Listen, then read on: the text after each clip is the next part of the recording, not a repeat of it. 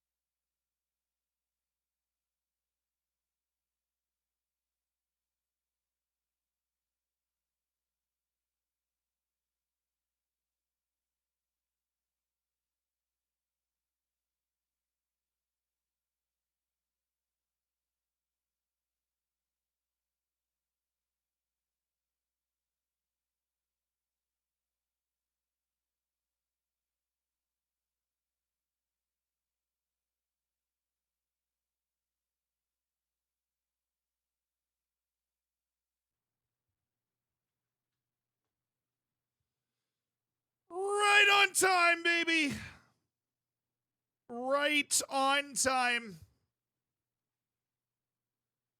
I've never started a stream more on time than I started it today. Like, if you look at the schedule, you just look at it, you'd be like, dang, dude. Dang.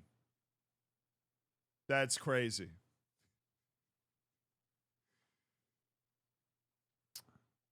East Coast Tree, thank you for the 7 months, dude. Grad school's killing me. 2nd-degree murder. Congratulations. Yeah, it nearly ended me too, but we made it out. You'll make it out too. I appreciate the 7 months, dude. Big man. Thank you for the 43 months. My goodness. Hope you guys had a good weekend. I hope your team won. Did your team win today? Well, yesterday or the day before? Did your team win? Mine did. I don't have one, but they did. No, I'm a Chelsea fan and it sucks. Oh, goody. That's gotta be a good time. Zealand stream, best way to spend my birthday. Happy birthday, Callum. I mean that.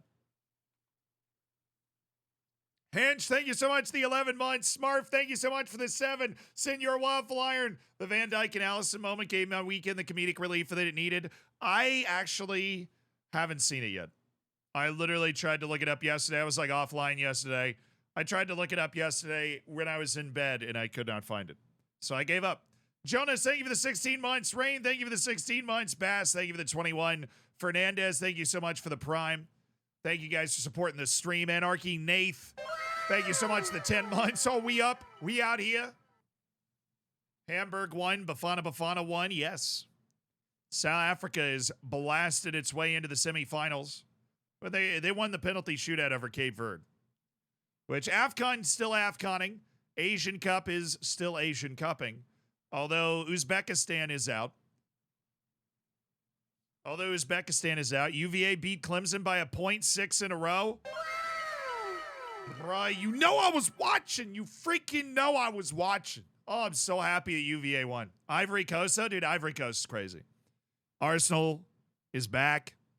They've been a little under the radar this year, obviously relative to last year. They've been a little under the radar. They are so back, though. I'll tell you what. Arsenal might not win the league this year. I'm trying to think of when did I do my prediction? It was when I was in Indianapolis. I was streaming from Indianapolis. I said Arsenal's going to win the league at some point in the next 5 years. And that would have been the 2020-2021 season, which means I need Arsenal to win the league either this year or next year for that to be right. I think I might actually hit on that. That was when Arsenal, sucked. But I think I might actually hit on that.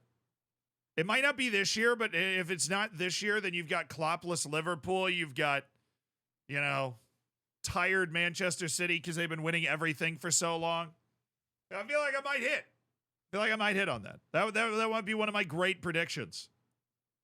So much copium. No, look, I think the Premier League, in honesty, is a 3-horse race for the at least next 2 years. Liverpool might not be a part of it. It obviously depends on who they land with. I think they'll land with Xabi Alonso, and they'll be fine. But I think Tottenham is going to be the team that reintroduces itself first, and then Chelsea will kind of come up. And Manchester United, who knows? Or I don't really see a direction, but I see Tottenham as the team that'll come up and challenge first. They might, replace Liverpool next year if Liverpool flies out. I think Tottenham will be getting those Champions League spots, but depends if City get them. Oh, look, obviously that doesn't take into account Manchester City getting thrown into the sun, right? If they get yeeted, then my answer changes. But if they get yeeted and then Arsenal wins the league because Manchester City's in the National League and Liverpool doesn't have Klopp, then who's left? Arsenal, in my opinion, you remove Man City from the league and Klopp from Liverpool, Arsenal are the prohibitive favorite. Any thoughts on Everton's future? Yeah, it's perilous for the next 2 years because they can't buy anybody. So it's basically just let's just hang out with the guys that we have and see if we can stay up for the next 2 years. Then go get Dice and we're fine. Izzy, I'm sick. Can you win all your games today? Yeah, dude, monkeys, that would be great. If we win all our games today because of that, I might try to keep you sick for the good of the brand. I hope you feel better, dude. Who do you think will win the league now? Still City. As long as the point deduction doesn't hit this season, City. Tafka, thank you for the 37 months. Callum Turnbull, thank you for the 5 gifted subs. Thanks for making 5 people's days, dude. I appreciate you. Yeah, nobody should have an answer for that other than City. City's winning the league. Everything is just window dressing, right? This is all just fun for fun's sake. It's going to be City. Callum, thank you for giving 5 people the ad-free experience, you know. Bafana have given me life. I wish Shabalala was their coach. I'm sure whoever's their actual coach is doing fine, but I wish Shabalala was their coach. That'd be like Senegal getting to the World Cup knockouts when their coach is like one of the guys that helped beat France in what was it, the 2002 World Cup or whatever. No, I look, Manchester City have won, 5 in the last 6 years?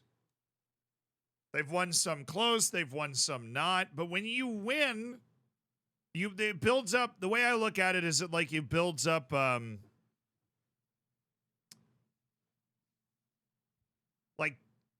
don't want to say like calluses or something, for lack of a better term.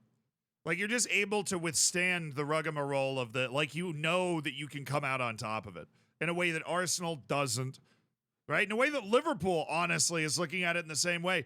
The only thing that I think might flip it, I don't think Arsenal's going to win the league this year. The only thing that I think might flip it is it's Klopp's last year, so you get that other instead of 100%, you're getting 110% out of the players. But that didn't go too well against Arsenal. So I don't know. Heroic Bear, thank you for the 2 gifted subs. Thank you for supporting the stream. Thank you for making 2 people's days, Heroic Bear, Quigley, and Crazy Coco. Welcome to the Hammers. Enjoy the bacon. Enjoy the emotes.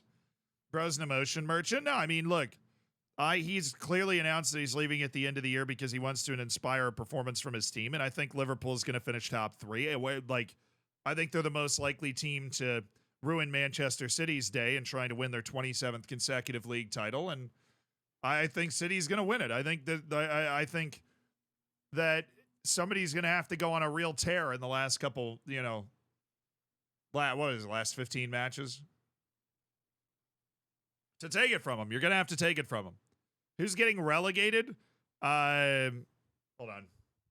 I did an experiment video over the weekend, so my brain does not have an accurate Premier League table in it at the moment. Sheffield and Burnley. I know that's not a bold prediction, but I also don't want to be wrong. Hot take for you, Nottingham Forest.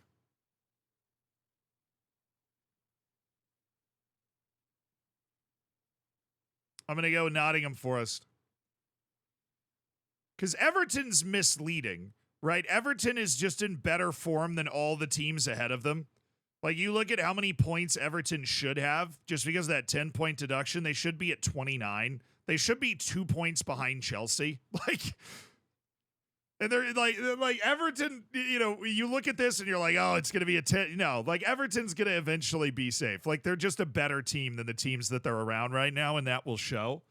But I'm going to go with Nottingham Forest, which would be catastrophic for them because they've bought a new team twice over. But okay. Sorry. Maddie, thank you for the 29 months. I'm thinking no, I've got no logical reason. I have no logical reason. Why is Luton not getting relegated in my prediction? Because they're plucky and I hope they stay up. Because it's fun if they don't get relegated. Nottingham Forest is the next one because I don't think Brentford, now that you got Ivan Toney back, I don't think they're going down. Crystal Palace is unkillable. And then everybody above that's going to need a pretty severe turn in form.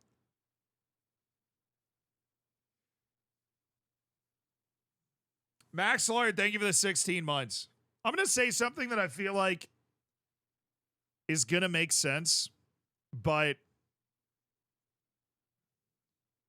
if Jose Mourinho was coaching this Manchester United team to 6th place with just 31 goals scored in the league, which is less than Luton Town, by the way, and a -1 goal difference. If Jose Mourinho was coaching this team, he would look at this outlier in terms of the goal difference to the number of points and place in the league, and he would say this was one of his greatest managerial achievements. The same way he did the last time he was at United.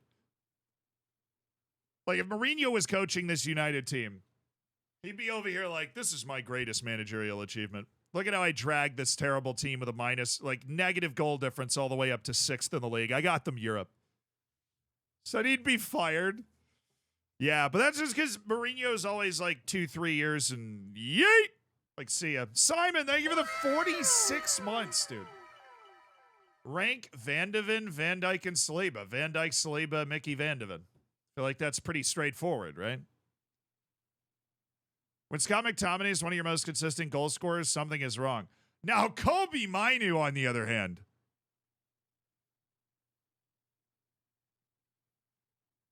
That freaking goal, dude. You know me. I was lining up some fire. I was lining up some fire for Manchester United on that. What a goal. What a time to score it. Like, wow, what a goal. If you have not seen Kobe Maino's goal, I don't know how you dodged it, but you definitely need to look it up. I obviously, like, I watched that whole end of match live. Like, I watched the Wolves pull it back. And it looked for, like, you could just tell Wolves were going to score. I don't know, like, it just felt like he's bringing in Johnny Evans and Harry Maguire. Ten Hag's emptying his bench of all defenders, inviting so much pressure. And then what blows my mind is on the Wolves' goal to equalize, they still somehow got caught forward. Like, you just subbed in, I tweeted that. I think you sub in like 5 defenders. Slow defenders. You sub in multiple slow defenders. You're bringing off like Garnacho for Johnny Evans. And then you still get caught forward. How? You just don't go up the field. Like, Anthony was at fault. Bro, he's bad, man. I know he's really good compared to me, but even when I watch Mikhailo Mudryk and I know it's like, oh, Mudryk's bad, you can tell, you're like, wow, he just needs to put like a few things together. But, you know, like, but sometimes Mudryk will pick the ball up and go on a run and you're like, wow. I've never really had that feeling watching Anthony. Like, I don't know if he's just, I can't remember what pundit it was that was talking about Harry Maguire. And they were like, I feel bad for him because he's kind of just out of his depth. I kind of, like, I like, you're looking at Anthony and you're like, I just don't know if he's supposed to, like, be in this position, right? You know what I mean? Like, he's got effort, right? He plays his tail off, but I don't know if he belongs in that spot, right?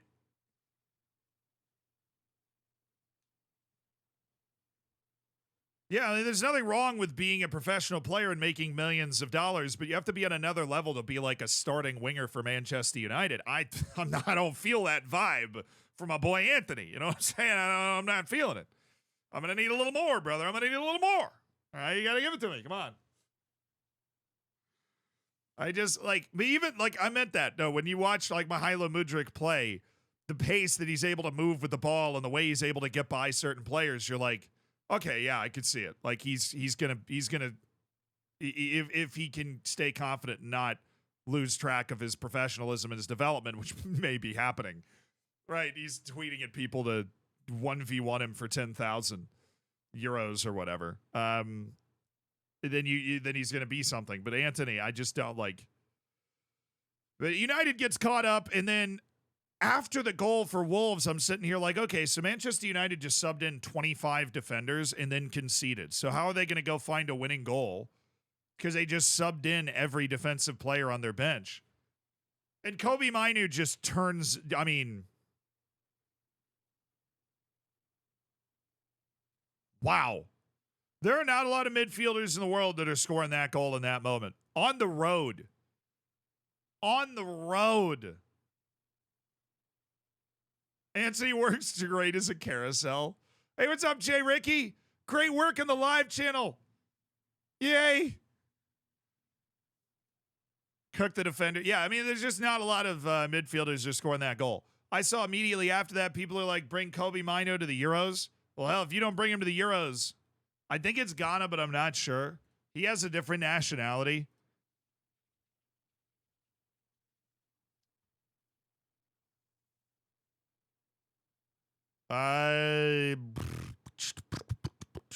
They're going to give him a big old phone call. Oh, yeah, it is Ghana. All right, he's eligible for Ghana. He's going to get a phone call. Be like, sir. Octi, thank you so much for gifting a sub, dude. The Forminator. Welcome to the Hammers. Enjoy the bacon. Enjoy the emotes. Enjoy the ad-free experience, my dude. Jay Stan, the man. Thank you for converting to a tier 1. Did I see Hoyland's goal last game? No, I actually didn't.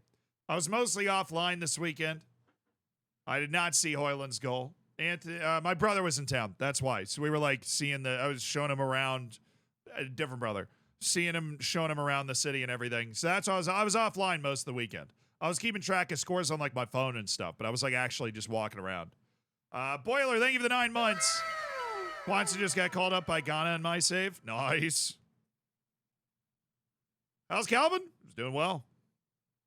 He came up because this was really cool. He came up because we had gotten tickets as a gift for Christmas. We had gotten tickets to go to Madison Square Garden basketball arena in New York and watch LeBron play against the New York Knicks. So I went with my 2 brothers, and I went and watched LeBron play at Madison Square Garden. Very cool. Very neat. That dude can jump. Yeah, it's very, very, very cool. It's always like, it's like watching Messi. Like, I'm going to go, like, gotta go see him once. I'd seen him once before in Orlando when I lived in Florida, but is he good in real life? Yeah, I mean, basketball is a great IRL sport, mainly because the first thing you think every single time when you get in there is these dudes are tall. Like, it's like amazing how tall they are. And even like LeBron, watching LeBron live, it's like watching an 18-wheel truck do ballet. You know, like it's like it's like watching a big rig perform the Nutcracker or Swan Lake or something. Because he's so large. Like, he's 6'9", 6'8.5", and broad. Like, very LeBron James of him. And he just, it's really impressive. It's really, really impressive. Yeah. And those guys are really good at basketball. I played basketball growing up. I like to think I got some game. I would score 0 points in that game. Or like, the Steph Curry looks so tiny when you're watching, like, on TV. Steph Curry just looks so tiny. And then you see Steph Curry in real life, and he's like 6'4". He's like nearly 2 meters tall. You're like, ah. Meanwhile, Hong Kong people can't see Messi. Dude, that was hilarious. Do you guys know what happened in Hong Kong at the freaking Inter Miami game? That was so, I mean, I feel terrible for those people, but the same thing happened to me, dude. The same thing happened to me. Messi's made of glass, man. It's ridiculous. No, so basically, Inter Miami's doing like this giant friendly tour to just give Don Garber and the MLS more money. Like, Inter Miami would play a game on Mars if the Martians decided to pay the MLS more money. But they're in Hong Kong, playing a match in Hong Kong, and Messi was hurt, so he just didn't play, like normal human sporting behavior. And the crowd actually starts chanting, refund.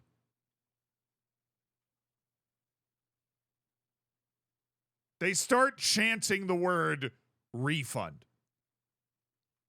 Like, because they paid however much to go to the match and watch Messi play, and he's not playing, and they're chanting refund. But here's the flip side of that for me. Because you don't know it, but when Messi signed for Inter Miami, my dad's a huge sports fan.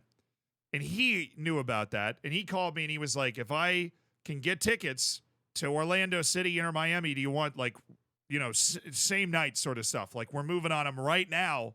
We'll get like 4 tickets to go to Orlando City, and you can come down to Tampa, and we'll drive over.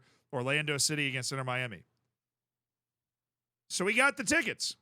And I was supposed to go see Messi play. Just as a fan, I'm not making any content around it or anything. I just wanted to go. And my dad loves sporting events and sports and stuff like that. So he the moment Messi signed, he's like, they play Orlando City on this date. Do you want to go?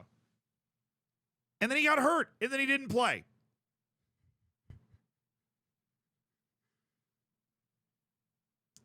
But like, I kept up to date on the information on my phone. And when I found out he wasn't going to play for sure, I went, all right. I didn't fly down to Tampa. And he sold the tickets for like $20 or whatever. Yeah, you can't like... I feel bad, obviously, for the Hong Kong fans in the same way that I felt bad for myself for not being able to watch Messi. But I feel like they booed David Beckham. Like, but Beckham was like walking there, like booing him. I'm like, taking it out on them. Like, if you're hurt, you cannot play. It's like kind of the nature of sports. And if you're buying a ticket to watch one person play at a sporting event, you have to know that's a possibility. But you have to be able to process the fact that they might not play, that he could get hurt. He's old, right? For a player, he's old. He could just get hurt, and then all of a sudden you're just like, all right, I guess we're done today, right? I guess that's it. So I don't know.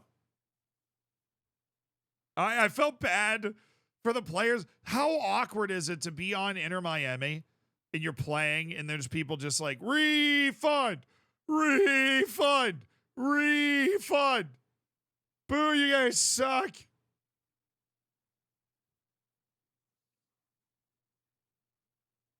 There was a guy that roundhouse kicked the Messi cardboard head off. I didn't see that, but that's awesome. That's a great way to cope. That's like a great way to process your feelings. Just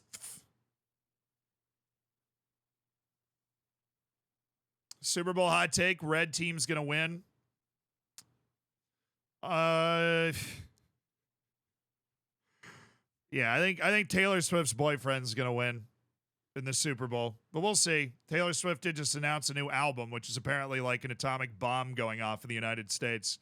An atomic bomb of happiness for a certain subset. I don't know. I enjoy Taylor Swift. She was on my, like 2 years ago, she was on my Spotify Wrapped. The real winners, the NFL or the refs? Yeah, no, the NFL is gonna the economic value of Taylor Swift's boyfriend playing in the Super Bowl is actually not small. Already getting tired of Kansas City. Oh yeah, I'm very tired of Kansas City winning, but I also think that they've proven in the playoffs that the Kansas City Chiefs have proven in the playoffs that they are the team that knows how to get stuff done. I don't know one Taylor Swift song. I mean, I feel like that's if you don't live in a log cabin in Alaska, I feel like that's really hard to do. To not even, if as long as you're being honest with yourself, right? Where you're like, okay, I watched this movie, I watched this commercial, I turned on the radio, I watched this TV show, I opened Twitter once in the last 20 years. Like, you hear one song Taylor Swift's made and be like, oh, I recognize that. If you don't have one of those, I feel like you're probably lying to yourself. It is really impressive how ubiquitous she is. I'm not like a giant Taylor Swift truther, but she is one of the most ubiquitous, like everywhere people on the planet. Is Andy Reid better than Belichick? Stop your nonsense. Buddy, thank you for the 21 months, dude. Thanks for supporting the stream. Enjoy the bacon. Enjoy the emotes. Domicitis, thank you again. Boiler, thank you for the 9 months. It's me. Hi, I'm the problem. It's me. Yeah, they say. I started reading that. I didn't know it was a lyric, but yes.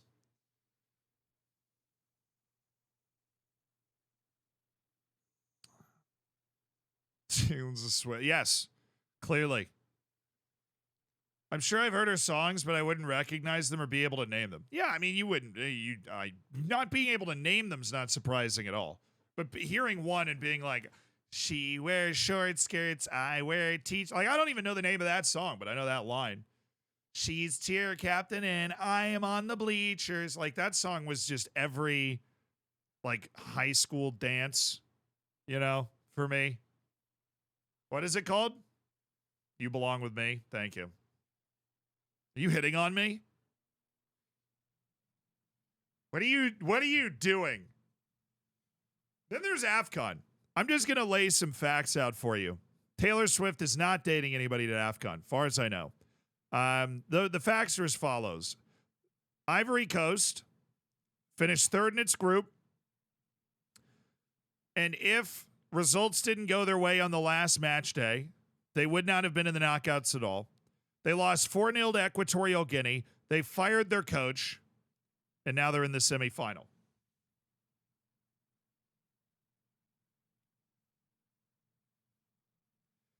With 5 minutes to go in the round of 16 and 5 minutes to go in the quarterfinal, they were losing.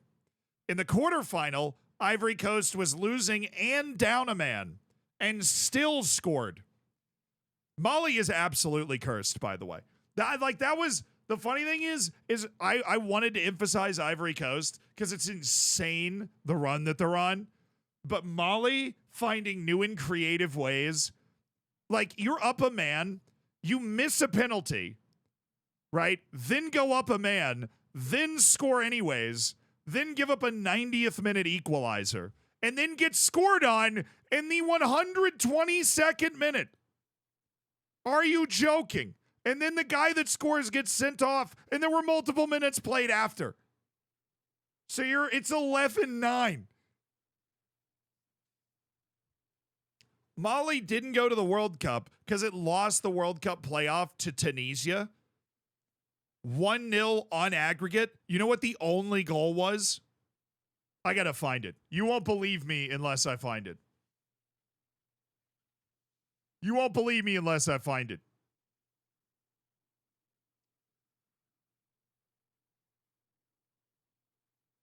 There we go.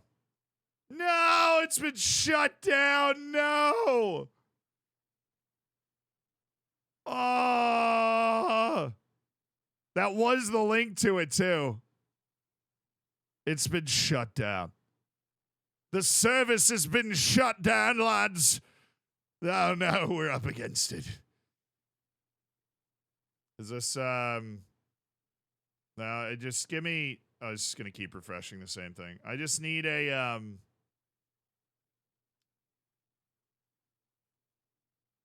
YouTube, probably. Mali own goal, Tunisia. It is.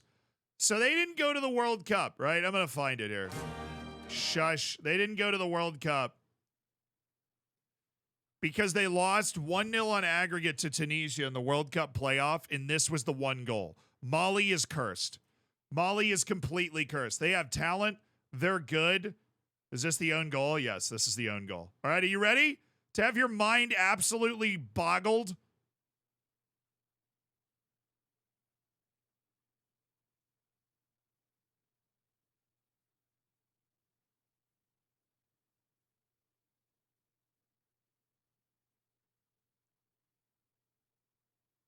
They didn't go to the World Cup because of that.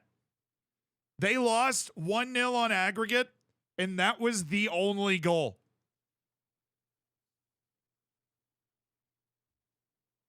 It doesn't look real, dude. Like, it doesn't even... This is at home in Mali. Bro, what? And I kind of understand the defender, because where the hell's the goalkeeper? What's he doing over... never mind. That's a pretty normal spot. That is just like...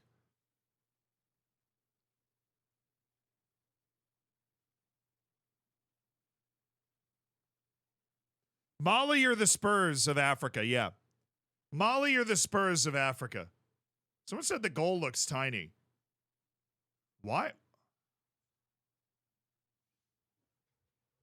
Bro, what? Why is the goal so small?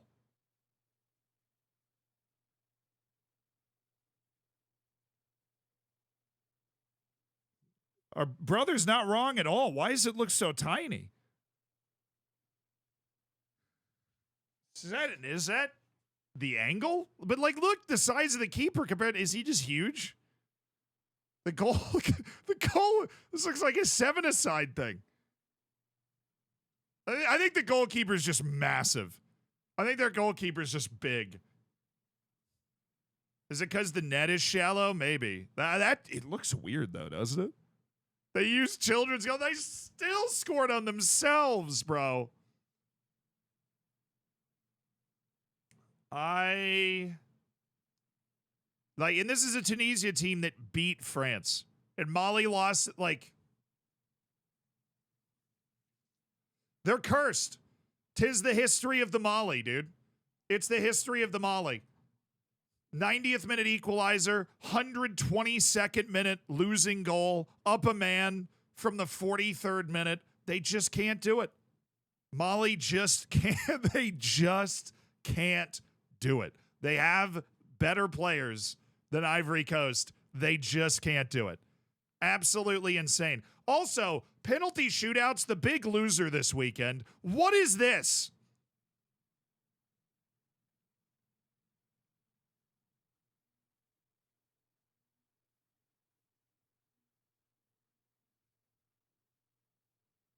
Dude, Cape Verde 1 for 5? Are you joking? You say, oh, it's AFCON. So clearly you guys weren't watching Uzbekistan, Qatar. Because that was the same freaking nonsense, dude. Same day. What is this? There's 5 missed penalties here. Uzbekistan went 2 for 5. Cape Verde went 1 for 5.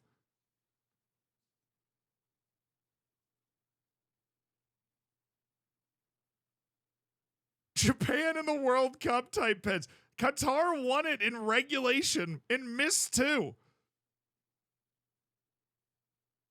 Also, Qatar is still on to defend their Asian Cup title, which just further confirms they choked so hard at the World Cup. They choked so hard at the World Cup. It's South Korea's year. South Korea has been loads of fun. Japan's out also. If you didn't know that, Japan did lose this weekend. Iran beat them. But South Korea scored a 96th minute penalty equalizer against Australia, then a goal and a red card right after it. Son with a brilliant free kick, which we were watching that live on stream. And then in the previous round, which I got to go find,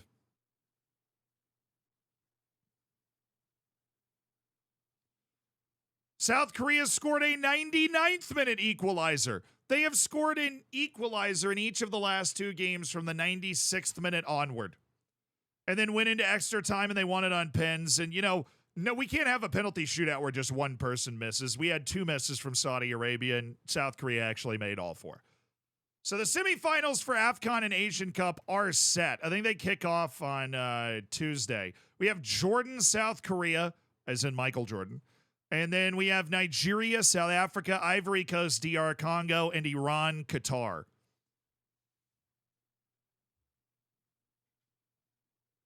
Or Asian teams just aren't very good. Germany would like a word.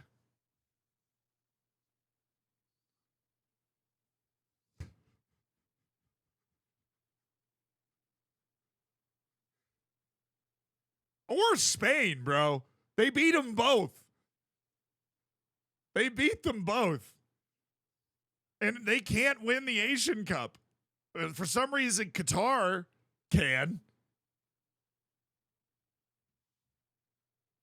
Did I just say DR instead of Dr. Congo? Yes. I'm actually afraid for this match because I feel like whoever wins it's going to burn down their capital city in celebration. I've been seeing the scenes of celebration in DR Congo after they win, getting to the semifinals. They're going nuts. DR Congo is going nuts. Those dudes, they're going nuts.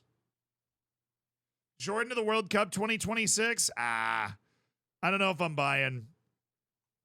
They had Tajikistan and they've had a pretty easy knockouts draw. So this isn't proof that they're at that level.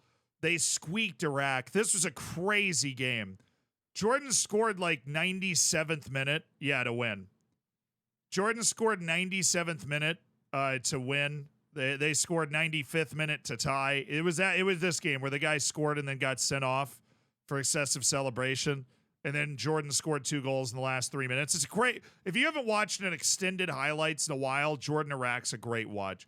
Then they edged Tajikistan 1-0. Then the Tajik coach insists that they were robbed, you know? So I don't know if Jordan's like, if they beat South Korea, then we can have that conversation. If Jordan rocks up and beats South Korea, then we can have that conversation. I'm down for that. Because Asia's got 8 spots, which is Japan, South Korea, Saudi Arabia, Iran, Australia. That's 5. Those are the 5 that, like, if they don't make it, they're super disappointed. Who the hell are the other 3, right? Qatar is definitely going to be one of them, which is going to be funny because then they'll actually have earned a spot at the World Cup for the first time. But they're clearly, their national team's clearly at that level. So it'll be at 6 with Qatar. Give me Uzbekistan, and then sure, Jordan. Why not, right? I mean, like, their performance is indicative of that kind of quality. I'd say Bahrain's got a shot. I'd say Iraq has a shot. I'd say the UAE has a shot. Uzbekistan, obviously. They're already in. I already counted them as in. That's a good team right there. White Wolves. I just searched Taylor Swift songs. Yeah, I know. Yeah, see. Like, I know most. It was like, dude, you walk into a department store, you're going to be like, oh, yeah, I kind of recognize that. Inhuman Power, thank you for the 15 months, dude. Thanks for supporting the stream. Enjoy the bacon. Enjoy the emotes.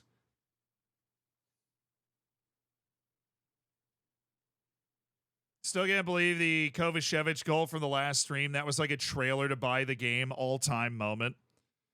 Yeah, dude, I forgot about that. What a freaking goal, though, dude. What a freaking goal. Did I say South Korea? Yeah. South Korea, Japan, Iran, Saudi Arabia, Australia. Those are the 5 that, like, have basically a guaranteed World Cup spot every time they want it. And then there's 3 Asian spots that can turn over. I think Qatar will get one this year. I think Uzbekistan will get one, like, for 2026. And then there's that one spot left, like Jordan, Iraq. Could get in there, could get it. Tajikistan.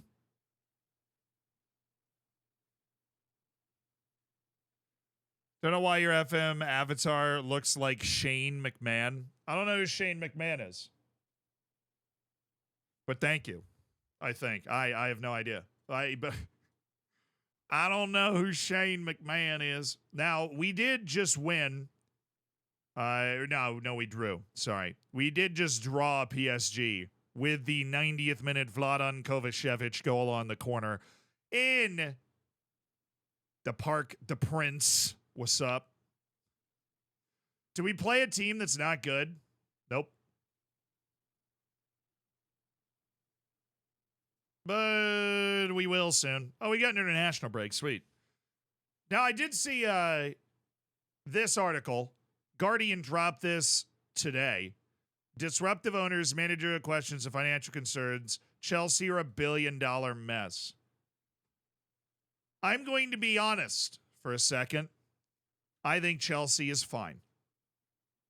I know I made the video about how they changed the game, but that doesn't necessarily mean they're screwed. That video was not Chelsea screwed. I think Chelsea is fine. Chelsea has long guaranteed contracts and some very high value young assets. I think Chelsea is fine. I think in a couple of years we'll be looking back and be like, oh yeah, they're all right. As a Chelsea fan, I disagree. I mean, they're ripping it down by the stanchions and going with a complete rebuild, but, like, I think Chelsea's fine.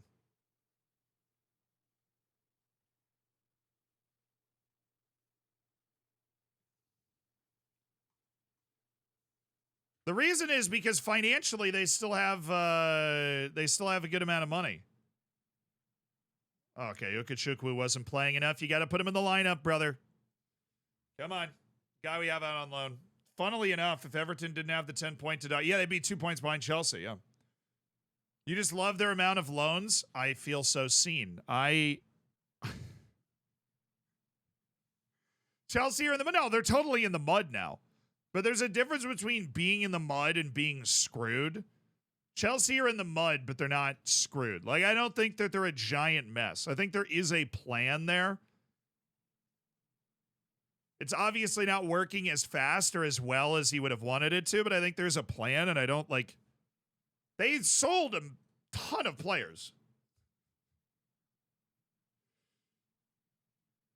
They sold a ton of players. You know, like they made a ton of money this past. Like the reason they're able to spend that much money is because of how much money they made. I'm not a Chelsea fan. I'm just giving you my honest opinion. I don't think they're screwed. I think they're in the mud. I think you'd rather be Chelsea than Barcelona right now. Because I think Barcelona are probably screwed where Chelsea's just in the mud. So 1,000%, dude, I make fun of Chelsea all the time. I make fun of Chelsea all the time. You want my honest opinions, you come here and you ask me about them. I don't have a club, right? You want my honest opinions? You don't even have to ask. I'll just give them to you involuntarily. You don't even know you wanted them.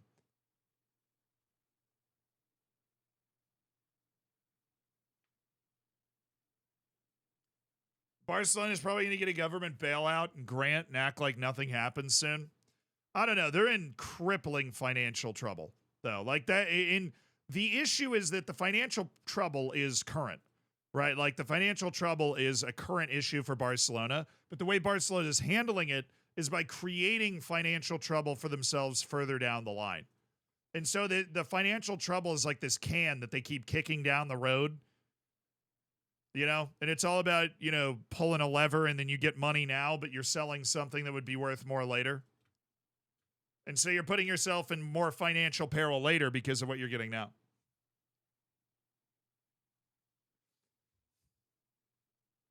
Barcelona need a season of the Super League? Oh, yeah, totally. But, like, who are they going to play against? Wrexham?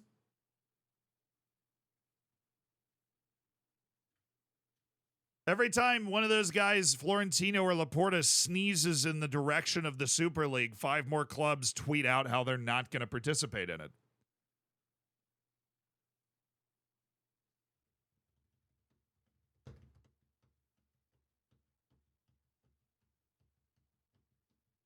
No matter who they play against, Super League has money. I mean, I thought the idea of the Super League and the way it was supposed to make money was that it would get excellent TV contracts and stuff. But if you're playing against the local YMCA and a couple of Sunday League clubs, like, you're not going to be getting the same amount of TV money. The only way they'd be getting the money from the Super League is if they're funneling money from an oil state through the Super League. Which, like, they totally could do and probably will do, right?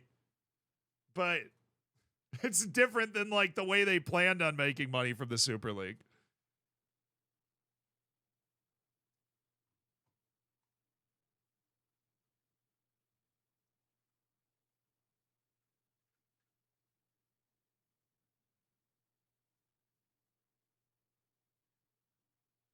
Yeah, I said, I mean, look, if I was running Barcelona and I'm staring at the account books that they have where you're, like, defaulting on debt, and some dude from, like, Bahrain is like, hey, man, we're going to sponsor that cup of water you're drinking right now for, like, $8 bajillion. I would be like, okay. All right. I'll do that.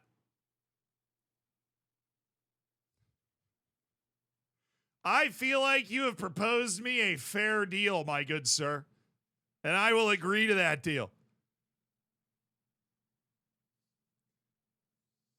This guy said, sir, that's true, but Perez said they already secured $1 billion from Morgan and Chase for season 1. Okay, one, Florentino Perez is very, very good at his job. He's very good at his job. Also,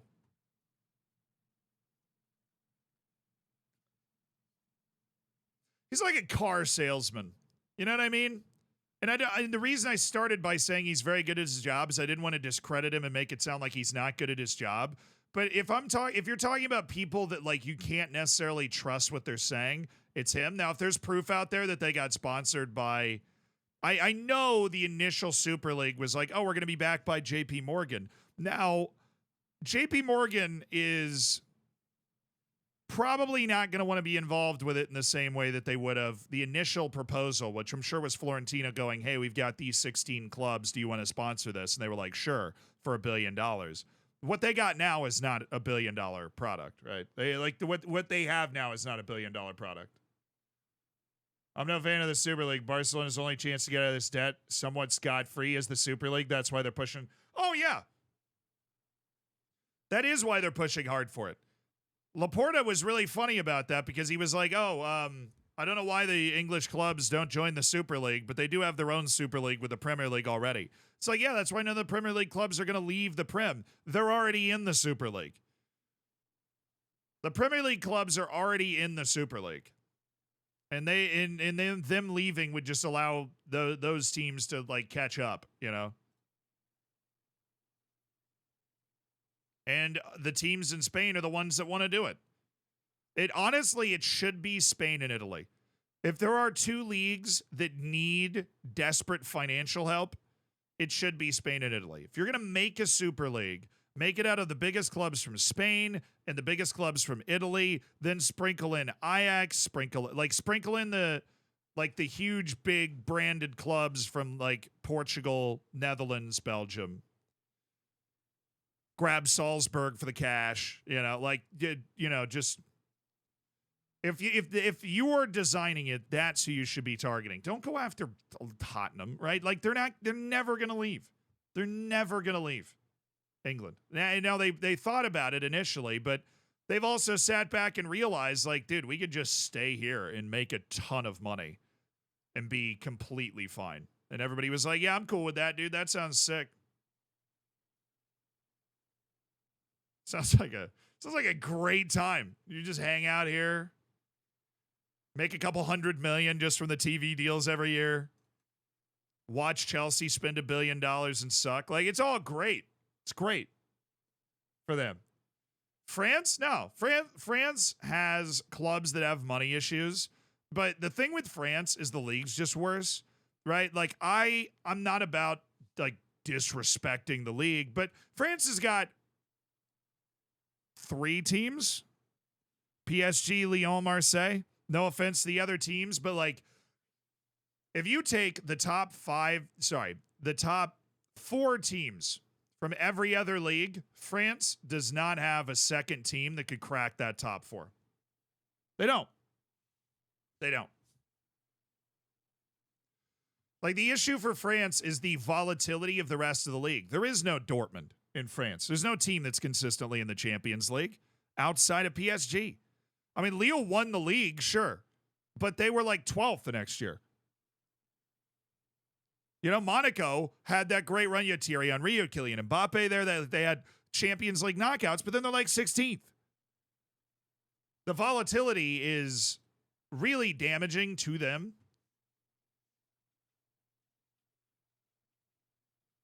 They can't develop like other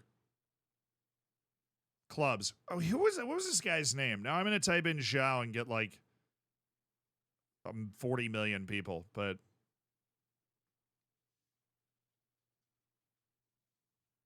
did Monaco even make that? Did Monaco make a final? I thought it was maybe a semi. I would not have guessed final at all. Oh my goodness. Not Bruno, Portugal, the country, dude. Thank you.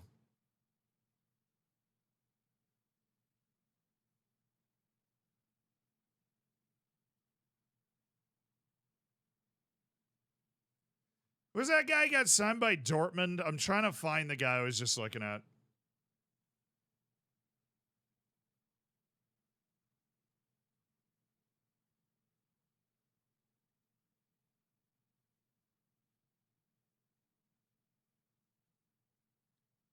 I just got the name wrong. Oh, they were against Porto? Oh, so that's why Jose Mourinho was able to win it.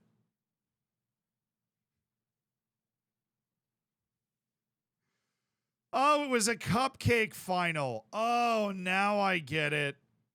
Oh, it was a cupcake final. Oh, it makes so much more sense now.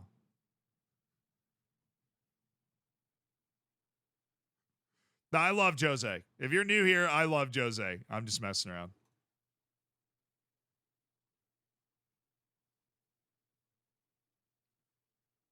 We stand Jose Mourinho in this house.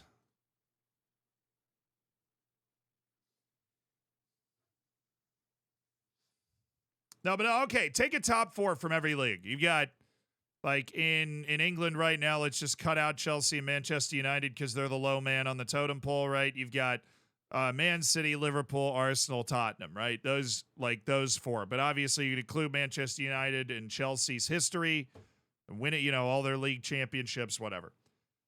Then you've got Germany. You've got, obviously, Bayern, Dortmund.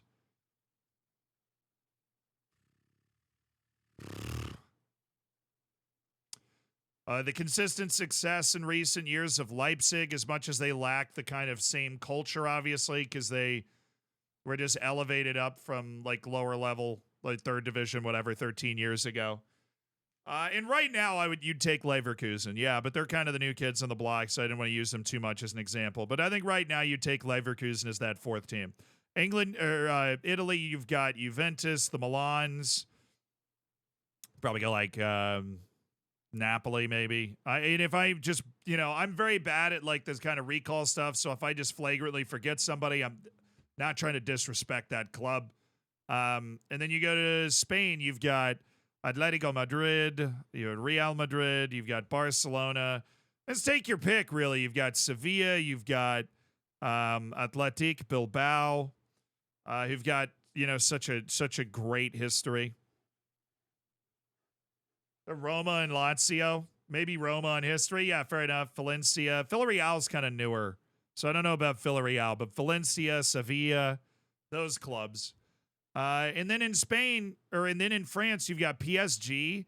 And to be perfectly honest, Marseille might crack like 4 in Spain. Right? Marseille does have a Champions League. Right? But like recently, last 15, 20 years, no consistent second team in the Champions League, competing in Champions League knockouts against the biggest clubs in the world. So much volatility and turnover that they're kind of screwed themselves. And so I'm like, oh, well, you go get the French teams too. It's like, well, the French teams I think are probably properly valued. Like the French league's probably properly valued. There's just a lot less people watching French league week in and week out. Like, raise your hand if you've watched a full French league match this year.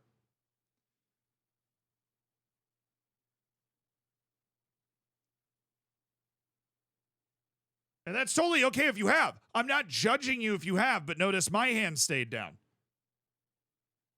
Now raise your hand if you've watched a full La Liga match in the past year.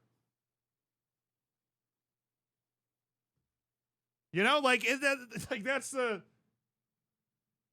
And it's totally no shame, no blame if you haven't. Right? Watch what the hell you want. I'm just saying that, like, if you're talking about what you're valuing.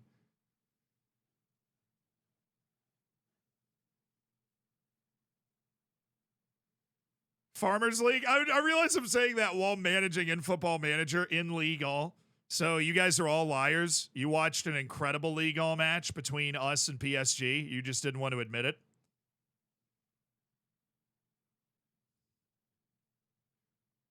All liars. I caught all of you.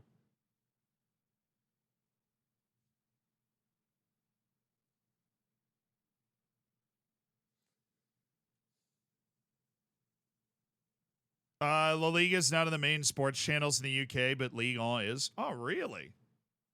That's kind of wild. I wouldn't have figured that was the case, but all right.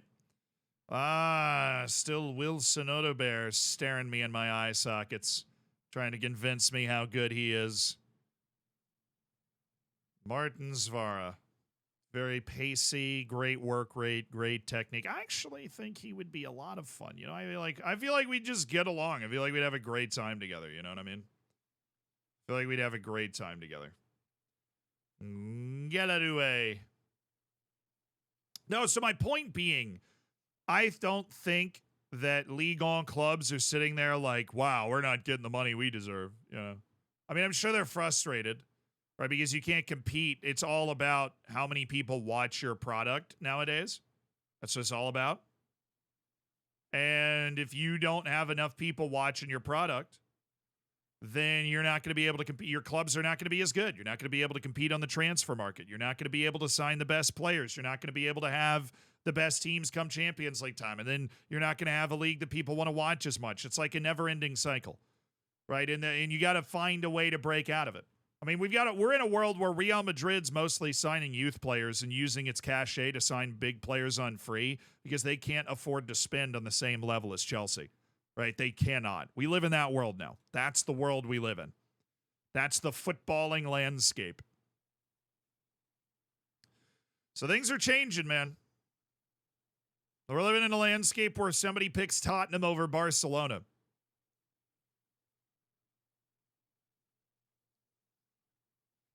Je know what I'm saying. FFP rules should be stricter. No, I think, look, if you wanted to actually fix the issues, right? If you wanted to actually be like, we need universal competitive integrity across the top 5 leagues, which is very arbitrary, right? If I was Portugal or like the Netherlands, I'd be sitting there like, well, hold on just a minute. Like, why are we not included in that, right? So you'd run into that problem immediately. But you want to say, okay, we want universal competitive integrity. Then you'd have to create a max amount of money that a team would be able to spend. It's called a salary cap. We have it in the U.S. Now, you're never going to have that. I don't think they should have that. I don't think they're ever going to do it. But that is the only way to get. FFP is how much money do you bring in, and you can spend that much plus $6 million. If you're in Europe, if you're just in England, you can spend that much plus 30. And the inherent issue with that is that there's a huge disparity in how much money different clubs bring in. Right? There's a monster disparity in how much money different clubs bring in, you know? Bruce, thank you for the 46 months, dude. Best live sports memory, F1 in Monaco. College football memory, best sports thing you've seen live. Ooh. Best sports thing I've ever seen live. Oh, I gotta check the memory banks. Hold on. Ugh. Best sports memory. I've been to a lot of sporting events. My parents, my dad, huge sports guy. So I have all brothers, all into sports. So we had season tickets. The Tampa Bay Buccaneers. Well, like a group of his friends had season tickets. So we didn't have tickets to every game, but like the group would buy season tickets and then trade them off. So Buccaneers, Tampa Bay Lightning, Tampa Bay Rays. So I've been to a ton of those games. I would say the best sporting event I've seen live. I did go to Tony Hawk's Super Jam when I was a kid. That was pretty sick. That like Tony Hawk touring thing where they just do a ton of tricks. Like that was awesome. I've gone to a Monster truck rally a bunch of times. There's one in Tampa every year. We used to go every year. The Monster truck. But let me reread the question. It'll trigger me. Thank you for the 200 bits. A Formula One of all sports can make a cost cap work, so can football if they wanted to. Yeah, but they don't want to. Because, I mean, those guys are getting bankrolled by people with a ton of money that wouldn't be able to spend that ton of money anymore. And I think the reason it's actually a lot easier to make a cost cap work in F1 is, dude, there's like 10 teams. 9, really. Shout out Red Bull, right? And it's one entity controlling it. We're like, if FIFA came in and was like, let's make a cost cap, UEFA would be like, well, I don't want to do that because FIFA wants to do it. And then the Premier League will be like, well, hold on just a moment. You know, like you'd be running into like layers upon layers of red tape and people. And, well, what year does it kick in? And then what do we do? Like, How are we calculating this? And then, well, Manchester City just got $1 billion sponsorship they made up. Like, all right. But sorry, the question was best live sports memory. F1 in Monaco was cool. It was just one of the practice sessions in Monaco. I had never been to one of that's the only one of those things I'd ever been to. And that was really neat.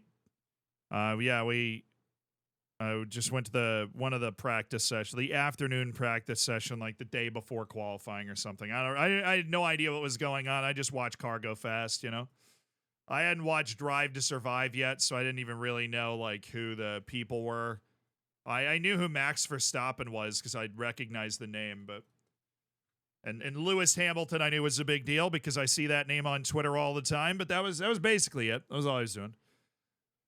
I've been to a couple of U.S. national team games, 3 to be exact. I've been to Scotland at Hampden against Ireland, which was really, really neat. I went to Wembley for England, Germany, which was also very, very cool. I've been to hurling in Ireland, watched Dublin play against Kilkenny. Kilkenny won, so Dublin was a little sad. I've been to Aussie Rules football, watched Richmond lose. I'm a curse for the home team in those different sports. College football, college basketball. I would say probably my greatest memory when it came to like live sports is how many of you guys are familiar with the concept of storming the field or storming the court in U.S. college athletics? Like in U.S. college sports, you ever seen a clip from that where they like storm the field?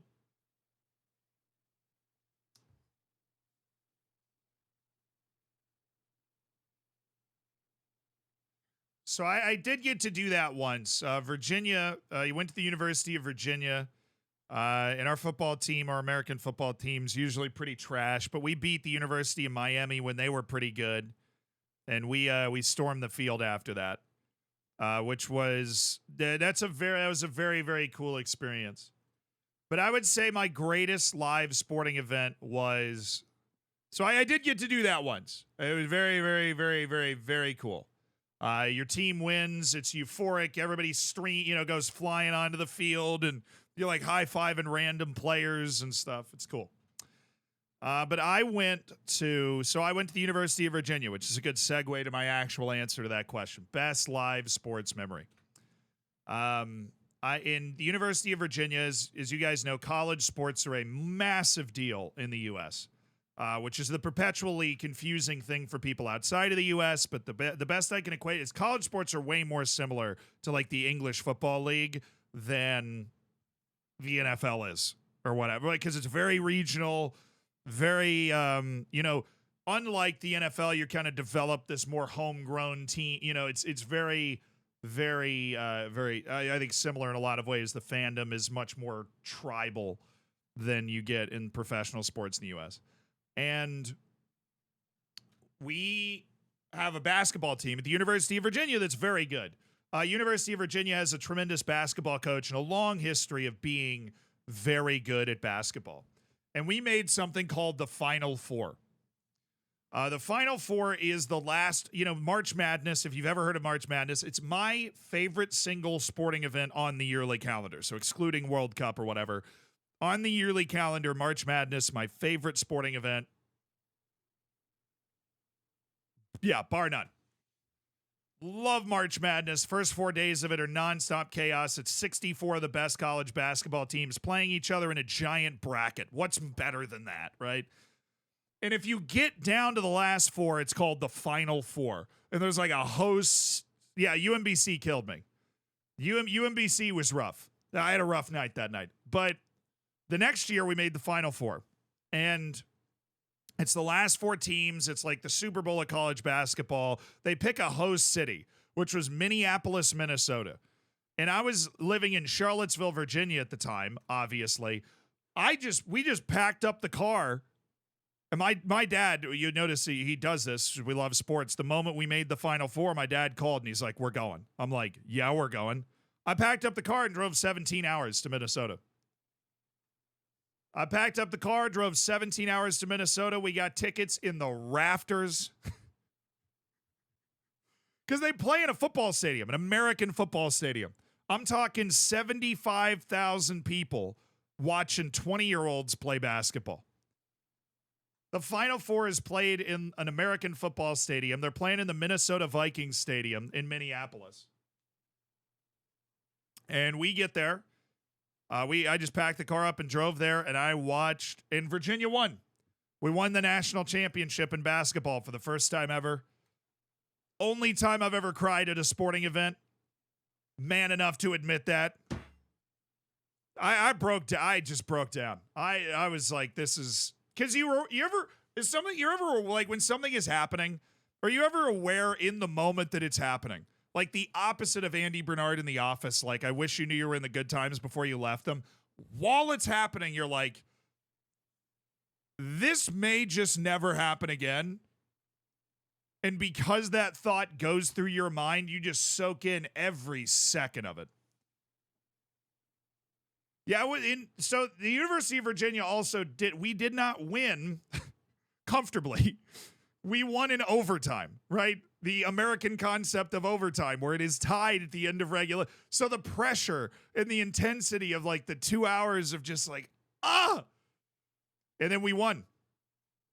And I just kind of like collapsed for a moment. It was, so my favorite sporting moment that I've ever watched live was that. I watched my university win the national championship in basketball.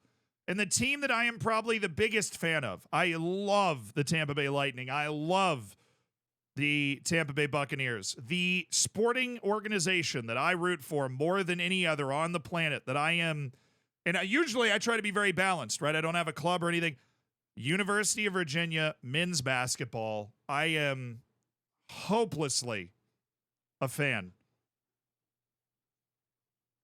Utterly lost in the sauce. Hopelessly.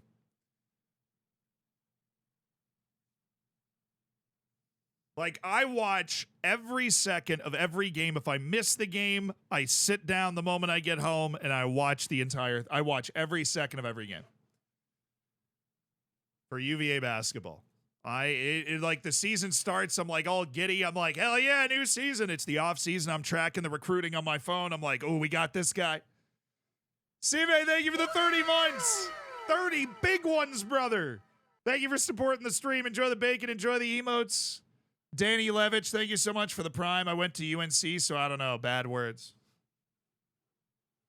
Congrats on your 0 ACC regular season titles over the last 6 years, bro.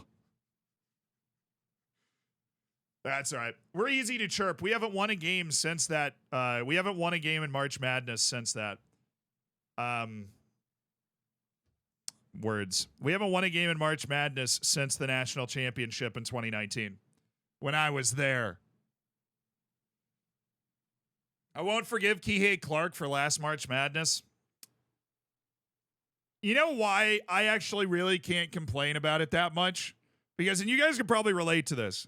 So the University of Virginia suffered the single biggest upset in the history of March Madness the year before we won the national title. So there was a ton of emotion tied up in it. We had the best team in the country the year before. We were ranked number 1 going into the tournament. And then we lost to the worst team to make the tournament in the first round. That had never happened. It's still never, that exact thing has never happened since. It's the only time in 100 years of March Madness, right? And so the next year we're like in the championship game and I'm walking to the stadium. We're playing Texas Tech. And I look up at the sky and I'm like, all right, man. I'm going to make a deal. Let's make a deal. I don't care if we don't win another game for the next 20 years. Just give me this one. There's any college basketball gods up there? Whoever was up there listening, I was like, look, I won't care if we don't win a game for the next 20 years. Give me this one game. We need this one. We need it. I said that out loud while I was walking to the stadium for the championship game, and we won it by that much. And so in 2039, I'm going to be furious if UVA's losing. But I made a deal. All right? I made a deal. I can't get mad for 20 years. In 2039, I'm going to be heated if we start losing again. But yeah, the fact that we haven't been the best the last couple of years, I can't complain. I cannot complain. I freaking love college basketball. I like it more than the NBA. I watch the NBA playoffs and it's a lot of fun, but college basketball is just the passion, the pageantry, so many teams, so many, competitive teams. March Madness is so much fun. Like, man, it is a blast.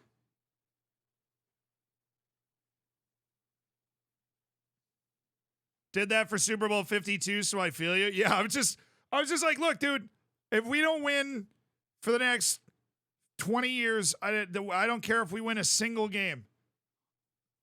Give me this one game. And we won, so I can't complain. We have a national title. So all these other chirpy, schools, like UNC has multiple, so they can talk. But like we won the whole thing. The players not being fairly compensated makes it feel a bit off for me. So that was an outdated notion that should have been rectified a long time ago. It was an outdated notion of student athletes and stuff. That was changed a few years ago, so you can feel all right. They're making a ton of money. There's this thing called NIL, which basically it's name, image, and likeness rights. It allows the players to make money off of their name and image. So North American Nations League, we play Honduras in the quarterfinal. All right, so that is when? You're not going to tell me. All right. Well, I guess the article will tell me. November 7th. Oh, sweet. The next international break, we are going to do our first U.S. call-up and play against Honduras. That's fun. Give me Pulisic, baby! Give me Christian Pulisic. Yeah, the NIL basically what it turned into was, a bunch of people with a lot of money that want their good college team to win will go up to a good high school player and be like, yo, I'll give you $1 million if you do a commercial for my company. And they're like, but it's not worth $1 million. And they're like, I know. So they just they're on salary for the university. They just don't know. It's a roundabout way, but you don't have to feel weird if you come into watching college sports about that, about the fact they're not getting the money they should, because they are now. Nail Knight, thank you for the prime, dude. Thanks for supporting the stream with $5 of Jeff Bezos' money. Hell yeah, brother. Hell yeah, brother. Someone who follows EuroLeague and NBA, I would say watching EuroLeague is more enjoyable to watch. This is more physical game in Europe, and defense is not only just blocking. Yeah, I mean, I don't like the style of play in the NBA as a basketball guy myself. College basketball, the quality of play is worse, but there's so much more to play for, right? And every game matters so much more. College basketball, you play 32 games a season, 82 games in the NBA,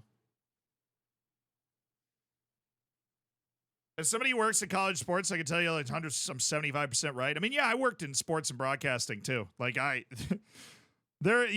players are the NIL, which was designed to just allow them to take commercials if they wanted to make money off that. They're just getting paid. They're all just getting paid, which is cool, right? If you're able to sell out an NFL stadium to watch you play basketball, then you should be getting paid for that, dude. You should be getting cash. Matthew Hoppe finally scored. We finally have a match. What's up? Away against Strasbourg on the 8th of October. I say. Bad Boys happy to stay at Saint Etienne?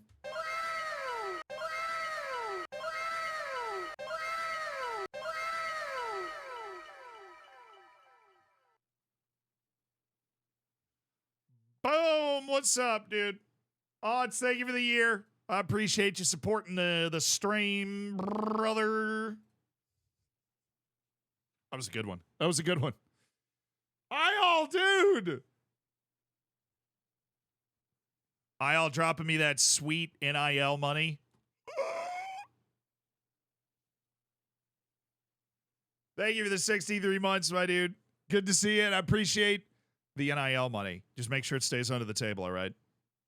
You know, just keep that NIL deal under the table. You're sponsoring me to advertise your new brand of footwear. A Nike competitor called the ILs. You gonna make some bad boy merch? That'd be funny, actually. Do you guys want bad boy merch? It's a t-shirt that says bad boy on it. Drop the bad boy merch, bro.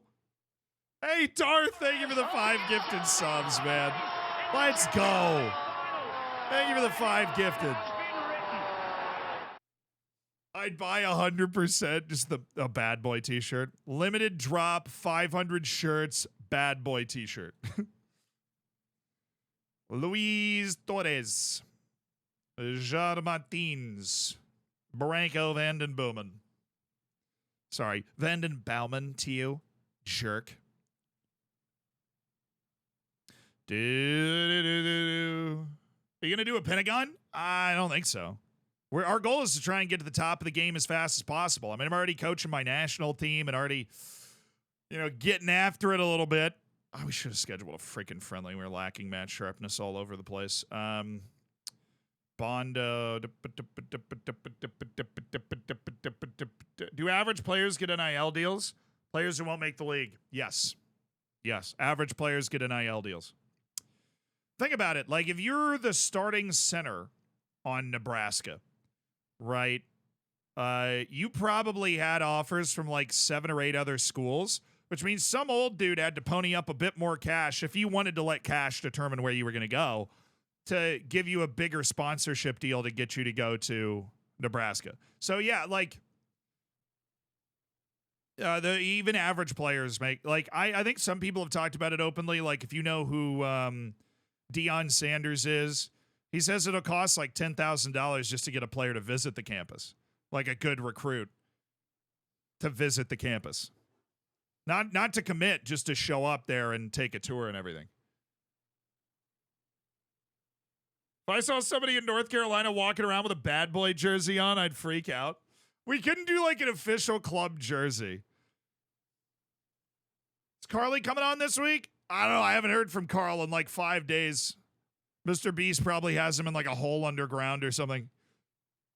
He'll be on soon, but I haven't heard from him in like a week.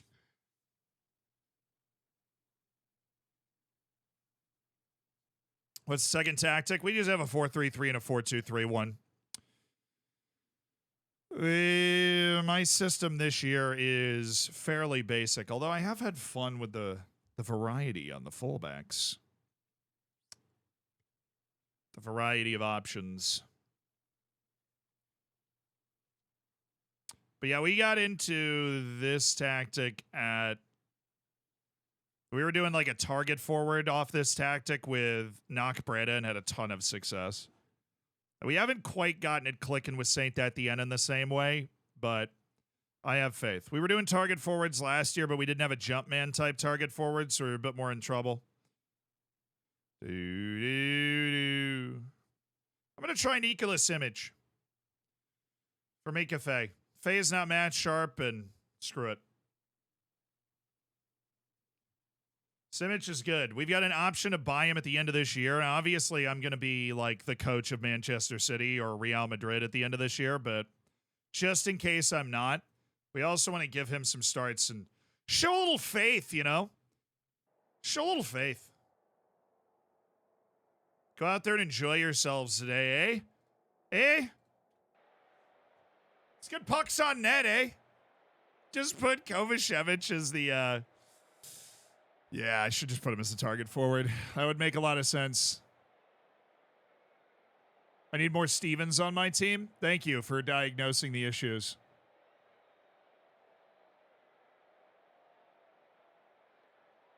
Inky Mug, thank you for the tier 1. Appreciate you. Thank you for supporting the stream. Enjoy the bacon. Enjoy the ad-free experience. And Darth Tap, thank you again for making 5 people's days with a gifted sub out there. High quality being a human stuff from Darth Tap. Oh, give me that cross.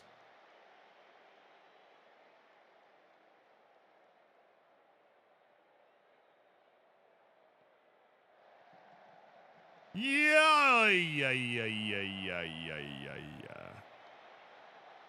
So I don't understand what a regista does. It's just an aggressive playmaker. Basically, think of it. They turn into a deep-lying playmaker from central midfield instead of defensive midfield. That's the way I would think about it. When you're in possession, they turn into a deep-lying playmaker in central midfield.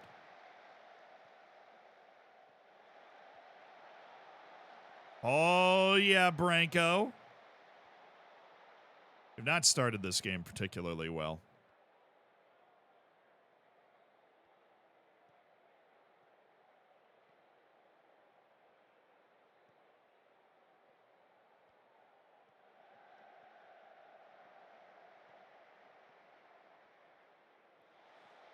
All right. Oh, make the pass. Joel Ndala was cooking. Oh, my goodness. Torres. Oh, there it is. Joel Ndala squares it. Goal!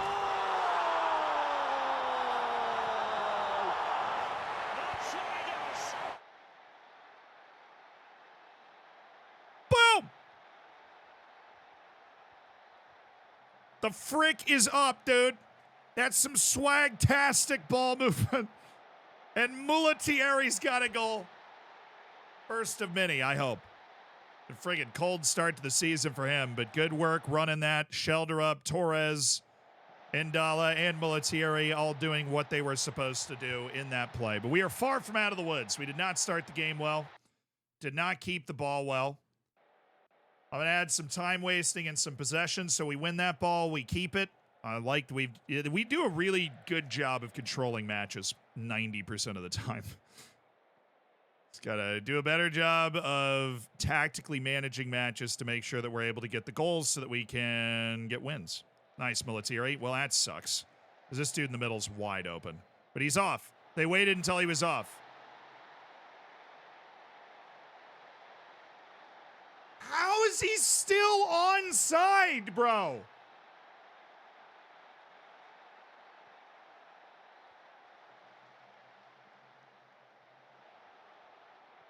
What is my fullback doing? God.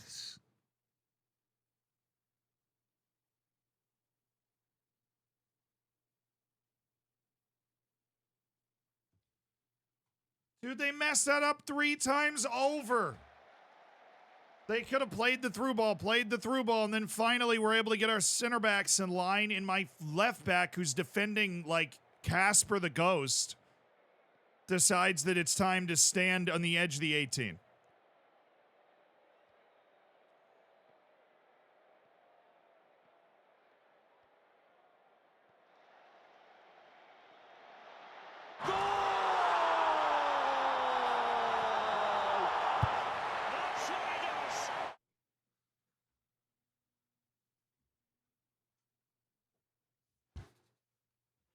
Come on, baby! Can't say we don't deserve it. You can't say we don't deserve it. All right? You cannot say we don't deserve it. It's annoying last time. Now we've got Montiel. Terrible pass. Terrible back pass from Mukin. Mulatieri's there. Beats the goalkeeper to the ball. Mukin tried a cheeky back pass, but Mulatieri was ready for it, and now he is that dude. 3 goals and 4 shots in this game. This match is a chaos engine.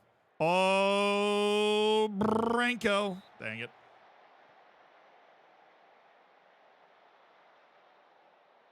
I knew Mulatieri was a solid striker. Very happy he's decided to join the party, and what is it? November? October?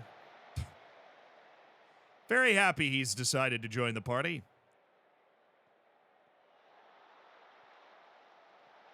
Okay. Okay, that's wide. Thank you. Did I see Inter versus Juve? No, I did not. I might have seen a score, but I don't remember it. Moko has been solid. Certainly he's looked like he belongs in the team. I mean, hell, he Moko had scored. Mulattieri hadn't up until this match. All right, we just got absolutely dissected. That was good defense from Simic. We are a little... Okay.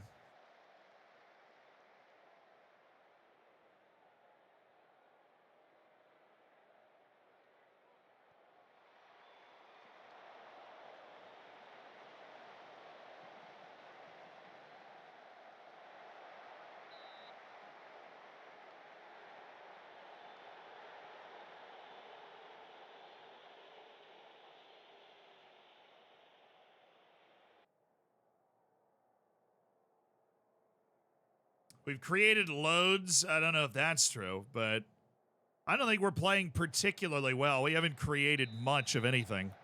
But we are winning. Is that the Mokoena starting for South Africa in a different role? No, this is a new gen, actually. Same last name, though. Maybe Football Manager just knew. But like, we're going to have this new gen that comes in, but dude's 15. He's going to be great.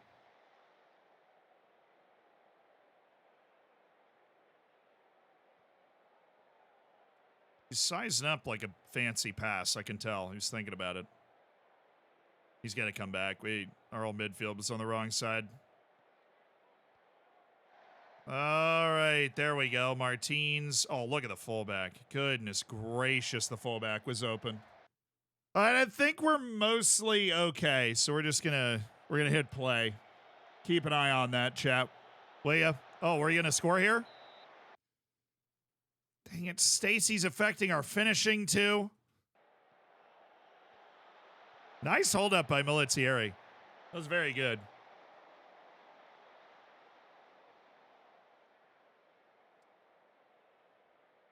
Hi, we're back. Should be back. We are back. Hope you guys are doing well. Got absolutely clapped by the internet there for a second, but we're all good.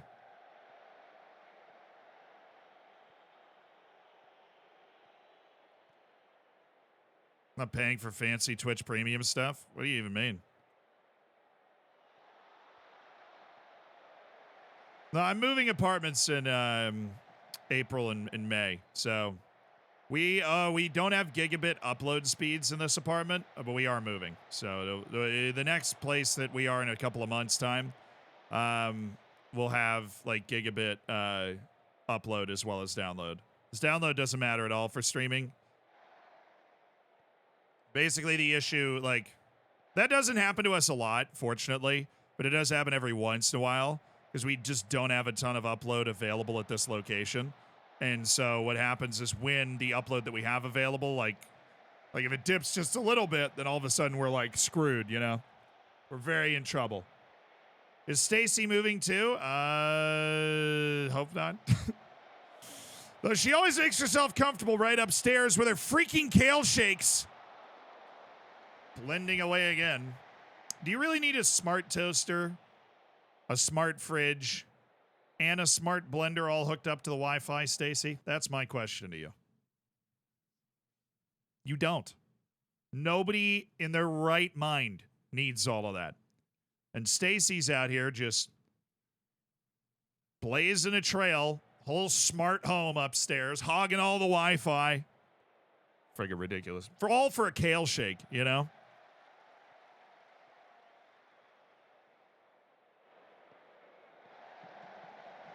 Okay, that was a pass. I thought that was a deflection. My boy Felinius. Guy sounds like a disease. Oh, nice work from Mulattieri. Then an incredibly stupid idea to try and dribble the whole team, which was never going to work. Bondo, we are on a lower tempo, man. Slow it down and hit the ball backward. If it's not there, do not force it up the field.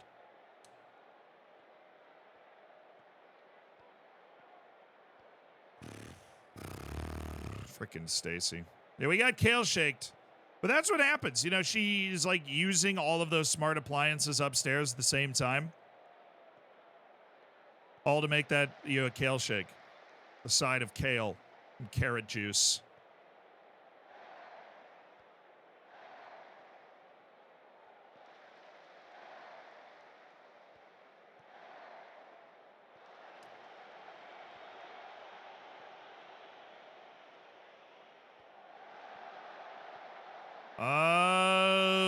Yo, I don't like how nervous Kovacevic was for that header. He was nervous. We're inviting a bit of pressure, and that we're not looking to go out and seize the game, but I'm not nervous about the type of pressure that we're inviting. I feel like we're doing a pretty good job of seeing this out, all things considered. So Jacques Secomier, give me a fullback on support, and then I have Samuel Militieri with an injury. Of course, plays his best match, has 2 goals. He's gone down with an injury, so Mocha Winna's in. Alrighty, campers. Nice, Mocha Winna. Thought he was just not going to acknowledge the pass was to him.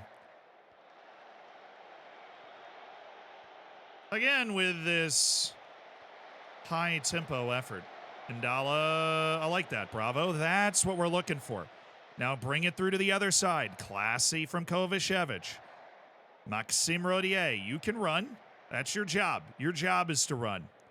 You're a gazelle, Maxime. A gazelle. Oh, I don't like the inside move there from Jacques Secomier. Oh, Martins off the interception.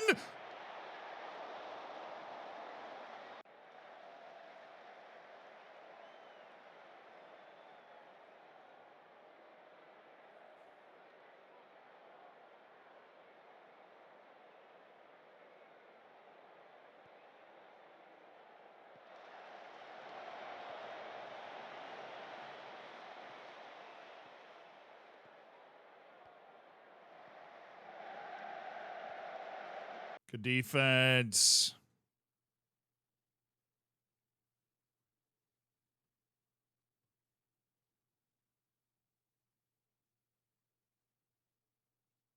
Dude, Bravo's hurt too. This is absurd, man. They're just injuring all of my players. What is this? They're just like, come on, man. Ref, you got to get the game under control, brother. I got injured guys all over the field.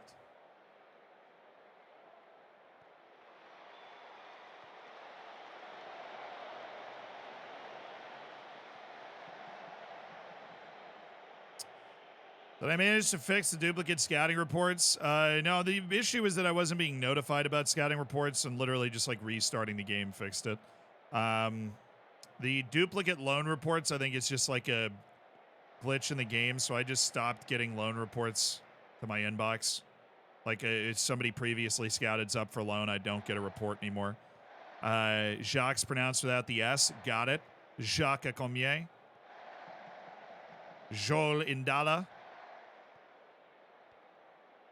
Calvin Ramsey. Oh, Martins! Yo! Hey, waste that time, brother. Waste that time. You ain't got nowhere to go. You got nothing to do. You got nowhere to be. Just waste that time, man. I don't even, come on now. Hold on now. Just waste some time, brother.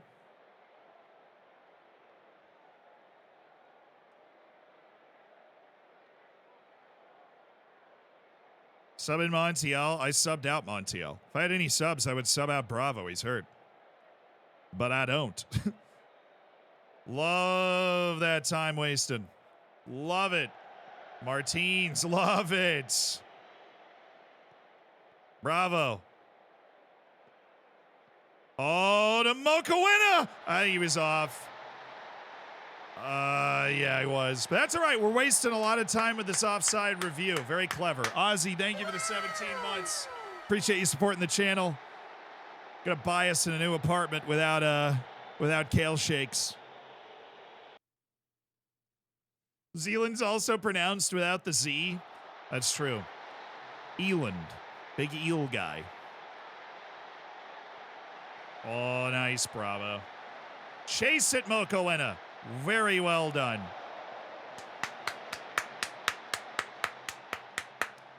We managed this game, dude. We managed this game. We kept this game under control. We managed the hell out of it. That's 3 points in the bag on management. Big win, baby. Big win. That's a good win on the road against a team that was in European places at the time of the match. That's what I'm talking about. Hang up them 3 points. We are way out of the relegation zone now, dude. 9 points clear of the relegation playoff. Stade Brestois has lost all 9 of their matches by an average of 3 goals. That is crazy. Militari's bruised ankle, both with bruised ankles. I mean, they were sweeping the leg. Right? Karate Kid nonsense going on from Strasbourg. And we overcame that, you know? We're better than that, chat. We are better than that. I'm happy with that win. That's a great result for us. Now Lorient at home. Let's get a little win streak going now. Let's get a win streak going, you know?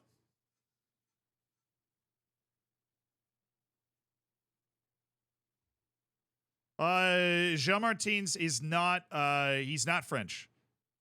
He's Portuguese. Now, I am as close to speaking Portuguese as most people are to speaking ancient Sanskrit. So I'm not, I'm probably wrong in the way I'm saying it, but we are doing our best. I'm getting the award for best effort.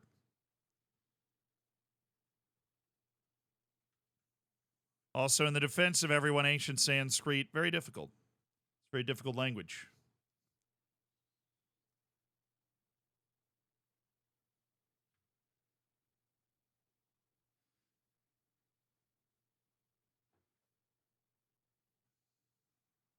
Brest just need to remove the R and then they'll be good again. Because then it will say best. And then they'll be the best. I might actually need to do that because they look historically bad this year. Calvin Ramsey now speaks good French. I'd love to hear French with a Scottish accent, honestly. Can I tap in for that? Anybody got any audio clips? Simic was pretty sharp defensively. I think Montiel was the guy that was responsible for the goal, and he had a 6.4 in the match because of it. So I feel okay with that.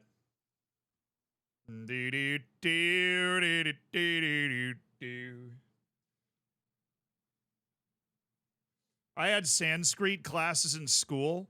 Where did you go to school, dude? What the hell? Like, oh yeah, I went to high school in ancient Athens. It was sick. We were studying texts. Yeah, I was at the Library of Alexandria, dude. 4th period. Oh. 4th period was terrible. Alexander the Great was our lecturer. He couldn't stop talking about himself. It was ridiculous.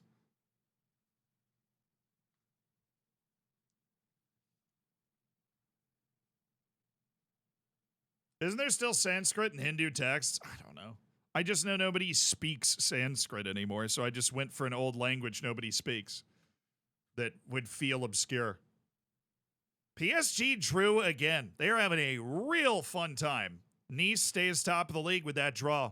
90s, dude. What a match.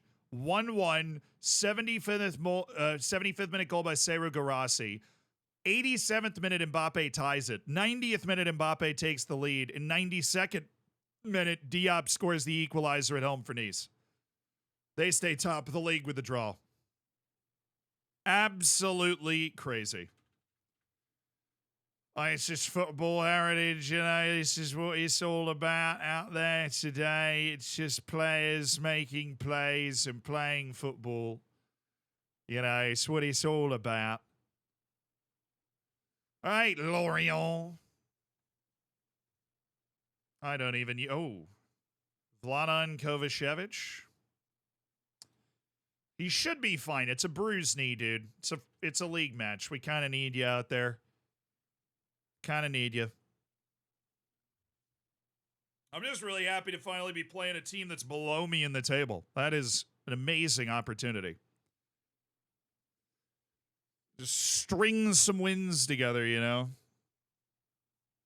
There's towns in India that have Sanskrit scholars still. Fine, I'll Google it.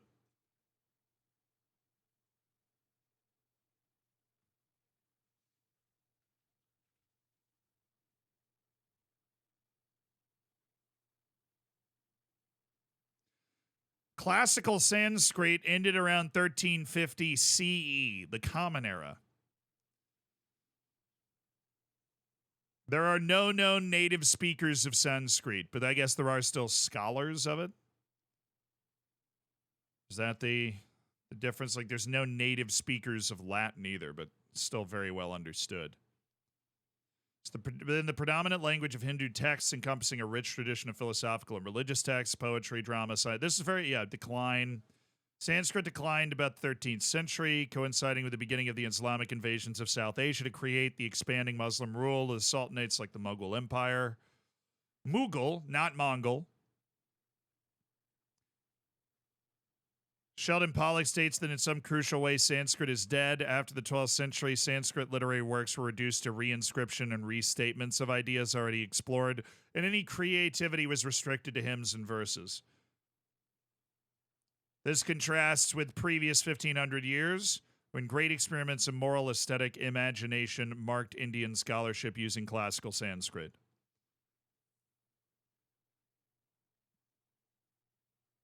Huh.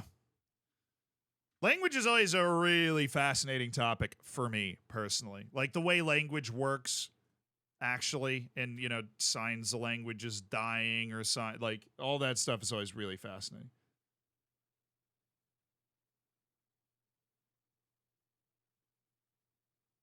Would love to have history lessons from Zealand. Don't act like that's not just every stream. Liam Scales now speaks good French as well. We got our team's able to communicate. Look at that.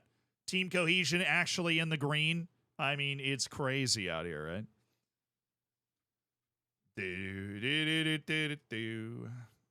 All right. Kovacevic is able to play. Mika Fey is going out there. Going to go give it his all, Really excited for him. I think he's excited. And Dallas coming off for Seydou Touré. Mulletieri is able to start again, so we're going to go Torres, Shelder up. Touré behind Mulletieri, because Mulletieri seemed to be setting up good goal-scoring opportunities for us, which is nice. Very nice of him to do. We really appreciate it. Okay. What are you playing? 4-3-3? Oh, how dare you. Giuseppe Pazzella. All right, boys. Let's go out there and take care of business, huh? We owe them, apparently, after, our relegation season. We must have lost to them. Let's just put some wins together. One match at a time. I know we can win this game out here today. They've won 3 straight matches to go from 1 point to 10 points. Impressive. So they had 6 matches and 1 point. And now they have 9 matches and 10 points. Watch it be like, oh, they signed Messi, by the way.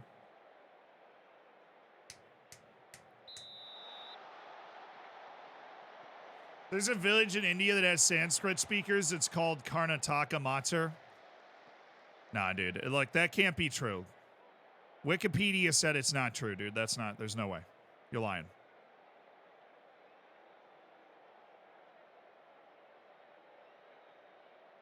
Oh, wait, is Lorenzo Sage? I didn't see him in there.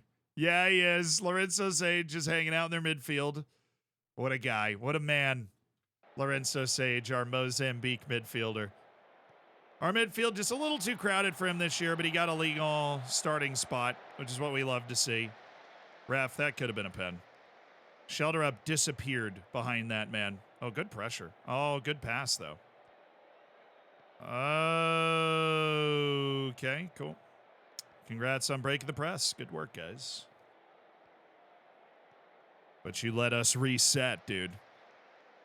Never let St. Etienne reset the press. I'm liking the energy. We're there. Like, we're in a good spot to be able to handle this. We've got the 2 guys. Okay, I mean, a little lazy with that from Calvin Ramsey.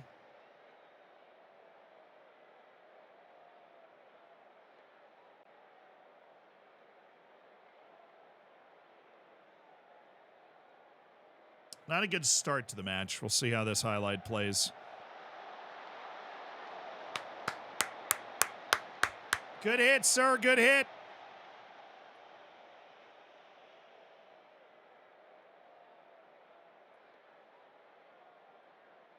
Here I am wondering how an American knows so much about culture. Man, because I went to school. It's what I studied.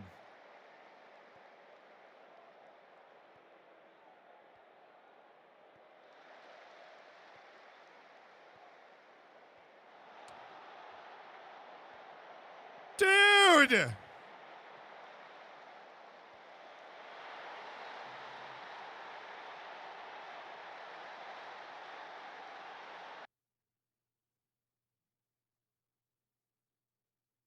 We've looked really bad in this game.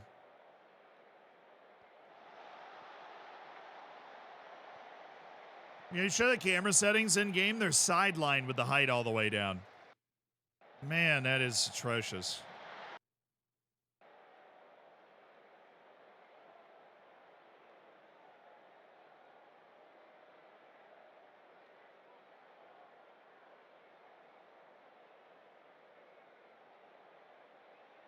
We're lifeless. I don't know, like, from the start of the stream, even in the last match, we are entirely lifeless.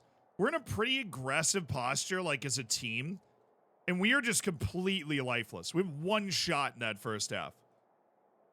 Like, what are we doing all game? Seriously, what are we doing? Just walking around, just chilling? I mean, fine, I'm going to try and get some energy in the game because, my goodness, we're doing nothing right now, so I'm going to drop Martins and put Vandenbouwen in a more aggressive position, but, like, what was that, dude? We've been terrible so far. I mean, it's really bad. We didn't do anything in the entire first half. Yeah, they scored, and their goal, I mean, it was a good cross, terrible work from Montiel's not had a good last two games.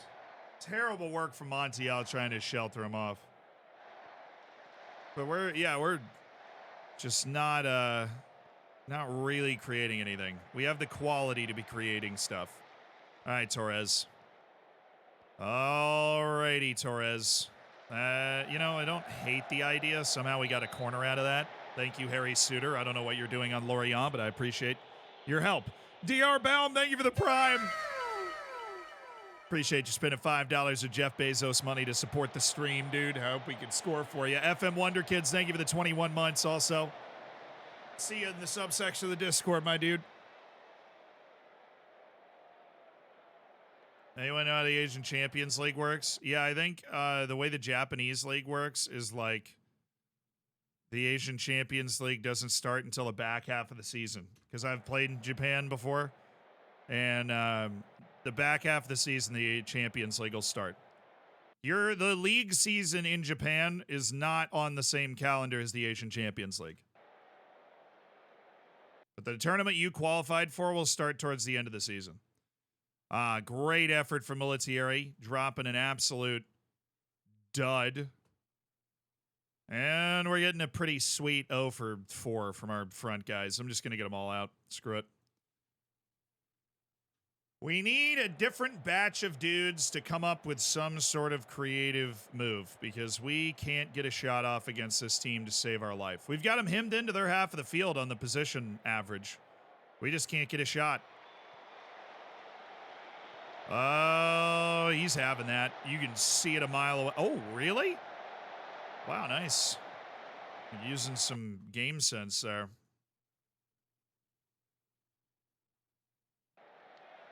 I've swapped out the front four to see if we can create something with more pace and carry wings.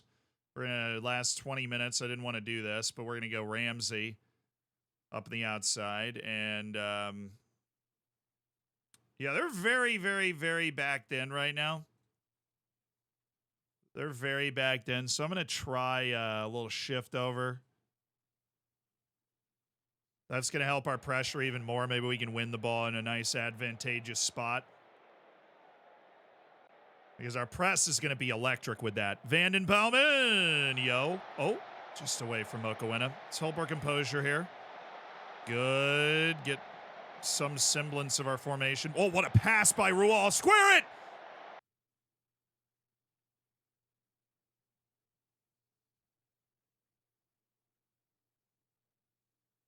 Dude. I don't know. I actually don't believe that he missed that pass. I'm in denial. I mean, there's 3 guys. They're all open. They're literally all open. You can get it to Vandenbouwen, Mokoena, or Bondo. Every single one of them is open, and that's the pass for my very talented right back.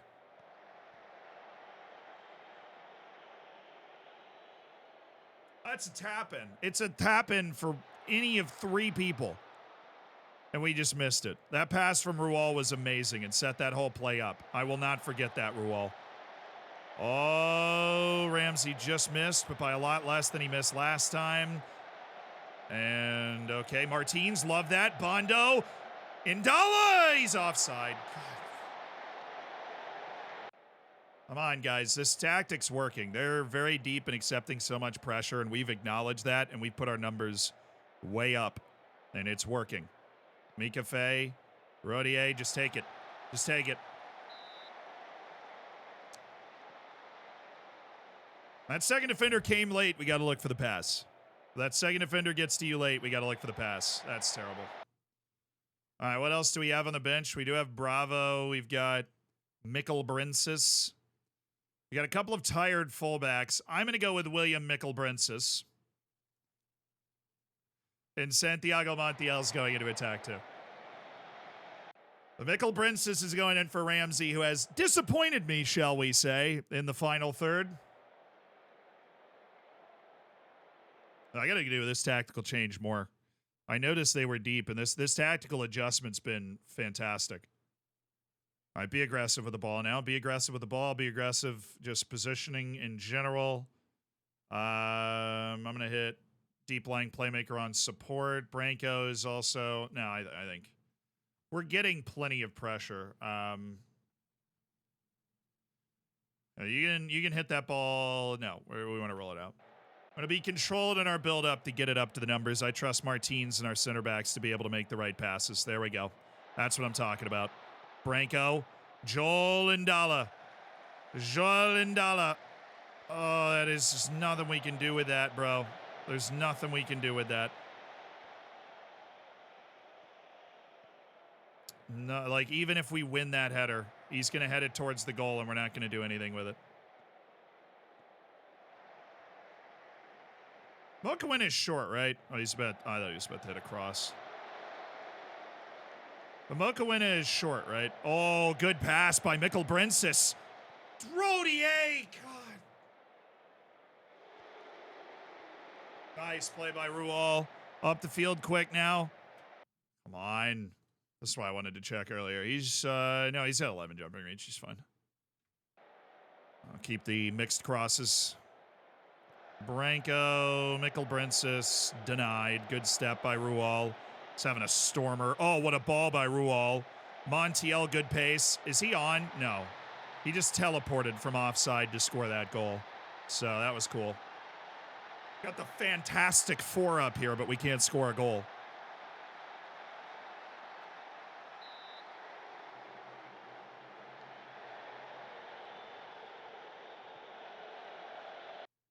Yeah, watch this teleportation, though.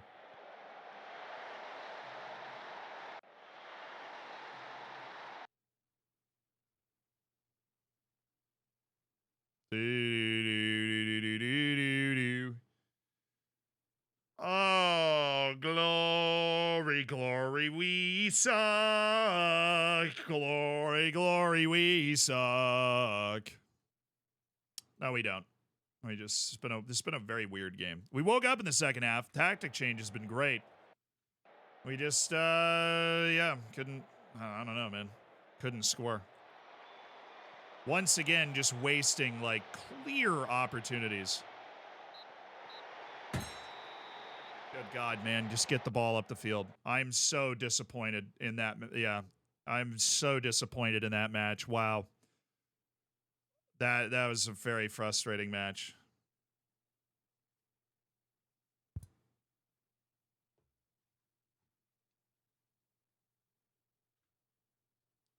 They didn't create a single friggin' thing after their goal either. They had those 2 crosses from Dilro's son to Nvu. And that guy is short also. The guy that scored that goal is short as hell. I know him. I've scouted him in other saves. Freaking 6 jumping reach, and he cooked us on a back post header. Am I a joke?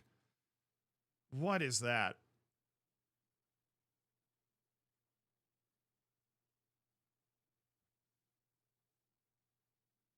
What on earth is that? Now we've got Monaco away. I haven't played it. Where are the bad teams, bro? Well, I just played one of them for the first time in a long time, and of course we blew it, and now we've got Monaco away, who's top of the league right now. I've played the first place team 3 times after this match.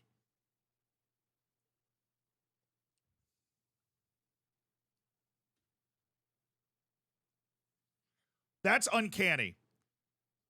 I've played the team in first 3 times. And we don't even know if we're done. You know, this might not be it. We might have another team that's in first place when we play them.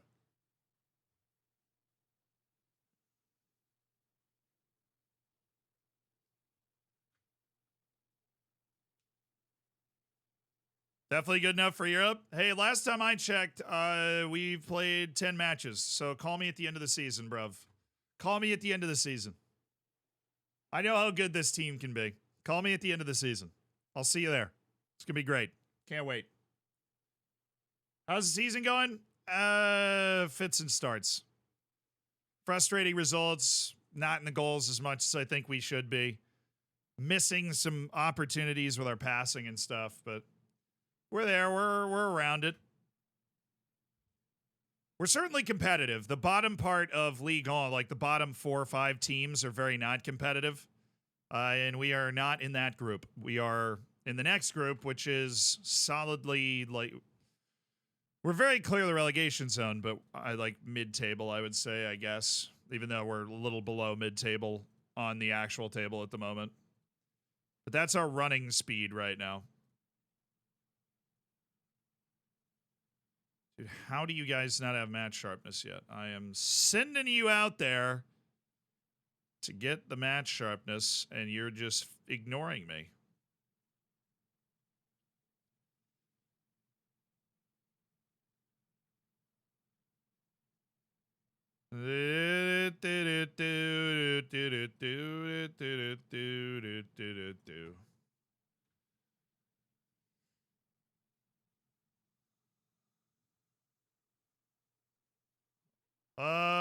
Dude, Kovacevic, second consecutive game, he's bruised something 2 days before the match. I'm nervous.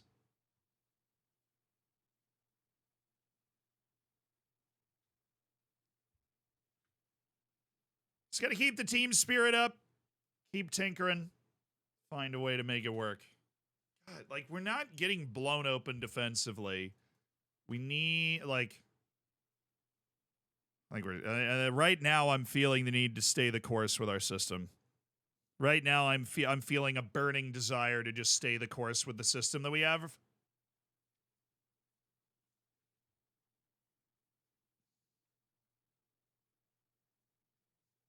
Yeah, the goal for the board is to avoid relegation. I set different goals for myself and like that we want to get into Europe, but the goal from the board is to avoid relegation. We're doing that very comfortably. We can't lose sight of that.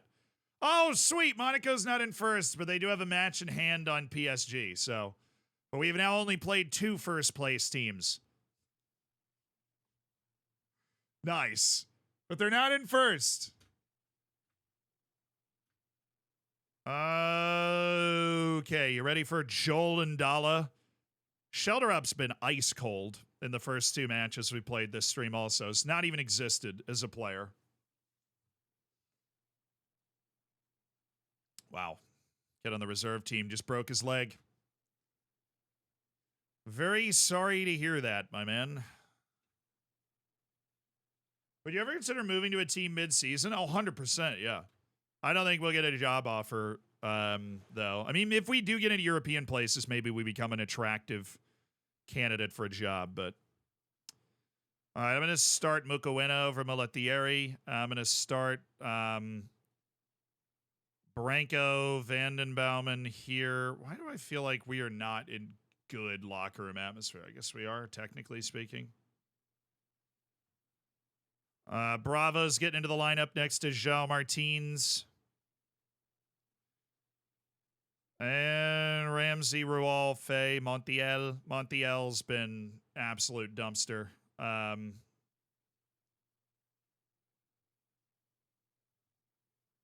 think you played well in the recent matches. I'm a little disappointed in your recent performances, Santiago. This is your redemption opportunity. David, thank you for the 14 months, dude. I appreciate you supporting the stream. Enjoy the bacon. Enjoy the emotes. Make sure you get the subsection of the Discord. And Rebrand, thank you for the 2 months. Hello from Norway. What's up? I hope you guys make a Euros at some point.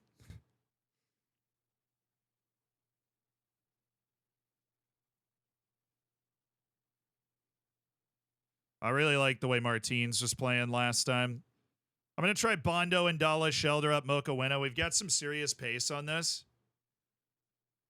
We've got some. Actually, I'm not gonna make that change. We're gonna come into this tactic, and we're gonna have Vandenbouwen there, Martins there, Bravo there, Ramsey, Montiel. Yeah, that's it. This worked against PSG. Really kept us in the game. We loved it. We're gonna manage this game again right away against Monaco. Have had a brilliant start to the season. Let's get after it, Lottie. Bravo's lacking match sharpness. Yeah, well, so am I. So, got nothing to lose. Just relax. We're in Monaco, for crying out loud. Just have a good time, guys. De facto, thank you for the 34 months. Dude, almost 3 years. Thank you for being a part of the Hammers. Appreciate the Prime. Thanks for spending $5 to Jeff Bezos money. How'd you get into football? Chemical accident. We all know Americans are only supposed to eat barbecue ribs and drink Miller Lite. I snuck out of the factory.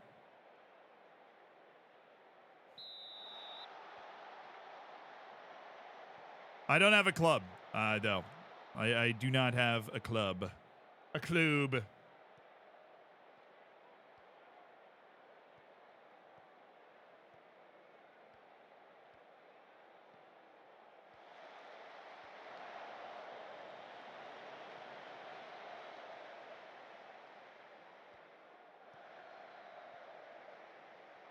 That's fine. I don't have an NBA team either now. Tampa does not have an NBA team, and outside of, like University of Virginia sports and stuff. Who's white? There's red and green, dude. The little bar next to Monaco is red. What do you mean there's a white on the match momentum chart? I'm so confused. Well, we're playing a very reasonable first half hour. Kept this game completely under control on the road. Very respectable performance from the boys. 4 shots in the match, and we have 2 of them, and now we score a set-piece goal. It's perfect. Oh, Ruel! Yeah, that was a decent chance. Just put some angle on the shot, dude. Well, I know, obviously, half their jersey's red. It's just almost like, if the game's working right, the color on the sidebar is supposed to be the color down in the match momentum chart. At least, that was the impression the game has given me from playing as much of the game as I have. Zealand loves making fun of Man United. I feel like I'm not alone in that. I also have a special relationship with Manchester United because we have the same owner. They have the same owner as my NFL team. Martins, Branko. Good way to get that under control. Rual. How do we mess that up, brother? That's great work from Ramsey to get us the ball back. And we're playing with that high tempo, so we are going to get the ball and force it up the field pretty quick, and I like that. Ramsey making the run. Mokawena! Yes! Come on!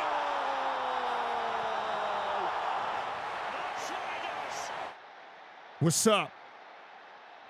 What's up? Can we see more of the collab with Carl? It's going to be going up on the Live Zealand, the live channel in the next couple of days. All of the streams of the save will be up there, so the next time that we stream the save, you guys will be caught up and know what's going on. Come on, baby! That is great from our South African youngster. Signed from the South African League, already doing a job in the French top flight. And we have played what I would estimate is an entirely perfect half. We've played a perfect half. I'm actually delighted with your performance. Let's see more of the same in the second half. Measured, controlled defending, not overeager. And when we get the ball, we're looking to be aggressive. We're looking to create one-on-one matchups with our speed. Don't let them get into a rhythm. That's a solid foul from Pedro Bravo right there. On the road against a team that if they get even a draw in this match would be top of the league because they have a match in hand because everybody else played yesterday. Okay, there's Rooney Bargy.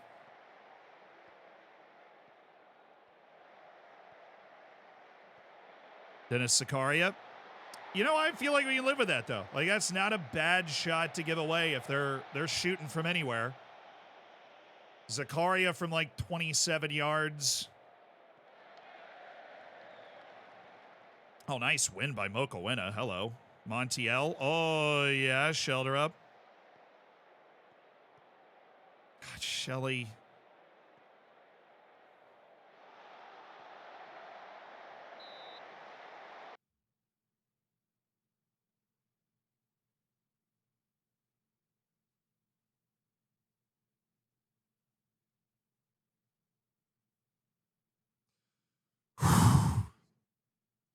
And exhale. And exhale. Do we have a lower back line and drop off? And we're still giving up a ball over the top to Boadu. That was the big moment. We needed that save from Vladan Kovacevic, and he produced it. That was the one moment we haven't been playing the match we wanted to play. Let's get friggin' shoulder up. Gave the friggin' ball away. The friggin' frick. Give me Rodier and Seydou Touré. We need two new wingers for carrying the ball. We also need a fullback on support on the left side and Jacques Comier. Only go forward when the opportunity presents itself. You know what I'm saying?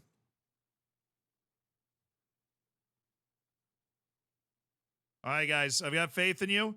It's a big moment. 25 minutes left in this match. Go take care of that business. Stand on that business. Stand on it. Honestly, very well executed here. Rual is indispensable, has been indispensable. Get back, Mart. Get back, Bravo. What are you doing? Rodier. Yes, one more. Yeah, wrong guy, but your right idea. Ramsey, still good. We're good. We're good. Calvo, Touré, Rodier, corner. Beautiful. Those fresh legs on those wings going to let us keep running. Keep putting pressure on them when we get the ball.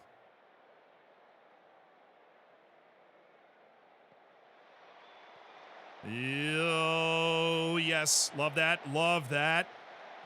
What in the world are you doing, Captain? Nice play, though. Way to get it back. All right, all right, all right. All right, we're kind of cooking right now and making me nervous. So we're going to go shorter passing. We're going to keep the ball a little bit more. Yeet. Okay. All right, don't like it. I don't like it at all, but I do like that. Great game sense from Jacques Comier. Oh, Seydou. Oh, Seydou. Not once, but twice in the worst possible giveaway. Unbelievable.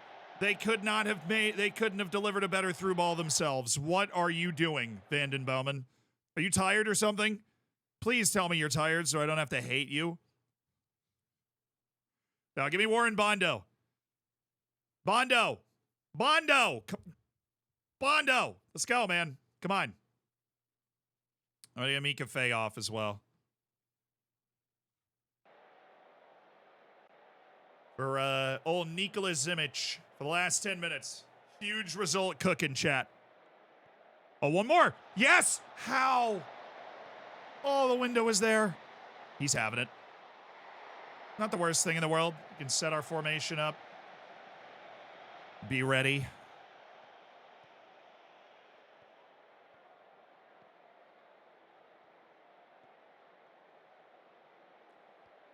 All right. Well, we got our line wrong, which sucks, and we just handed them a goal because we did that. So that's great work by us there.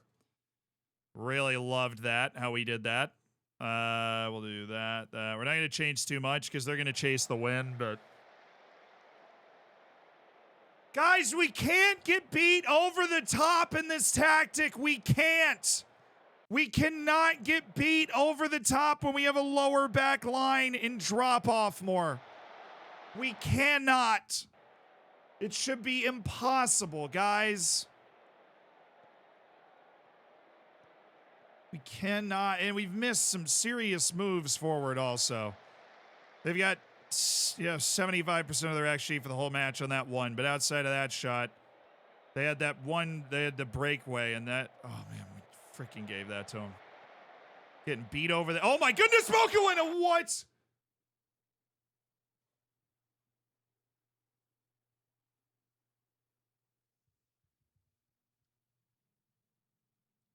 Yeah, they're pressing they're pressing to high hell here. We've got a 4-on-4 against their back line. Mokuena cooks the center back on movement and just misses the shot.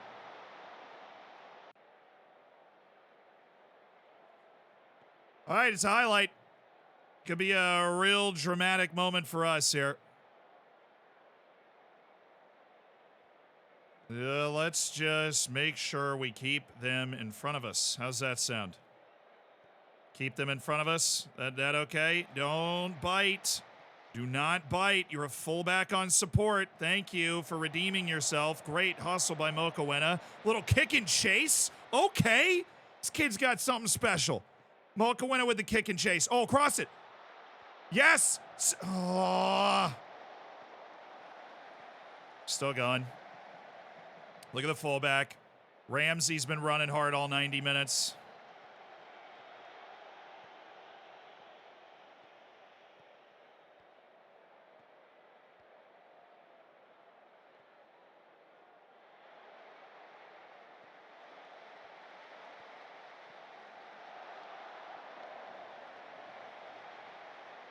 I mean, it's literally a perfect through ball for them there. Ramsey's left the right back position to go up, which he's supposed to do, and then he passes it behind himself to a guy that can just run into the right back channel. Like, if I was dreaming up a takeaway for them, that's the takeaway I would have dreamed up. All we had to do was not get beat over the top on that one freaking play. That's all we had to do, was to not give them that. Got to be happy with a draw with the team, but we let 2 points slip tonight, dude.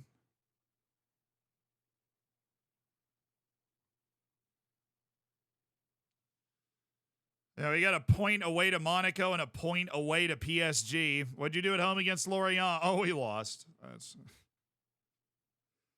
sick. How? How?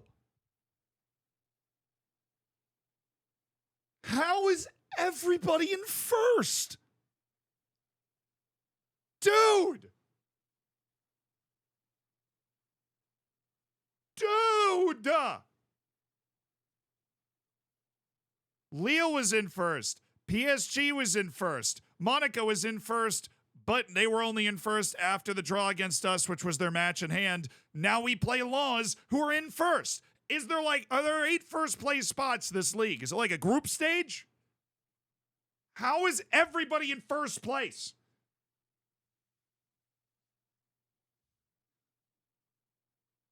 It's just absurd. So I play Nantes, then I play Marseille, then I play Brest, Clermont. Dude, I play 17, 16, 15, 18 in a row. Cannot wait. It's 3 matches away. Marseille's in 10th also. What? Lens is in 1st. They're having a good year in real life, actually.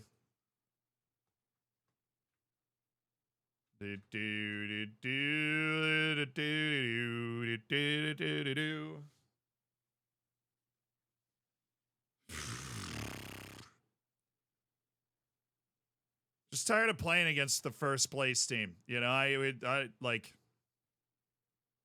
They just said the media question Turner's ability. Is that Matt Turner?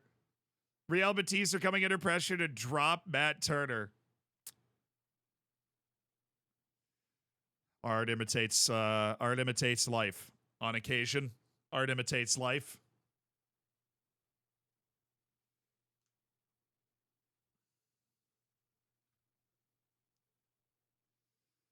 Yeah, I mean, we competed our butts off. We got a draw away against, Monaco, who had a very good season. But come on, come on.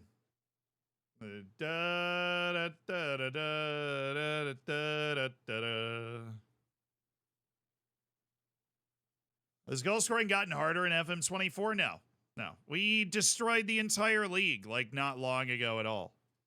I had 93 points to 67 with Knock Breda in the, whatever we were doing in the second division of the Netherlands.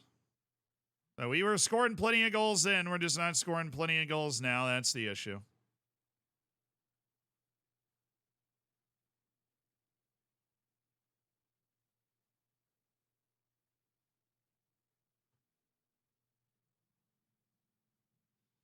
Magro. No. Sasha Marcic. Louise Me Cruz. I don't like Louise Me Cruz, but I leave him on my short list because I'm aware that if I signed him, I could do a job with him. But I don't like him. We get our all 100-man scouting report to go through. It's mostly just updating our short list right now. Just looking at guys that are on our short list and making sure that they're still supposed to be there. Oh, now we're zeroing in on a couple people. Okay. Okay, Pumpkin.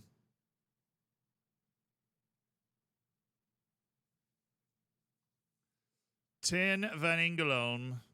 Yeah, if he gets better. Not right now.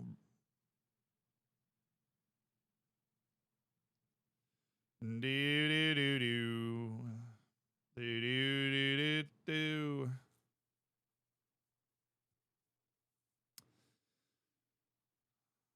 Mehmet Aydin.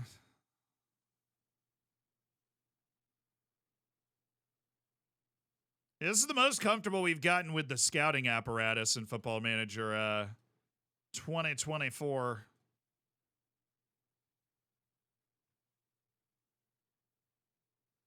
I think this works well enough that I'm going to start sending these to my inbox so we don't get hit with 100-person reports. Just for my brain, I'd appreciate that.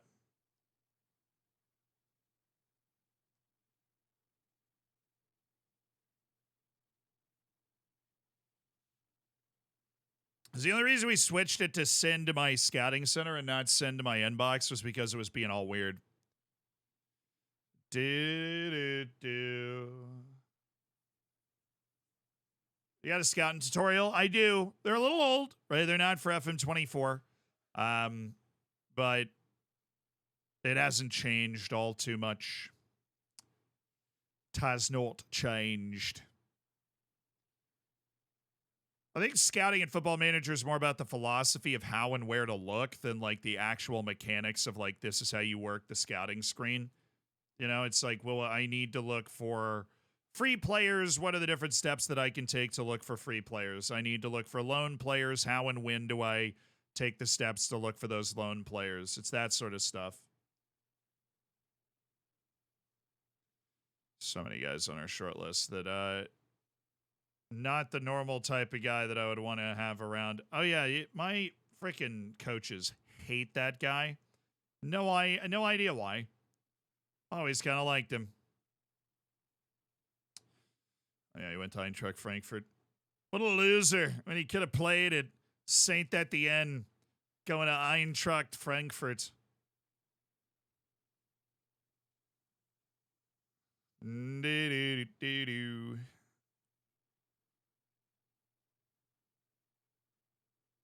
A very good winger, Juan Jose Perez. We might January window, we might sell Bravo, bring in a different European ball winner, like ball winning midfielder, and try and add that guy. So he's a lot cheaper than the other winger. We would just need a foreign spot, and we'd need to move Pedro Bravo because the other 3 foreign players are like very well entrenched.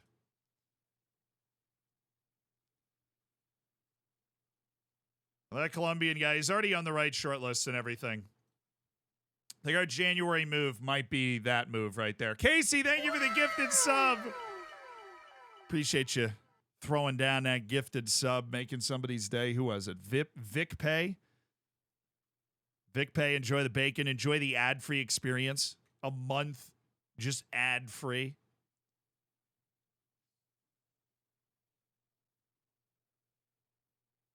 Could somebody remind me of Zealand's camera angle? Yeah, it's sideline with the height all the way down. Sideline with the height all the way down. And then you zoom it into your liking, but makes you feel like you're in the match, but it also gives you like a nice tactical view of the whole thing. It's pretty sweet.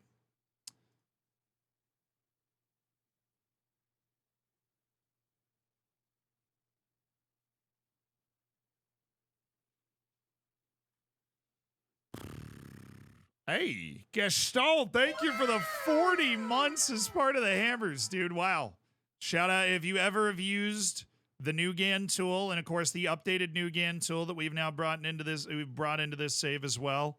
If you've ever used it, Gestalt's the person that coded it. So be sure to send your thank yous to Gestalt. And thank you to you for the 40 months. A long time.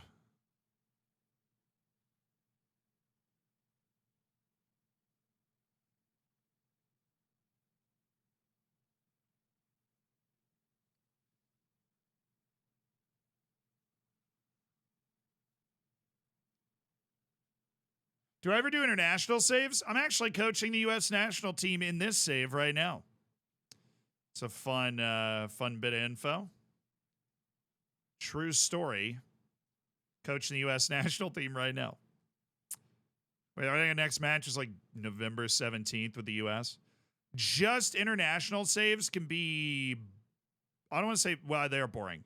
You don't play a lot of matches, but you do need a good number of leagues loaded to have a healthy number of international players like coming through, you know? So it can be a little slow, because especially if you don't have a good computer, you're basically just waiting for like hours, you know, for the save to advance to your next international match. I have done them personally before. Oh, I need to go change the setting. I have done them personally before, but like, is international management better in FM24? No, it's not.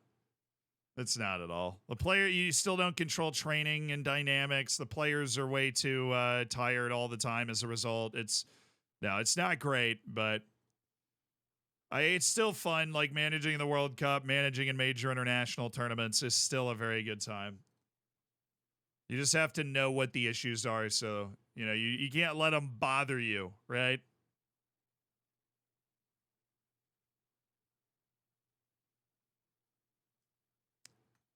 All right, I'm going to send the finished scouting player to the inbox. So we don't have our scouting reports like that anymore. I never coach international teams. I hate it. If you streamed an international save, it'd basically just be chatting with the odd game. I mean, that's basically what we're here doing anyways, right? It's just chatting with the odd game. Andres Garcia Sanchez. All right, see you later, man. Jeez. Did we sign any absolute monsters since the last YouTube video? No, I thought the YouTube channel's caught up, right? I think it's caught up.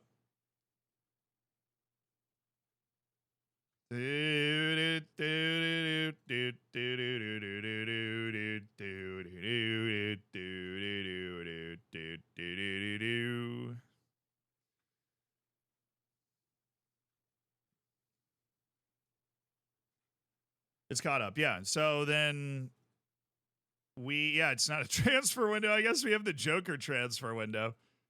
But the reason I was asking that is I'm like, I just wanted to make sure that like it isn't a transfer window. So no, we haven't signed any monsters, but we would have to use the one Joker transfer window spot and sign somebody within France. So gotta head to bed now. All right, Schuber, thanks for chilling. Bruno Alves still at knock. No, he transferred. Where'd he go? Chat, I don't remember. Do you guys remember? Alves did move, though.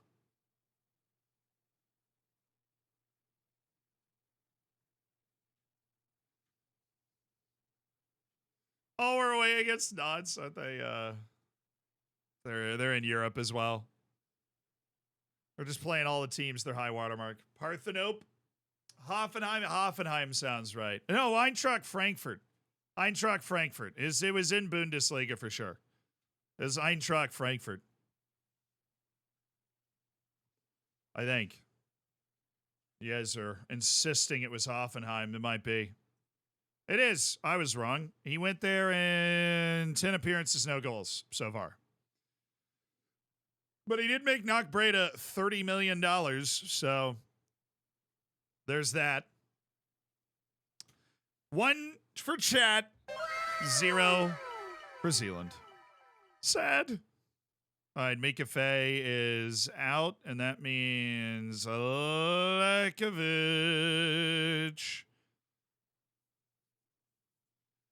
What's up, Lekovic? How you doing?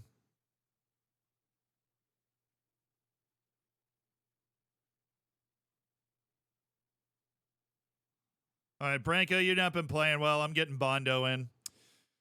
And Dala didn't crush the last one, so we're going to Seydou Touré. And we're going to start Touré and Maxime Rodier. We're not believing in Shelter up right now. Maybe he can make an impact off the bench. Hoping he can. You know, really, really hoping he can. But match sharpness is freaking hard to come by in this league, man. You get like a lower team, you get those international breaks, just torpedo your match sharpness. You just can't get the team back up to full sharp. All right. We're going double wingers. Rule of thumb for French pronunciations. The S at the end is most of the time silent, so no is just no. Okay. Got it.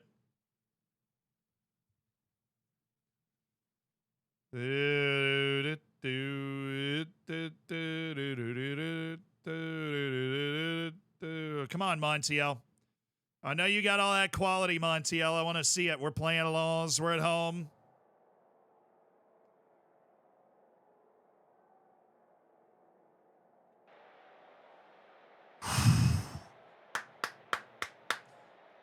Three points today, boys. 3 points today. 3 points today. Holy smokes. They have Lewis Potter at right wing. Okay. They're rocking Mozambique's Reynildo at left back as well. Oh, well, they were in first, but then, of course, we always play on Sunday because everybody wants to watch Saint at the end play. Good handshake. Very firm. All right. 3 points. 3 points today. 3 points today.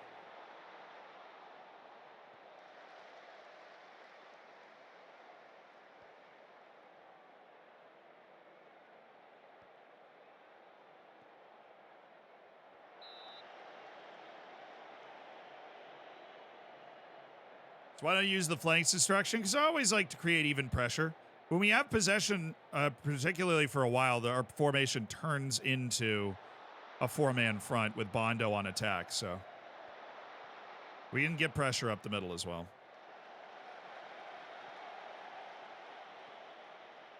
Is he on? Not a good question to be asking, but good defense from Montiel. He was on, but he didn't have enough room to do anything with it, which is part of us playing closer to our own goal. Oh, nice, Mokoena. Nice play. Lay it off. Martins, drop a dime. That is the exact opposite of a dime. What in heaven's name was that? Just pop that over the top. Let somebody chase. Nice block by Rual.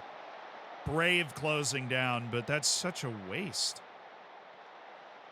by Martins. Still just really hasn't hit his stride. He's going to give the ball away. I can smell it. It's all right. We gave away a decent chance there. Oh, man, they're emphasizing possession more than the other teams like PSG or whatever that we've played against. All right. Oh, okay. Lewis Potter's looking like the best player on the field right now. Oh, not for long, son. Give me that ball. Martins. Yes. Bondo. Yes. Toure. All right. One more pat. There's right in front of you. Martins. Yes.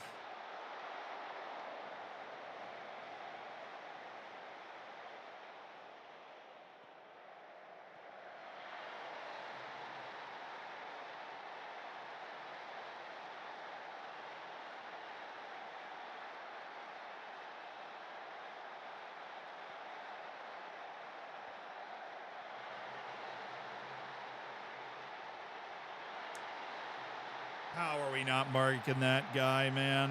How are we not marking the guy closest to the freaking, like, what is even going on around that goal?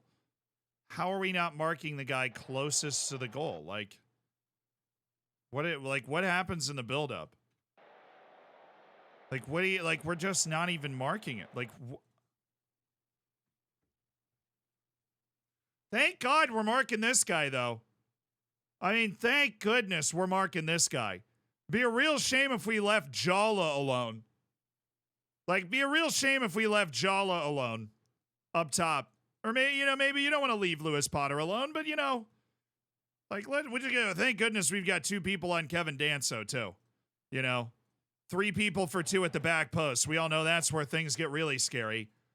There's like, if you had to pick one person on the entire field for that set, we just gifted them a goal. Like, tactically, they're not getting the goal. We're just giving them the goal anyways. That's so frustrating to have happen. He's on. He's off by like a foot. Oh, that's a tough opening 23 minutes, dude. Shanked a pretty good chance, scored, but it's disallowed and conceded an absolute nonsense set piece goal. He's literally checking back to the ball. What are we doing? He's on his way back. All right, come on. Come on, brother. Thank you very much.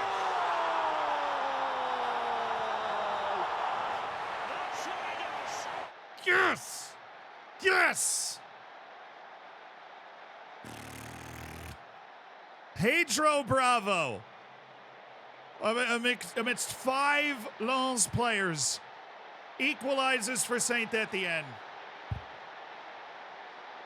Good heart, good toughness.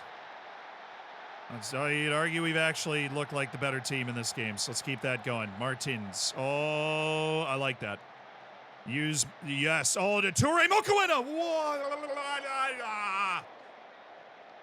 Oh. Chill.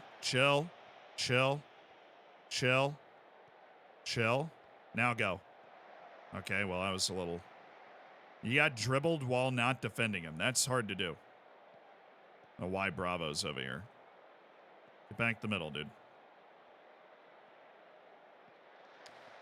All right. Force that inside. Watch that ball over the top back there. We're a little high. Oh, let's go. It's our ball. Come on. Yeah, it is. Wasn't lying. Not for a second. Calvin Ramsey. Where's Mokoena? He's a one-man wrecking crew in there. So's Rodier!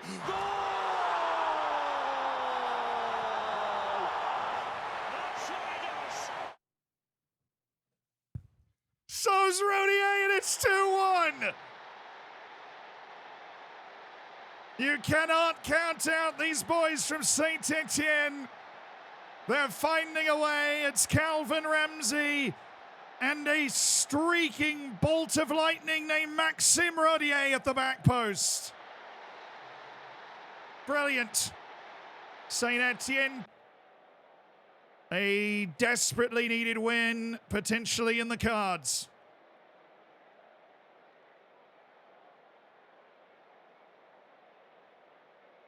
This would be nice. This would be very nice indeed. I'm delighted with your performance. I think we've overcome some tough luck and some, a terrible miscommunication on a set piece.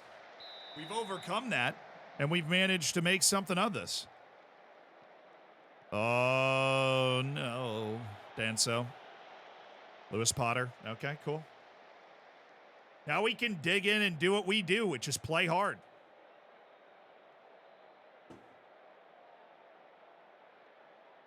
Just dig in and play hard here. We've created good chances. I'm liking what we're doing. Outside of that set piece, haven't really given them anything. Martins, that's fine. Nice. Simic, bravo. Keep it moving. Oh, Ruel. Ramsey, shaping up in the hole. Oh, yep. Bondo, get it back to him. Get it back to him. Oh, yeah. Oh, Calvin, what the hell was that? Never mind. We're fine. Oh, get in! Oh, yes! It's Mokoena, and it's 3!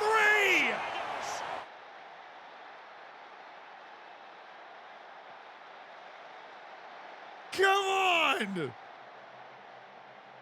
The 19-year-old unknown prospect from South Africa has become an irreplaceable part of the 11. Kabela Mokoena.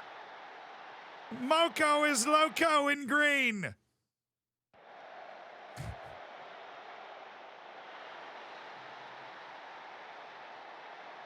Shut the competition. Thank you for the 26 months. Let's freaking go green, dude. Let's go green. Already, that's what he does. Very direct winger. You made Lewis Potter. Made Lewis Potter get back. Am I winning? Yes. Thank you for the 17 months, dude. I am. Oh, nice defense from Bondo. Warren Bondo. Got the drop off to Ramsey. He doesn't need it. Oh, it's off the flag. Play it, middle. Martins is all alone. Joao Martins. Martial. Oh. But Bear, thank you for the 17 months. Fricksper, thank you so much for the 26 months. Rambling Epic, thank you so much for gifting a sub. That's for you. Enjoy the bacon and enjoy the emotes. Oh, good. Good job slowing it down. Good job slowing it down. We're giant killers, dude. This tactic is working absolute wonders. What are you doing? Oh my God, what are you doing? It's two of us. How do you mess that up? There's somebody even there. Oh, give me a freaking heart attack. All right, Simic. Oh, that's a great pass. Oh, that's a great pass. Kabela Mokoena. Surely not. The youngster has a taste for it. Kabela Mokoena. Sees his name in lights, you know.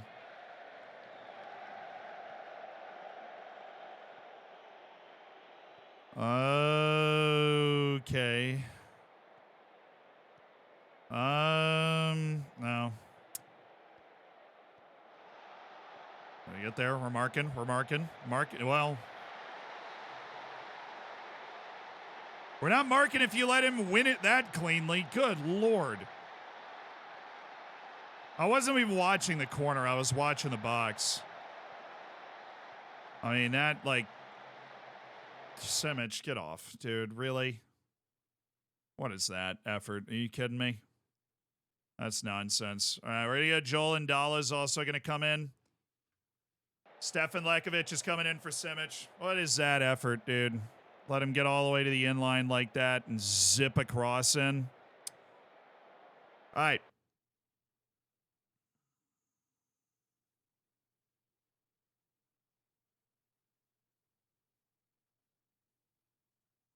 I am going to turn our closing down a little bit. I think it's dragging us out of position.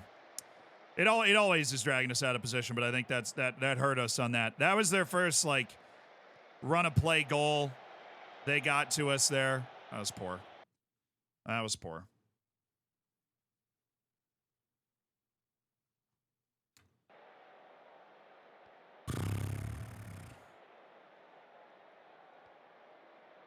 Romp with it, Montiel. Goodness, you're faster than he is.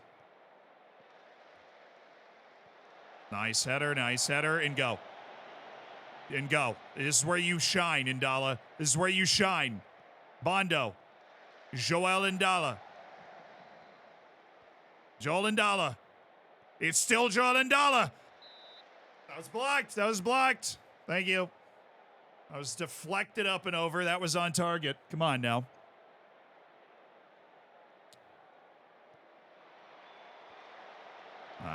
Ball was in the right area. That's a problem. I mean, we have the 3 back, but they were able to get that clean. What a tackle by Montiel. Sir, no, Bondo. Goodness. Bondo, we lowered the tempo now. What are you doing? Did you not get the memo? Nobody told you?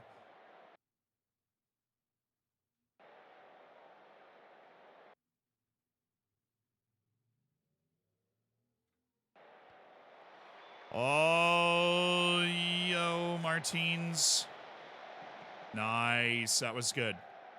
That was good. That is scary. Oh, we don't have our formation together. What are we doing? I'm going to hit a praise. Lift the spirits of the boys. Fight for the last 10 minutes here. Oh, he's there. He literally touched the ball. Not even figurative. Oh, he's off. Surely. Thank you. Good line, boys. Good line. All right. Are they pressing? I don't think they're pressing. Oh, nah. Let's go. Indala. Yeah, I mean, most of the time that'll work. I'm not going to blame him for trying that.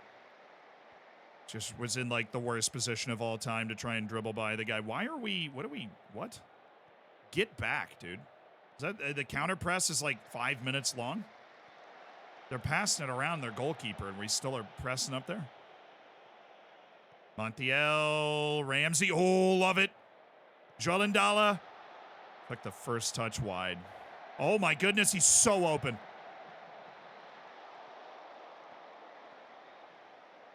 Oh, my heart. My achy, breaky heart. Martins needs to learn to not hit the guy directly in front of him on that play, specifically. Because that's the second time he's had that, and he's taken a touch into a crowd and slammed it off the dude in front of him. Hey! Sub! Midfield's a little tired. We're going to get Warren Bondo for Branko Vandenbomen. Actually, we're going to go double sub. Torres and Vandenbomen are going to come in. All right. That's it. That's what we got. Okay. Trust you guys. Have fun out there. All right. 90th minute, we're going to take off the counter press and everything, and we're going to really... Okay, cool. We got there.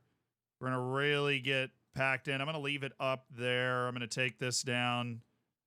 Turn the time wasting all the way up. We're going to take this off. We're going to regroup, slow down, distribute. Yeah, well, yeah, that's fine. Okay.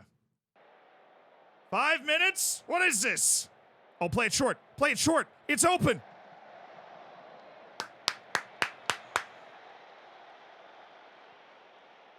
All right, chill. Chill. Let them come to you. Let them come to you. All right, we're not at the spot yet. Now we're at the spot. Now we take space away. Good. Okay, we're with him. We're with him. We're with him. We're with him. Beautiful. Beautiful. Love you. Definitely putting you on fullback on support now. Just by the way, BT dubs. Thought you'd like to know.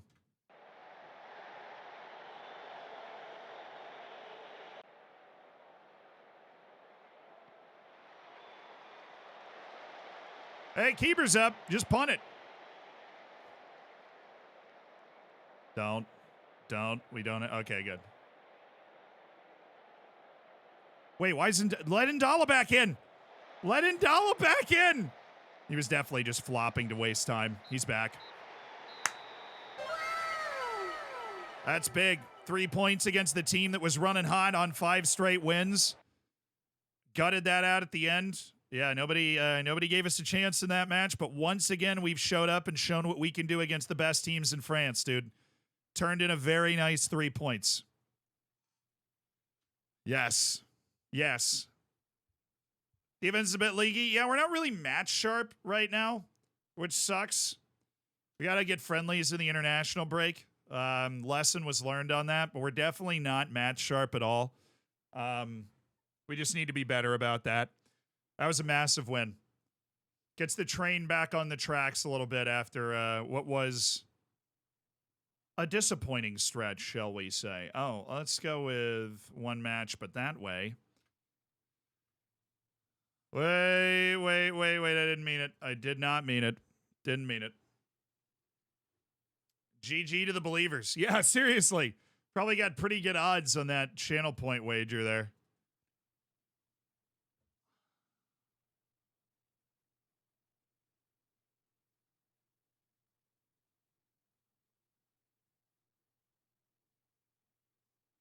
I really just need to reset the last 2 days. Alrighty. Nulse away. Sweet. Please bench Toure. Hey, Amendola, neither's really taken over as the better player so far. We're just kind of, playing it by ear, giving them both chances in almost every match.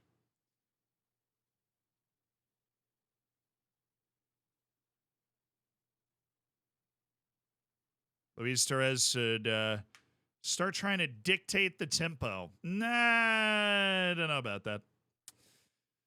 You sure about that? You sure about that?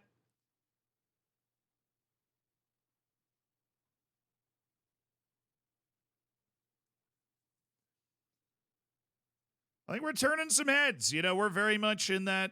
We're 4 points off a European place right now. We're turning some heads. In my opinion, doing exactly what we should be doing.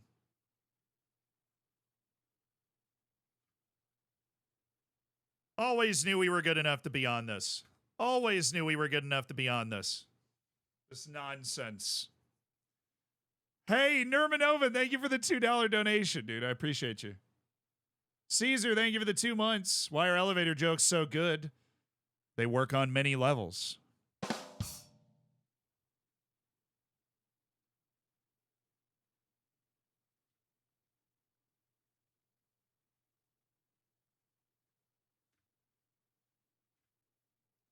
But did that one work for you, chat? Did that one work for you? How are we rating that dad joke? Because we actually heard that, I think, a week and a half ago. So I'm not giving a rating, but we heard that like a week and a half ago. But if you didn't hear it a week and a half ago on stream, this is your chance. A to F on the grade scale. How did that dad joke find you today?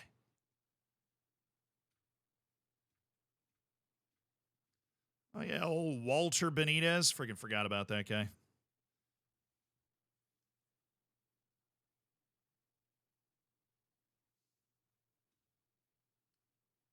Definitely, that's one of those that when you're like, hey, tell a joke real quick, that's one of those you can just whip out. We'll connect with everybody. Best youth academies. St. Etienne's not even on here. This is ridiculous. What do you mean St. Etienne's not even on there?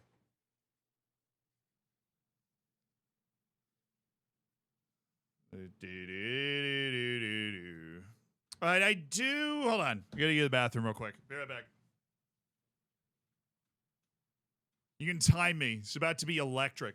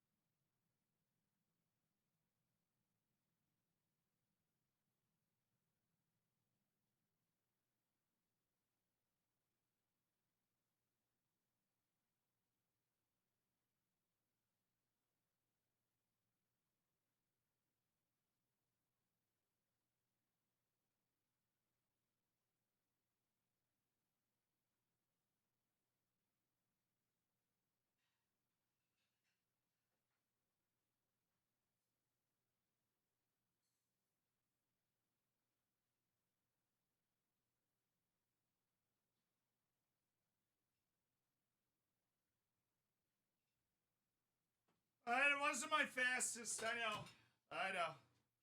It wasn't my fastest time. But in my defense, I had to stop by the fridge to pick up a... oh, no. Oh, no. Pedro Bravo, 3 to 4 weeks. They twist an ankle. Mika Faye out for 1 to 2 days. The freaking... okay. Like lightning. Hi, Chair. Love you.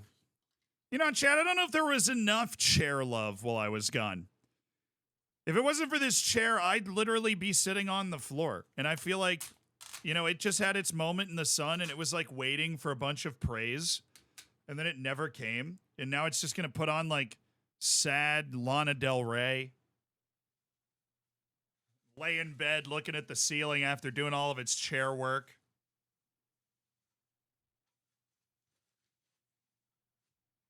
Like, wow, people don't even realize what it would be like if I wasn't here, do they? They just don't. Clearly. Do-do-do-do-do-do.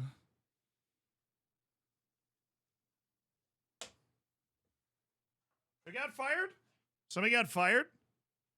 Okay, oh, well. Zealand, the giant headline directly in front of your face. Have you read it? We were speechless in awe of the chair's glorious splendor. That's what I'm talking about. That is how you praise somebody right there. Speechless in awe of the chair's sartorial splendor, I would have said.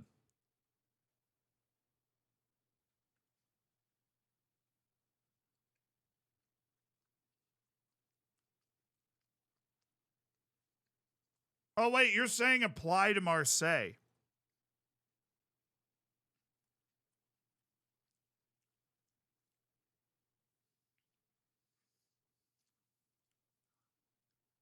Who do they have?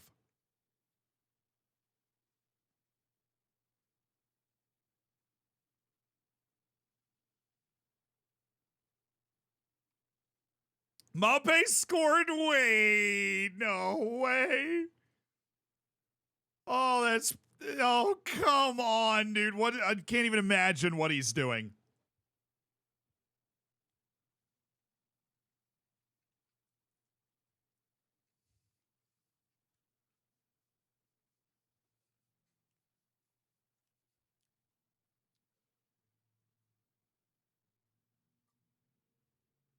He did a knee slide.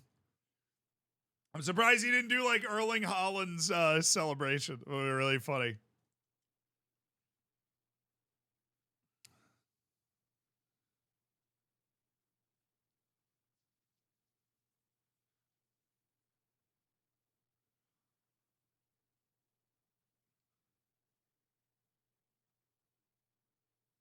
You know, I might just entertain a little mid-season switch. We'll see if Man City can pull that comeback off. Obviously, we'll keep track of the score, but...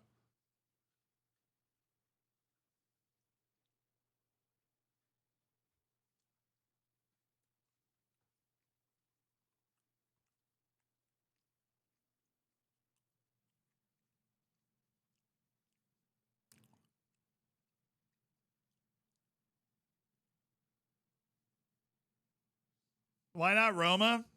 Well, I guess we could go to Roma. I mean, I didn't know the Roma job was open until now, but I feel like maybe I'd rather stay at the job I'm at now than go to Roma. That's the question you have to ask. Like, would you rather stay at the job you're at now than making a move? Are they in Europe? Yes, but they're not doing a great job. They're not in the top. Well, they've only played 2 matches, Zealand, so. They've only played 2 matches. So Job Center, I'm like clearly the favorite, obviously. For this.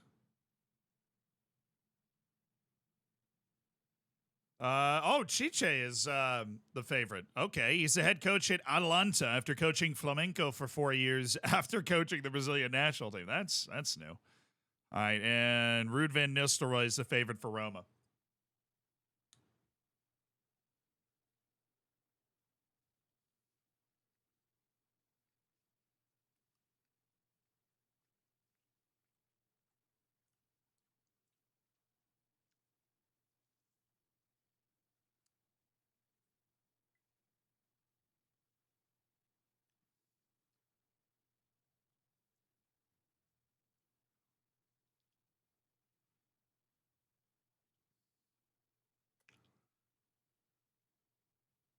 I'm probably not getting the jobs. I mean, it doesn't mean I shouldn't apply. There's a different level of quality on those teams on display there. If I apply to the job, will I get fired? I don't think so. I would hope not.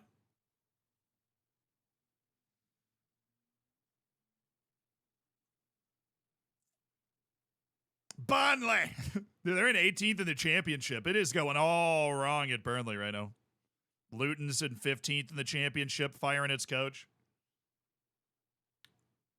Save if you get fired. I don't know how to check your rivals is literally my issue. I forgot what screen I'm supposed to go to check, like, rivals.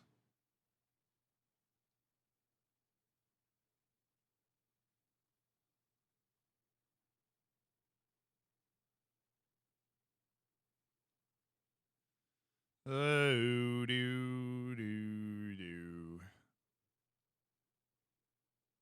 Info?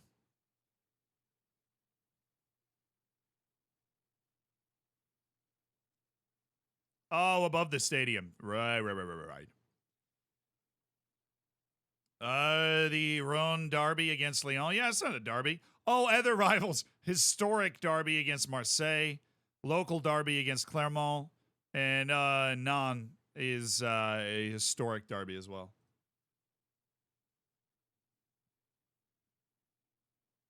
Is that a mechanic in the game that you'll get fired?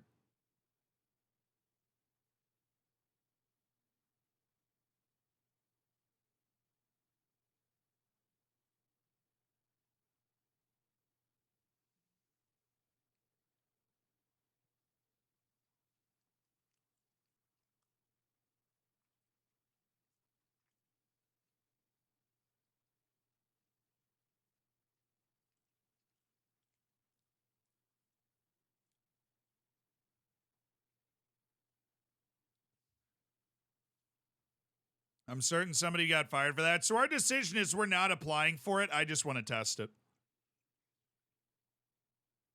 So I'm going to save real quick.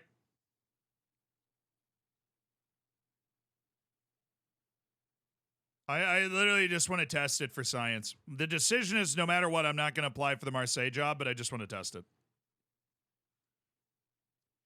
Fading away.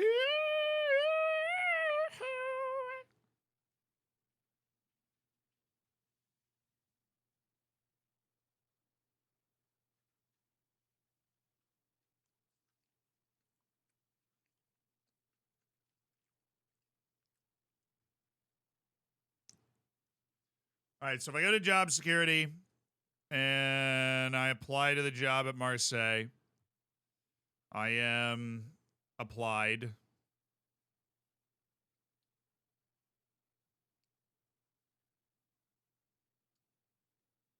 All right, I have applied. I hit continue. I didn't get fired.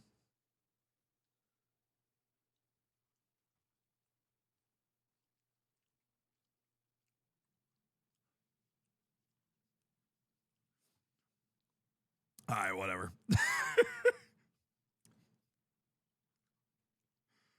The interview process is over, so I guess we just can't even do the test. All right, whatever. Fine.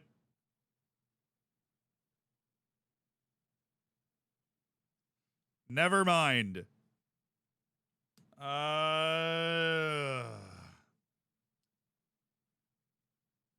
Okay, so we are going to apply to the Roma job that we did not know is available, but, you know, we're just perusing. Roma's available. They're literally playing in Europe. I mean, what an opportunity. If they deem us worthy, right? I don't think they will.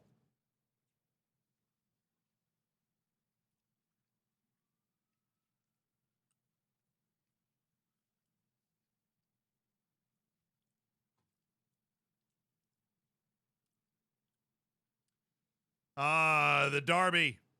Two teams that hate each other from the great French league of old. Nantes, or Nantes, and Saint Etienne. We're on the road as well. It's going to be a hostile environment. Do-do-do-do-do-do.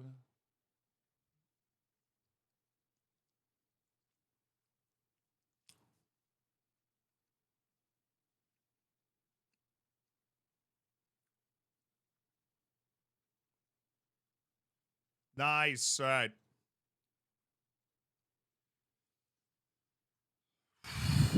And because we're playing on Saturday, we can put all the guys that are even on the bench in Saint Etienne.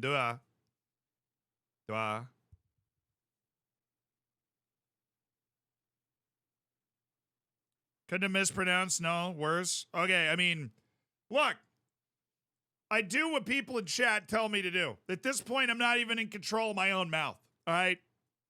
Some dude came in and said if it ends in ES, then the ES is basically silent. And then he went, yeah, that's it. And then we left that.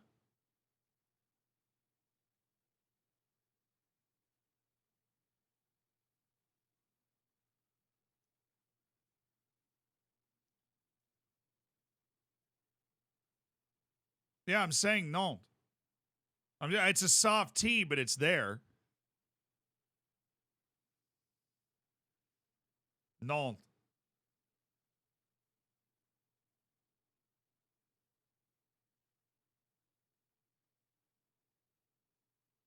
So it's not a soft T. It's non. Okay, got it. That's better. I'll just do that then.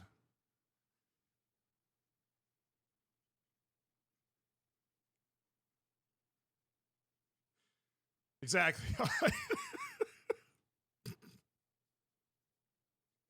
All right, cool. Glad we got it right that time. That was good. So it's not a soft T. It's a hard T. You guys hear the difference? It's subtle, but I mean, it's there. Definitely. Branko Vandenbouwman.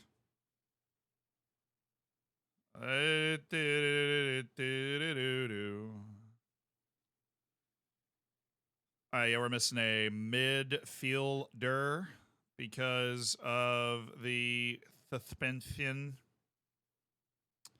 That means Matisse Amugu is stepping up onto the bench today. What's up, Matisse?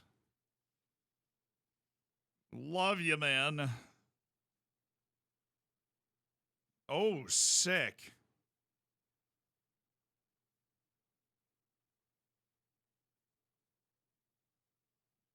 They're going with a 7-3. I mean, I love a 7-3 as much as the next guy, to be honest. All right, Warren Bondo, show me the business. Show me why you guys deserve to be in the starting 11. All right, we went and won the last game, so you're getting it again. Show me why. Show me why. Oh, it's a packed house, baby, for a derby between Nantes and Saint Etienne.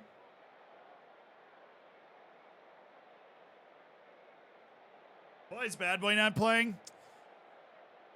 We just have a couple right wings that are over him in the pecking order right now. That's all. Struggled a little more to get in the team. He's played a few matches this year.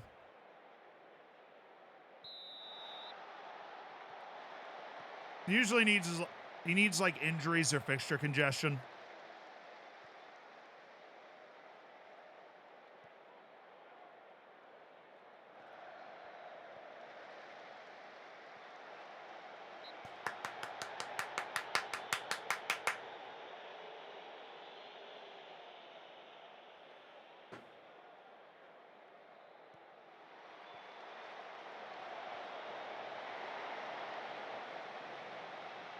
He's wasting away on the bench. His era will come again.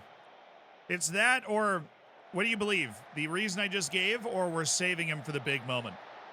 These aren't the big moments. These are just, humdrum matches over the course of the season. These aren't the big moments. Come on.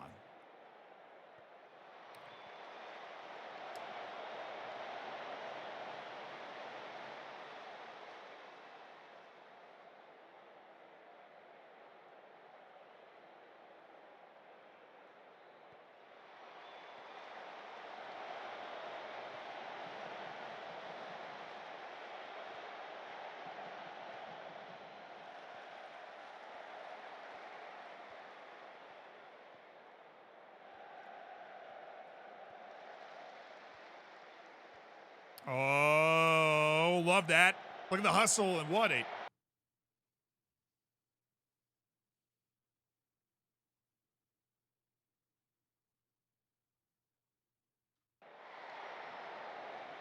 I mean, I could have done better than that, dude. Just shanked it.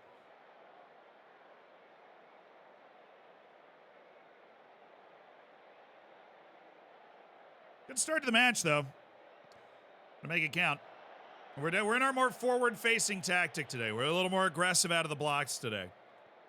So I feel like this is a team talent-wise that we're right with.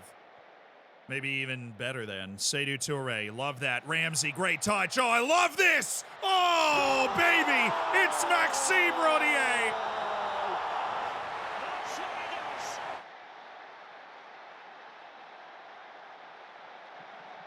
Oh, that's perfect.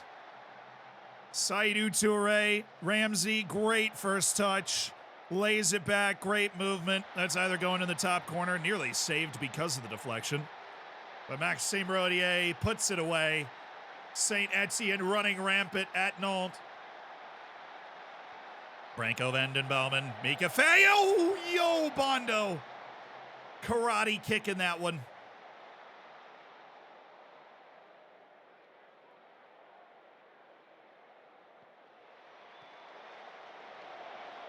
Okay, Mr. Maxime Rodier. Martins, oh, love that. Thought he was going to keep it moving the other way. Oh, the other way, but so did they.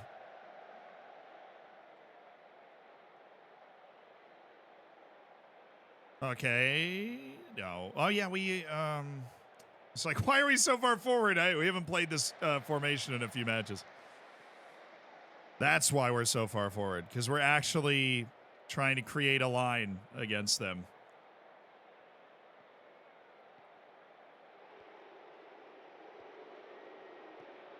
Oh, yeah, I don't think so. Montiel's quite quick. And they're willing to give us some space in the middle, which is nice. That guy gets dragged out. Both the midfielders are open, and Montiel wants to use him. He doesn't, but he actually just made a nice pass. Bondo is there, going first time. I mean, what is that header? I didn't expect him to get there. I have no idea how he got there and managed to miss by such a dramatic margin. Casey, thank you for the 5 gifted subs, Casey.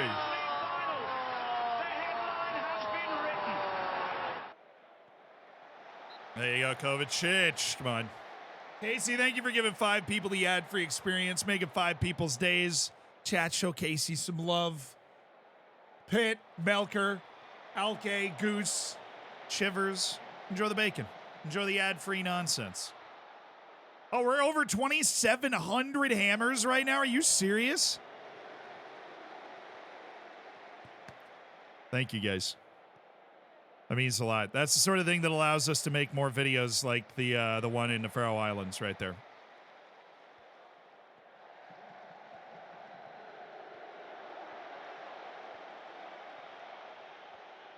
Middle. Branko. Play the wing. Play the... Mokoena. Oh, he's done unbelievably well here. Oh, he's done so well. Dude, Capella Mokoena's a star.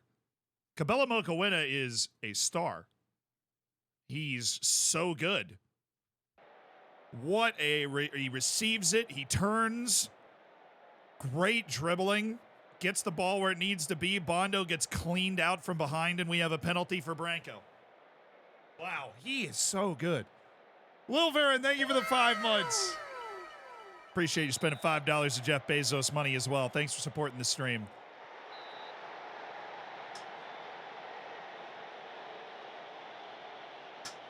What is this, AFCON? Come on. Get it together, dude. Oh,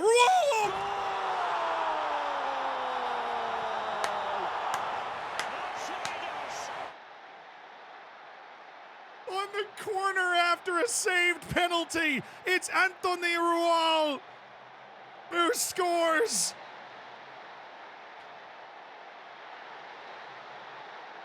The corner after a saved penalty, and it's 2-0. Oh, the relief that they felt in the Nantes camp after the save. And it's all for Nantes.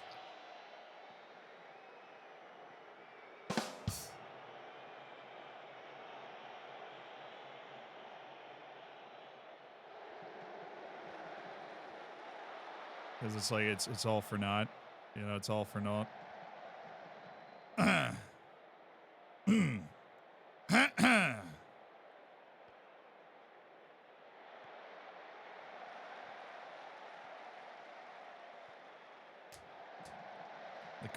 The cringe levels are insane. Pure, unfiltered. That's over. Good. Let's go, baby. Come on now. We ain't no joke. Zealand subs dropped to 0.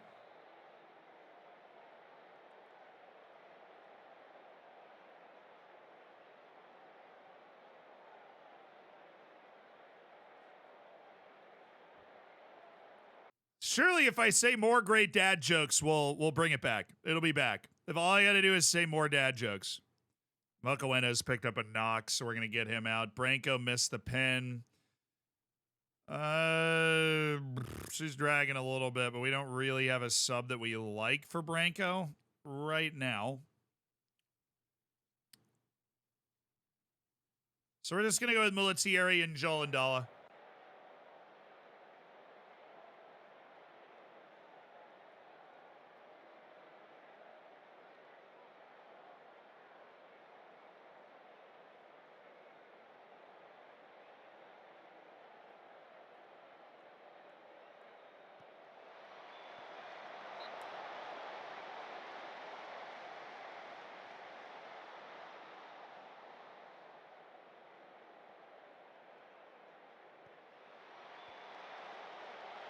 Oh, my goodness. Oh, Martins. Branco Vandenbouwen. Martins. Mika Fay. Hey, that was a good save. That he should have done literally anything else with that header. Pin! It's all right. We're doing well. We're doing well. We got this match. One hand on it right now. You know what I mean? One hand on it. I'm going to get Shelder up in as the attacking midfielder. We're going to get Jacques Comier in, do double fullback on support, so we're a little more responsible for the last 15 minutes, but keep it going, boys. Keep it going. Oh, one more. Martins, dude, take a touch. There's nobody in your area code. It's like you live in North Dakota. Just go. Don't have, he's like, no, I'm going to do top of the foot, 30 yards out. Dude, just top ends. Watch this. Break somebody's window. He's going to score one of those. He's like Rudiger. He's going to score one of those.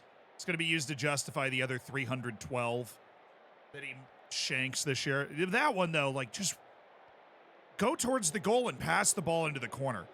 And you're probably going to score. He's off because we have our lines right. He's not because we don't. Oh, my good save by Kovacevic. Little dicey. Invited a hell of a lot of pressure there, which we are trying not to do.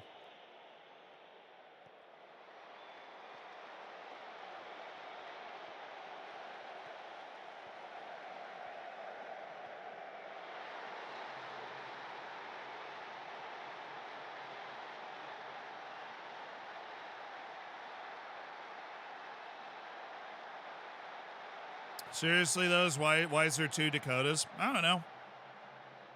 Why are there 50 states? Because nobody wants to be Florida, except for us. Little off.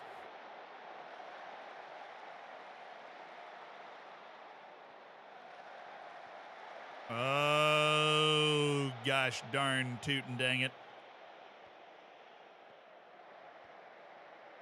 Oh, I got that. Anthony Rual. Joel Indala. Why? Why are we hitting that pass, dude? There's like 2 open midfielders right in front of you. You just tap that ball to. Whatever. He's not here for his brain cells. He's here for his speed. Go, Joel. Go, Joel. No, Joel. How did we not score the tap-in?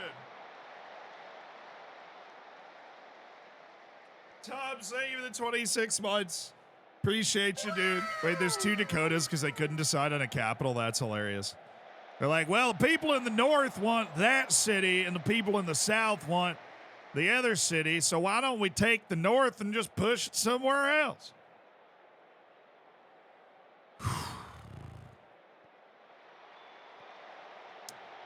Oh! Just chip it back in.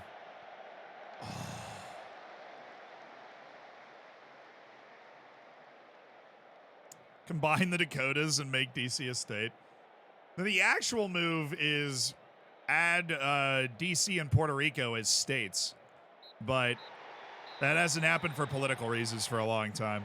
I think it's also that like the number of states has become a lot like the Constitution, which is like when the Constitution was written, they thought they were going to be rewriting it all the time.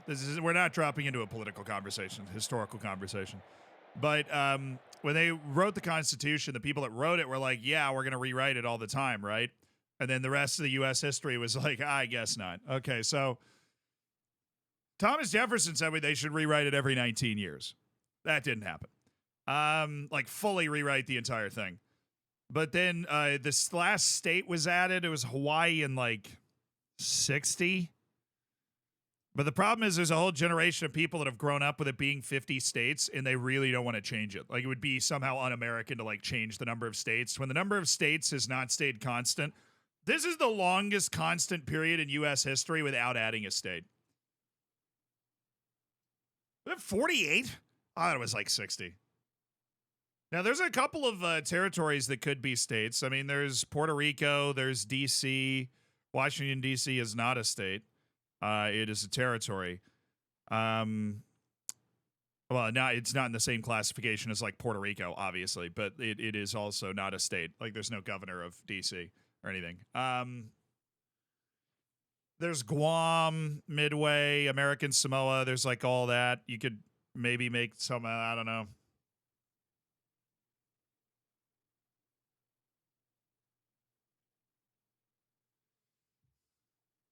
U.S. Virgin Islands, true. The U.S. Virgin Islands. I'm sure there's some other random military outpost islands. The British have a couple of those as well.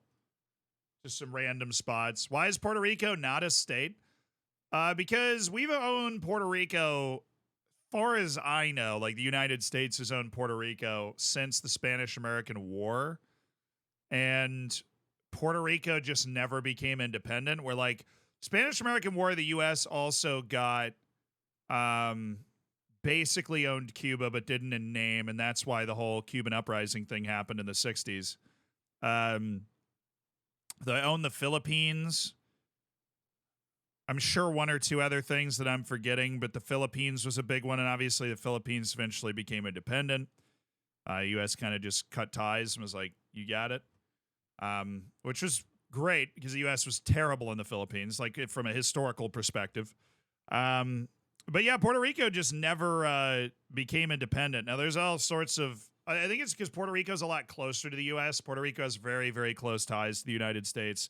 There are, and I say this conservatively as somebody that lives in New York, a metric ton of Puerto Rican people in the United States, including one of my best childhood friends from Florida as well. Puerto Rico and the U.S. have a very, so I think Puerto Rico has never really, what Puerto Rico wants to do is become a state. Now, as for the modern political climate, sticking purely to the historical part of it, Puerto Rico has not become a state because it would definitely vote for one political party, and you need the approval of both political parties to approve a state. So essentially, the reason that Puerto Rico is becoming a state is still, unfortunately, for the Puerto Rican people, a non-starter, is that you need the cooperation of both political parties to make a new state, essentially, and one of the political parties would very clearly be the heavy favorite in Puerto Rico. Puerto Rico's sought statehood before, but now you say Puerto Rico doesn't want to be a state in its own politics. I mean, a lot of stuff has changed in Puerto Rico recently. I went a few years ago. I was in Puerto Rico a few years ago. I think it's complex, like any of those sorts of issues where groups of people get caught in gray areas. And Puerto Rico has been caught in a gray area for a long time. So we did not get the Roma job. That's not a surprise. They were literally looking at like Ruud van Nistelrooy and stuff, but we did not get the Roma job. So you lost me? Fair enough. No. But if I was king of the world, I would make 3 states. I would make DC and Puerto Rico states, and I would make a state of the Pacific with Guam, American Samoa, and like Midway and the other islands in it as well. Just because I feel like it's fair. I mean, it would feel weird to live in a country and not be able to like vote in the elections and stuff. So I feel like that would be that seems fair. But I'm also not king of the world, so there's a system in place to do it. It'll happen if it happens. I would split up Texas. I'd give Texas back to Mexico and be like, all right, guys.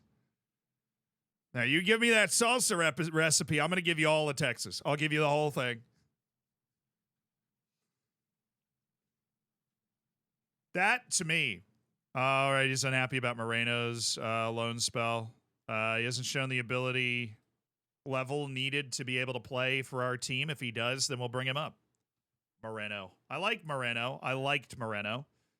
We have not really given him a chance in the first team because he showed up and got hurt. So that's our lone guy. Maybe we want to ship him out to the right wing for a game. See how he does. But we have just won 2 matches in a row. Vibes are up. We're playing against Marseille, who apparently have hired their new coach very recently. And then we, I believe, are rolling into an international break after this match. Just give American Samoa back to Samoa. That too. Whatever they want, honestly. Is American Mayonnaise a puppet state in your opinion? Who should be their governor and should they become a U.S. state? American Mayonnaise? No, I think, honestly, I think aioli has done near irreparable damage to mayonnaise because mayonnaise is still seen as disgusting when aioli is mayonnaise with a top hat on.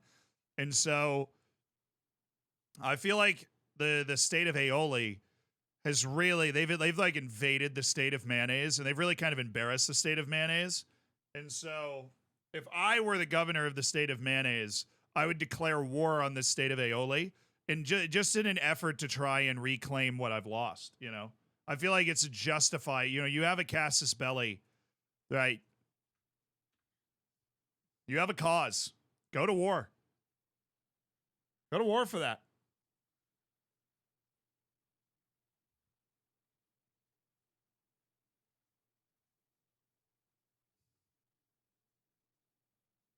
Oh, dang. Okay, Lorenzo Sage, do we have arrows? Yes, we do. Love to see that. Dude just needs to become a better passer. He's got a good mindset. He's a good athlete. Obviously, incredible technique and first touch. Just needs to get better at finding the look.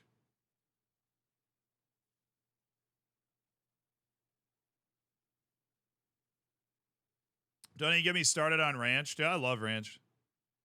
What I think is particularly interesting about ranch to me as an American is that ranch is often referred to as American sauce. When I feel like we have a lot of weird sauces we invented, and I don't know how ranch became the one that has become American sauce, you know? How did that one get, how was that one so lucky?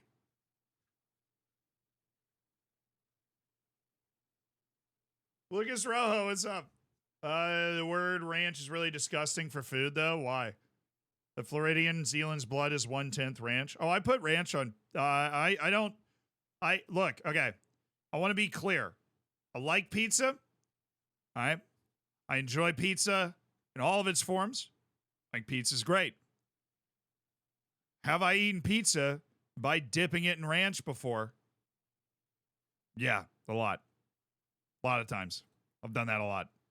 Not every time. It's not necessary. I like pizza without ranch. I'm not weird. But if I'm presented with a cheese pizza of a certain quality, right? Like not like a really nice margarita pizza, but like, you know, like a Domino's, and you present me with ranch dressing, they might mingle. They'll at least say hello. You don't drizzle it on the pizza. Don't do that. Dunk it. Take the pizza, fold it in half. You got that little carton of ranch. Dunk it in the ranch. Take a bite. Dunk it in the ranch. Take a bite. It's good. Like a Domino's cheese pizza. But if it's like a high quality margarita pizza, just eat the pizza.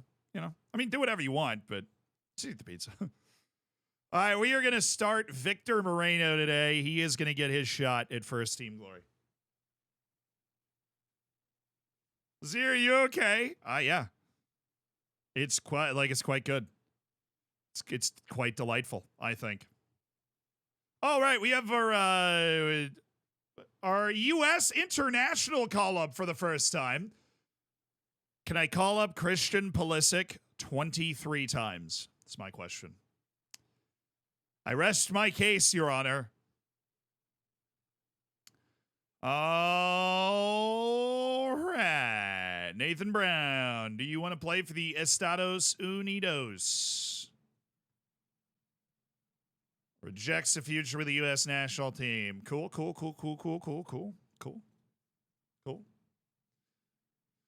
All right, well, Taylor Booth is obviously playing. He's going to sit right in the midfield as a playmate. Dude, we're winning the World Cup. I'll say it. Everybody, everyone else, these losers, is afraid to say it. I will say it.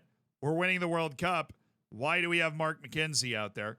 All right, well, okay, it's our first time going into the national pool. So what I need to do is filter out the positions. So our goalkeepers, usually this is the most straightforward. We've got Chris Brady, Gaga Slanina, and Matt Turner is the other guy hanging on to the last spot. Now, Matt's got 5 balance, which I would define as less than ideal. Drake Callender is a 31-year-old American at FC Twente who does not like big matches. None of these idiots are playing much. Roman Celentano. Yeah, that's not even Roman Celentano. That's just literally the guy below him. But what about Roman Celentano, actually? The 28-year-old loves a big match. He's a much better athlete than Turner. Why does it reset that way? Okay. CJ Dos Santos, Jonathan Klinsmann. Yes, that is Jurgen's son. Diego Coquin. Oh, this dude's Barcelona Youth Academy. All right, yeah, I mean, that's sick. He's Barcelona's B-team guy. Sorry, Matty. Matty Ice. I'm going to remove from the U.S. squad, and I'm going to add Diego Coquin. Oh, I can't. I have to remove 2 more players. Oh, freaking forgot. All right, well.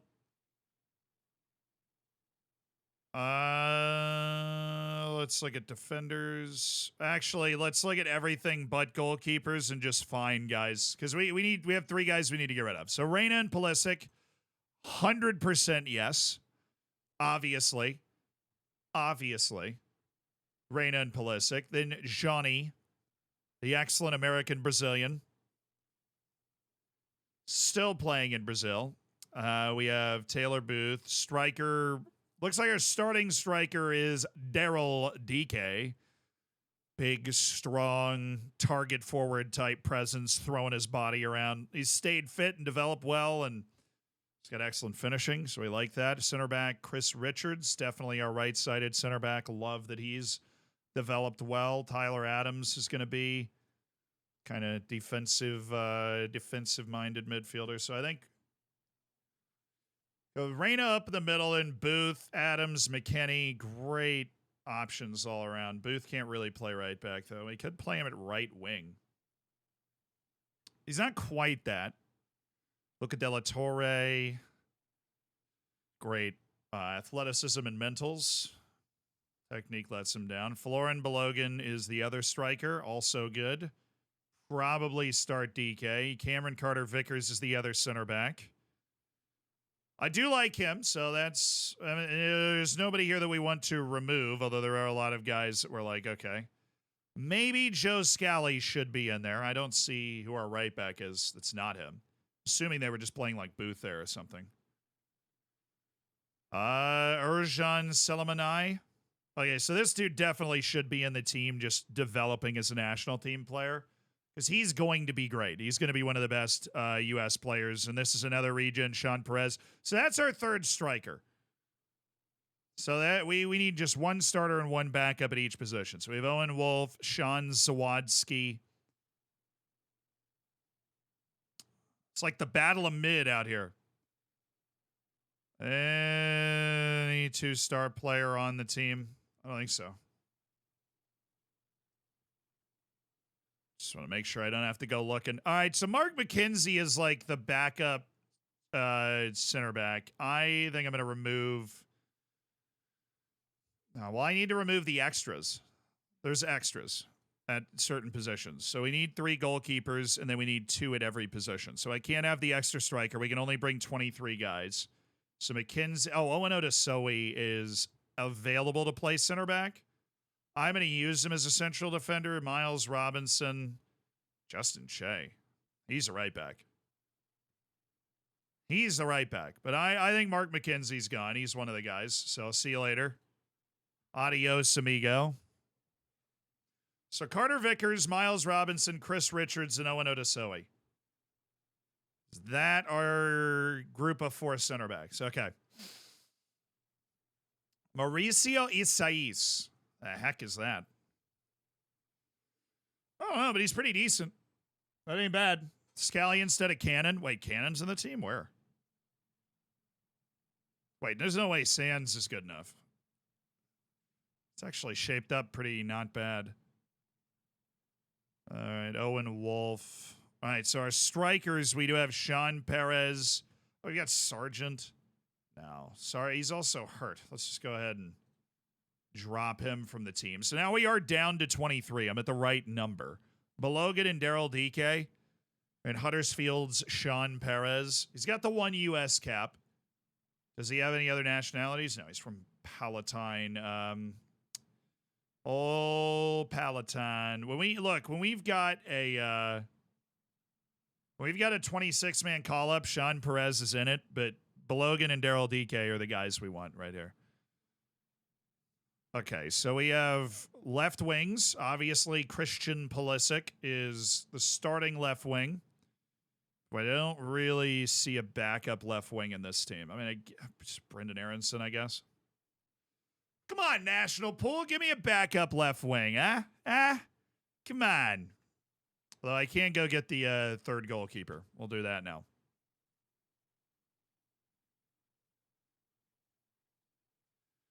Who did we decide it was?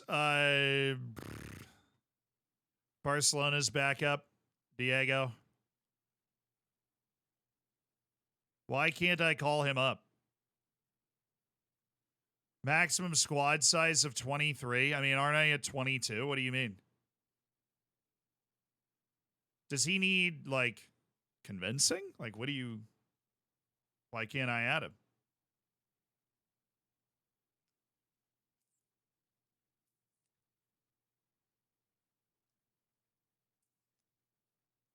No, I can do it here. I just couldn't do it on the other side. So Diego Cocan is there. They think he should be dropped. I think he's better than Matt Turner because he's not nearly as unathletic.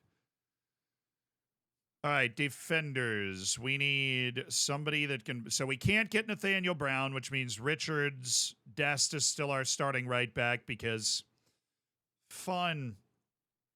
Anthony Robinson, Mr. Spam the work rate out here. So the backup right back, they're using Justin Shea. I am thinking maybe Joe Scally. Well, that's a tough decision, dude. And then there's Reggie Cannon. No, Cannon's not close. He's playing in Mexico, too. Jalen Neal. Good, but not great. So let's do a Scally versus Justin Shea comparison. Ooh, all right. So right back, we're looking for probably... Like a wing back on support.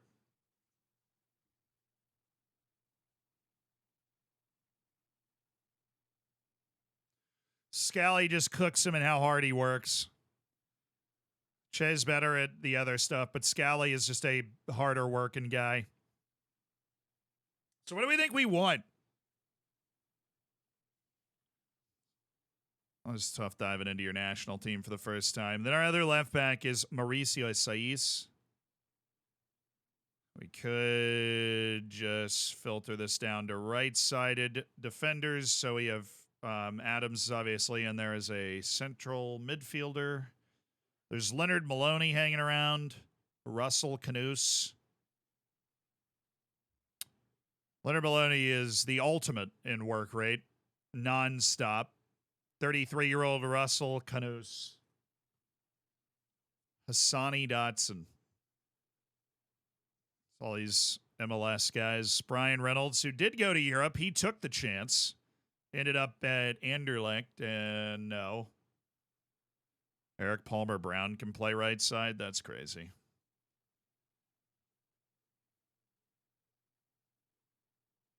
Thomas Totland. I think he might have the right guy called up, honestly. It's really tight, but I think he might have the right guy called up. Scally's not in form right now, last 5. Justin Shea is, but he's not match sharp at all.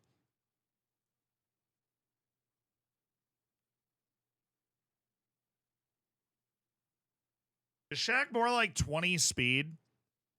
I think so. He's fast, but he's not that fast.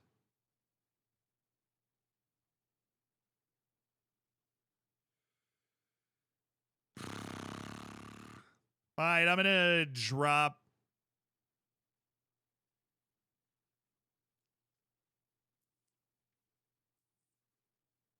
But he's good.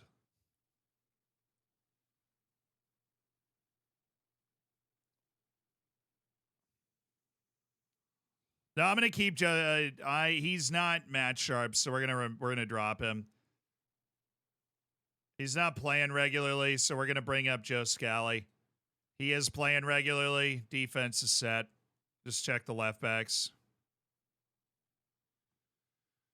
So Anthony and Scally can play left back actually pretty well. Could sneak both the guys in the team, honestly, but I want some left-footed type player. Mauricio Saiz is playing at Leicester. He just transferred. $9.5 million move to Leicester. Super not fit.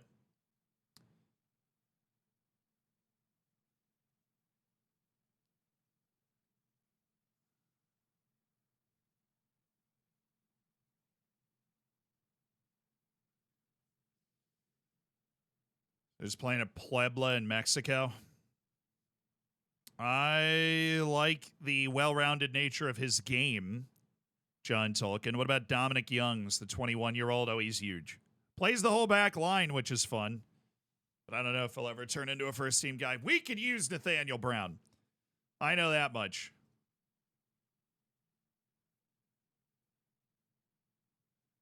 All right, I'm going to remove him from the squad, and I'm going to add...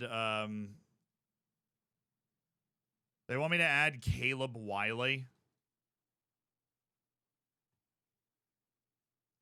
Oh, Wiley's fun, but no.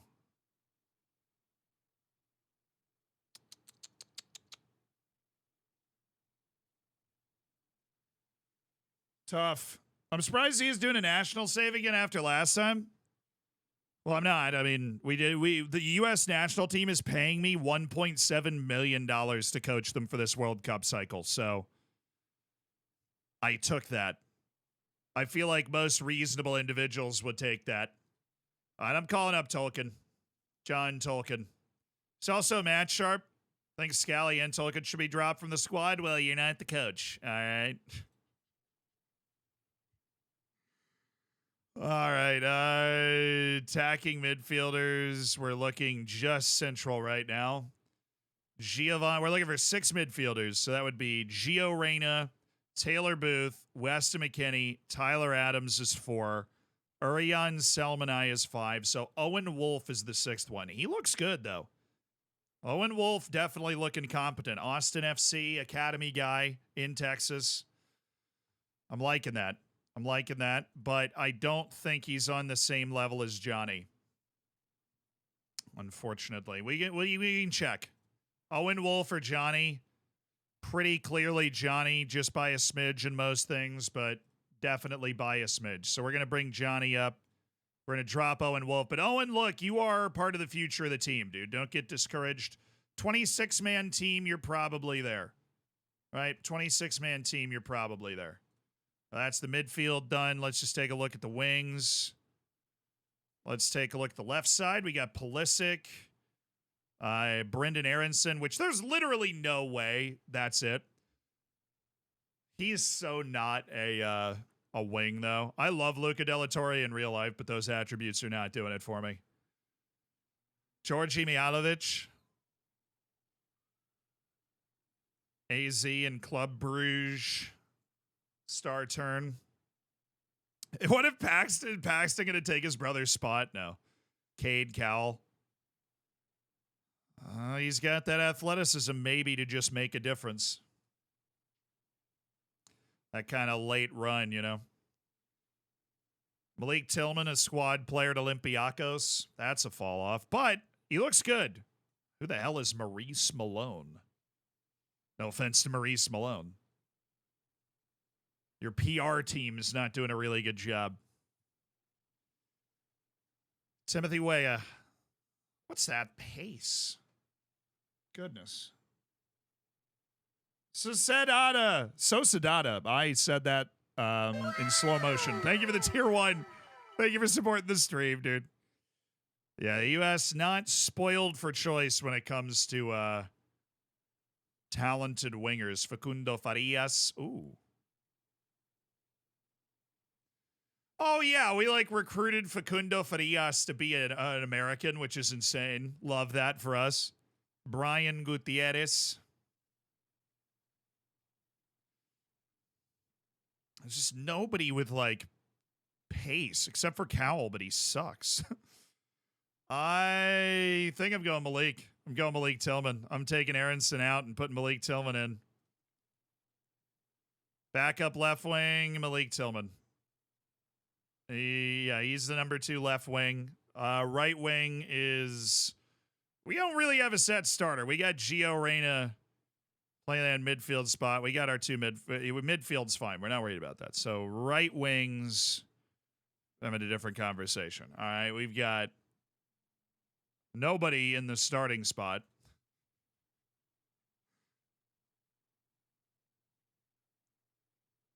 Great. Don't make me start Conrad De La Fuente, so help me God. I will do it. He's hurt, though. He can't play this time. But it might be, unfortunately, it might be Conrad De La Fuente. He's really flamed all the way out in real life, but it's all these guys we already saw, like Brian Gutierrez. I like his game. But he is not a fleet of foot individual. Our right wings, we have Timothy Weah, and that's it, you know? I might start Taylor Booth and just get another midfielder. That's what I'm going to do. I'm going to start Taylor Booth and get another midfielder. Do we want to keep Weah on the team or not? No, well, he's on Marseille. He's a regular starter on Marseille. Am I really about to take Brian Gutierrez from Nashville? Maybe. I might. Timothy is just a little bit more athletic, but God, he's Gutierrez, just the feel for the game, you know? That technical ability.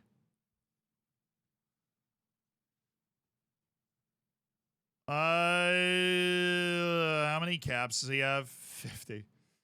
Timothy's been in the team for a while. Brian Gutierrez has worked his way up through the youth levels of the U.S. national team, and I'm over here like, yo, Brian, you were basically good enough. Basically good enough.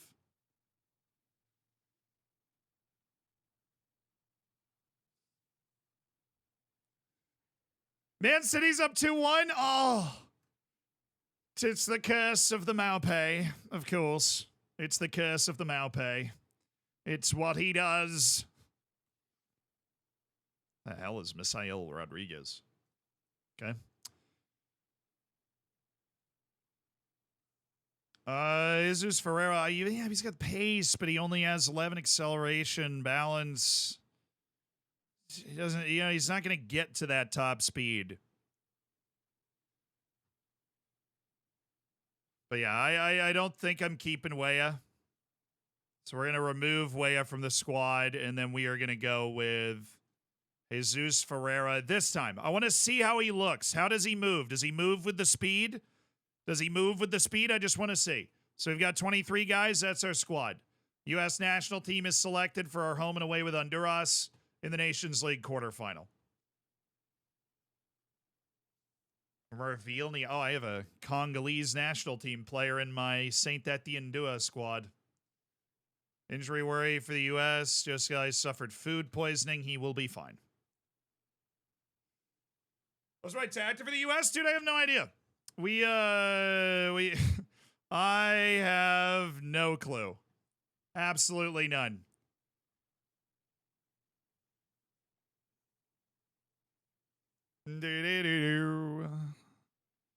So Marseille, am I feeling confident in this match or no? What are they playing? We're at home. I'm going to try and go take the game to them, at least early. We're going to start Moreno because we are desperately searching for a lot. Yeah. No, I've been the head coach of the U.S. national team.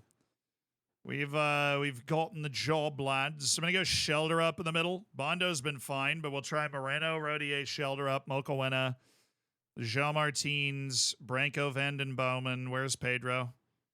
Oh, he's hurt. Forgot it was an injury and not a suspension.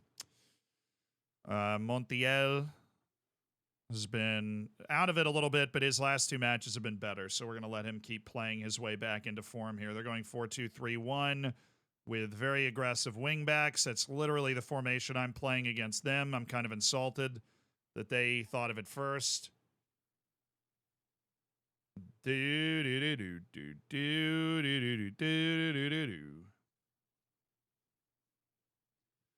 First time Victor Moreno has appeared in the first team, and he gets the start. Now that he's worked his way all the way back from that injury. We owe them. This is a derby. This is one of the teams that is our rival. We won away against Nantes, and now we're trying to beat our rival again. We're on consecutive wins into this match against Marseille. No worries, Scott. The U.S. throw a $1.6 million contract at me. And I went, you know what? That sounds like a pretty good deal to me, so why not?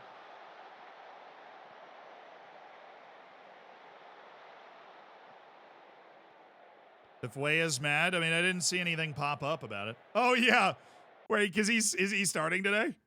Yeah, he is. After I just didn't call him up for the U.S. on the same day. He got the news in the dressing room on his way to the match today.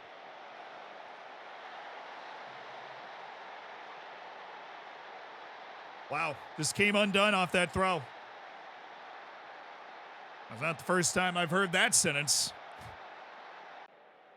Came undone off the throw. Bad header, bad giveaway. Yeah, Weah does get the assist. Heads it down to Van Duiven. Got the whole match to bounce back. Or we just bounce back. Now, baby, what's up?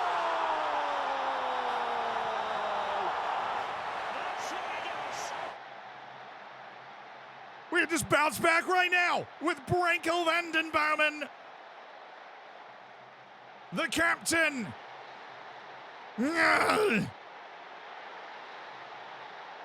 I did drop Weah for the national team, yes. We don't really have great options at right wing.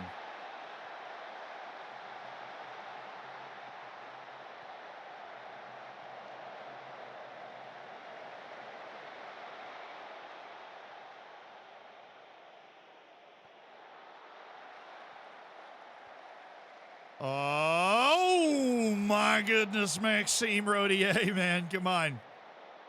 Give me a little something, something, Maxine. So, Sadada, thank you so much for the gift and sub. Thanks for supporting the stream and giving somebody the ad-free experience, my brother. Did I drop George Weah? No. I'm not the coach of Liberia. But if I was, I would call up George Weah. I'm talking about Timothy. Fun first 15 minutes. Shelter up. Oh, Branko.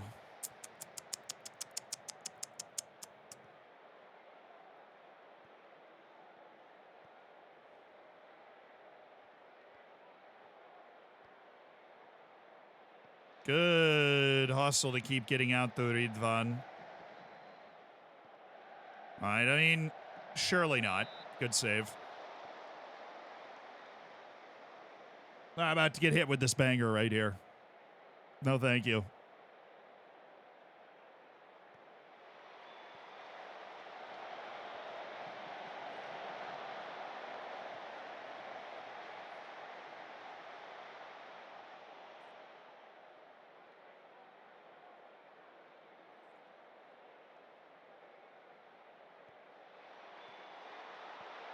Good way to get that out. Way to find the ball, way to track. That's all very okay.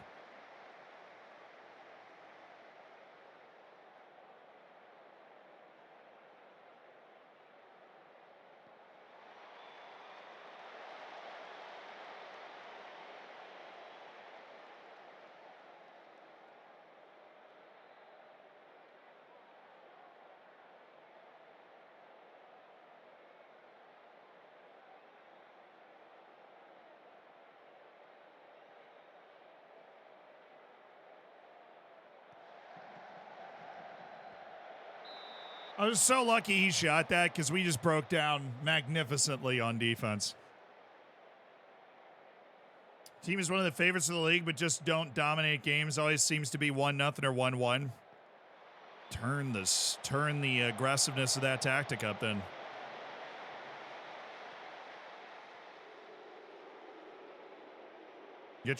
Bump your mentality up one. As long as it's not on attacking and you're going up to very attacking, just bump your mentality up one and see how that does.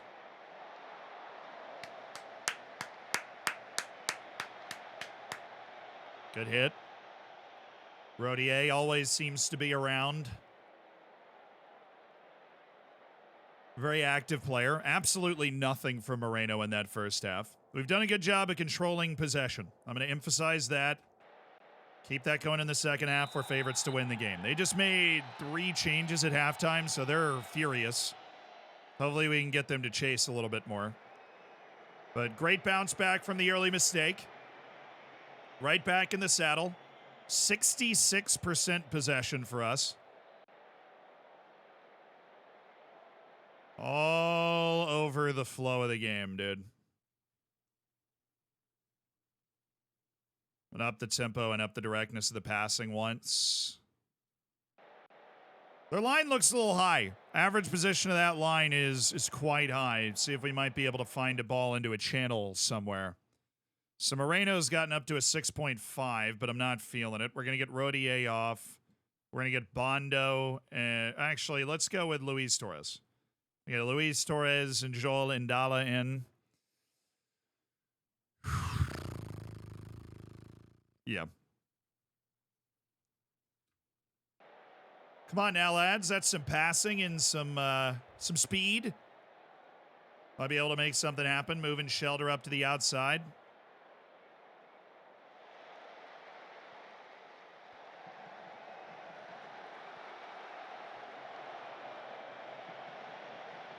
I sent in an application on Twitter. That's how you do it, right? I tweeted at them. They DM me with terms. We're working on it right now. We'll see. Mercy, thank you for the 8 months. I appreciate you supporting the stream. No, but we're working on it. You know, we'll see where it goes. Oh, you got to go to LinkedIn. Oh, did they post it on LinkedIn?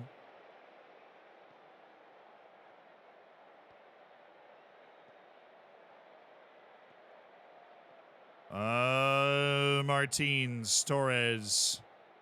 Mokoena, Joalindala. That was not great. Ramsey's there. Good hustle from the fresh legs of Luis Torres. Like to see it. Jean Martins. What a creative genius pass that is there. Unlocking the defense, same as always. Shelter up. Oh, he's got him! Oh, it's a perfect ball. Oh, it's an absolute steamer from Andreas Shelterup. Dancing onto the forehead of Mokoena.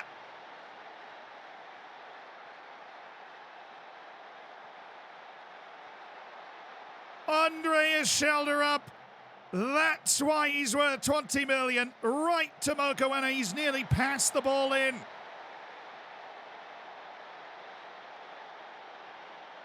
That is a wonderful delivery. A man that's been battling with Maxime Rodier for his starting position. They started in the same side today. And they made it work. Mokoena. St. Etienne perhaps hunting a third goal here. It's Cabello Mokoena who's become a sensation for St. Etienne. Vanden Bomen. Martins. It's a lovely ball out for Montiel. On to Shelterup. Hit the post. Mokoena. Oh.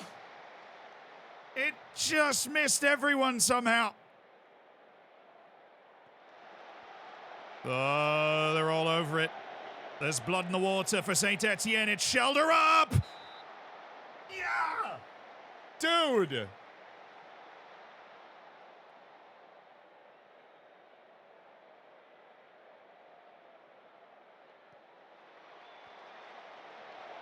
Top of the box.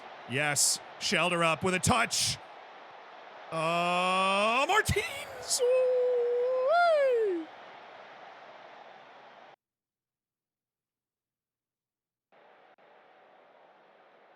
All right, tone the passing back down. Make sure he can get a little more control over this match.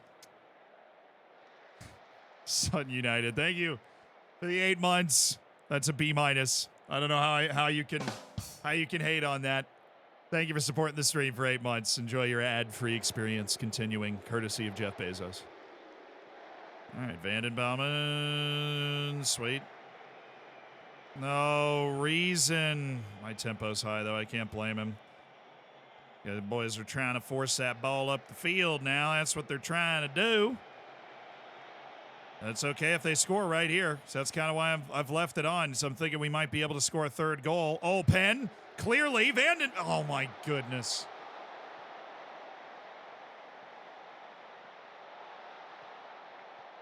Oh, huge from Mika Fey. Oh, it's massive from Mika Fey and a very calm play by Martins to relieve the pressure. Oh, yeah. Don't make the change yet. I have some more adjustments I would like to make. I want a fullback on support on both sides. I want both wingers dropping in more so that they can receive the ball, though we're going to keep that pressure up the middle. We're going to keep the counter pressing on and everything, but we are going to add some time wasting. And we're going to keep the energy, but I'm looking like we're a little tired. It's been a long run of matches. We're going to do a double fullback substitution so those guys stay sharp.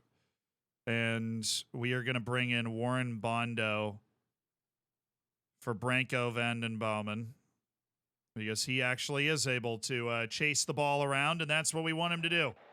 We want him to chase the ball around. We need fresh legs. All right, now we'll turn it up all the way. We'll put this off and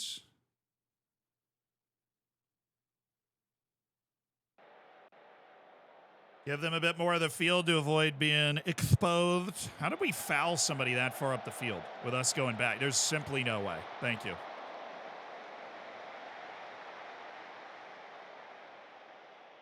Yeah, you know, I didn't need the Marseille job. Like I was saying, I think we're a better team than them right now. So I don't really think we would even want to apply for the Marseille job, and that is why we didn't apply to it, because you know we think we're the better team, and what really is the point of a lateral move in management, as some would say? What is the point?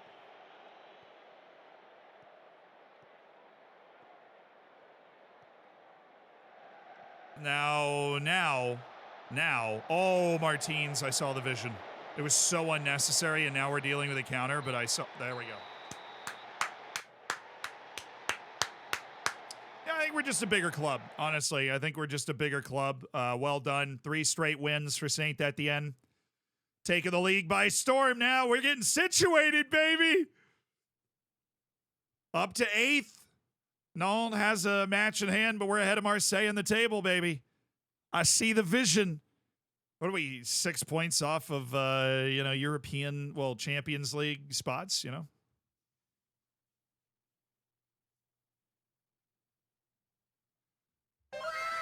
Let's go. Now, the top of the table, there's 5 teams within 2 points. It's not like PSG's in trouble. They did win today against Strasbourg, but PSG is fine. They just aren't, they aren't on it. But great turnaround, dude. At home against Lens, then Nantes, and then Marseille. 3 wins against top half of the league teams. Lens was first in the league when we played them. Nantes was in European places. Marseille was ahead of us in the table. We beat all 3 of them. We've won 4 of our last 6 and only lost 1 of our last 8. So we're starting to really put it together in the league. We're showing that we can defend. Obviously scoring at a higher clip in the last 3 games, and then we play the worst team in the league when we come back from the international break. But that will be tomorrow. It'll be tomorrow. I'm going to save it up right now. Thank you, guys. We're going to raid somebody, so stick around for that. We're going to go make somebody's day. I'm sorry I started so late today also. But thank you for all the subs. We're over 2,700 hammers, which to you guys, thank you. Thank you so much. I really appreciate it. Love you guys. Fist bump. Had a lot of fun today. Sorry about the internet issues earlier. Shout out to those people that stuck around.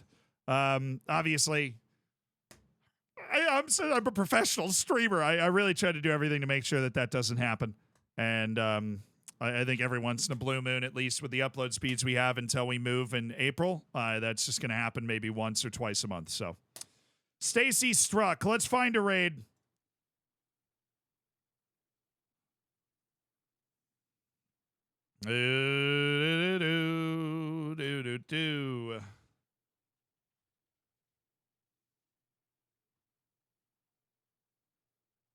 Yo, that Domingo guy, the French guy, is streaming with 11,000 viewers right now.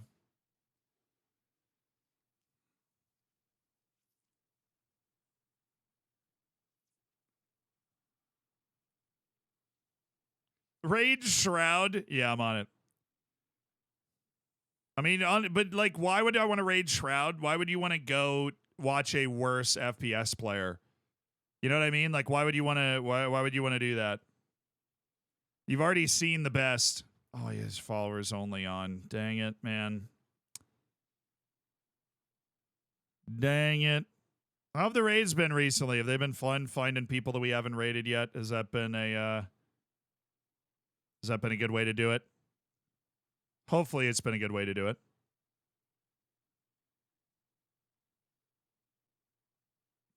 I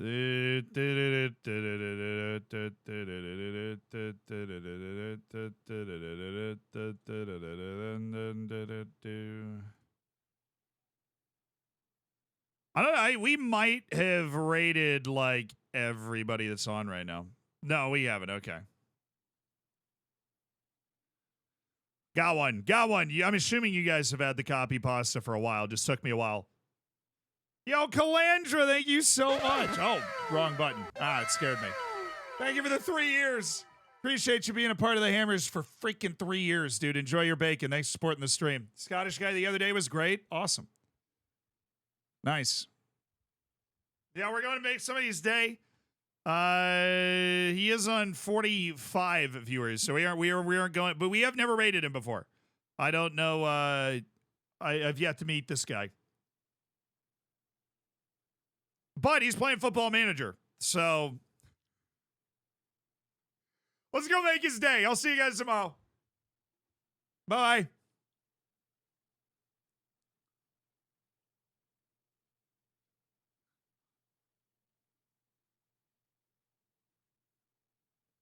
Copy and paste that nonsense, please.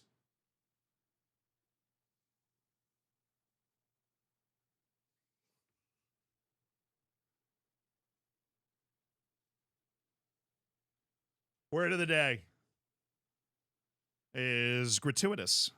Gratuitous. Gratuitous describes things that are not necessary, appropriate, or justified, as in a gratuitous insult or a gratuitous assumption. Gratuitous can also mean free. The film was criticized for its gratuitous violence. A local veterinary technician provides gratuitous services to the animal shelter twice a month. Gratuitous. Gratuitous. Gratuitous. Nice.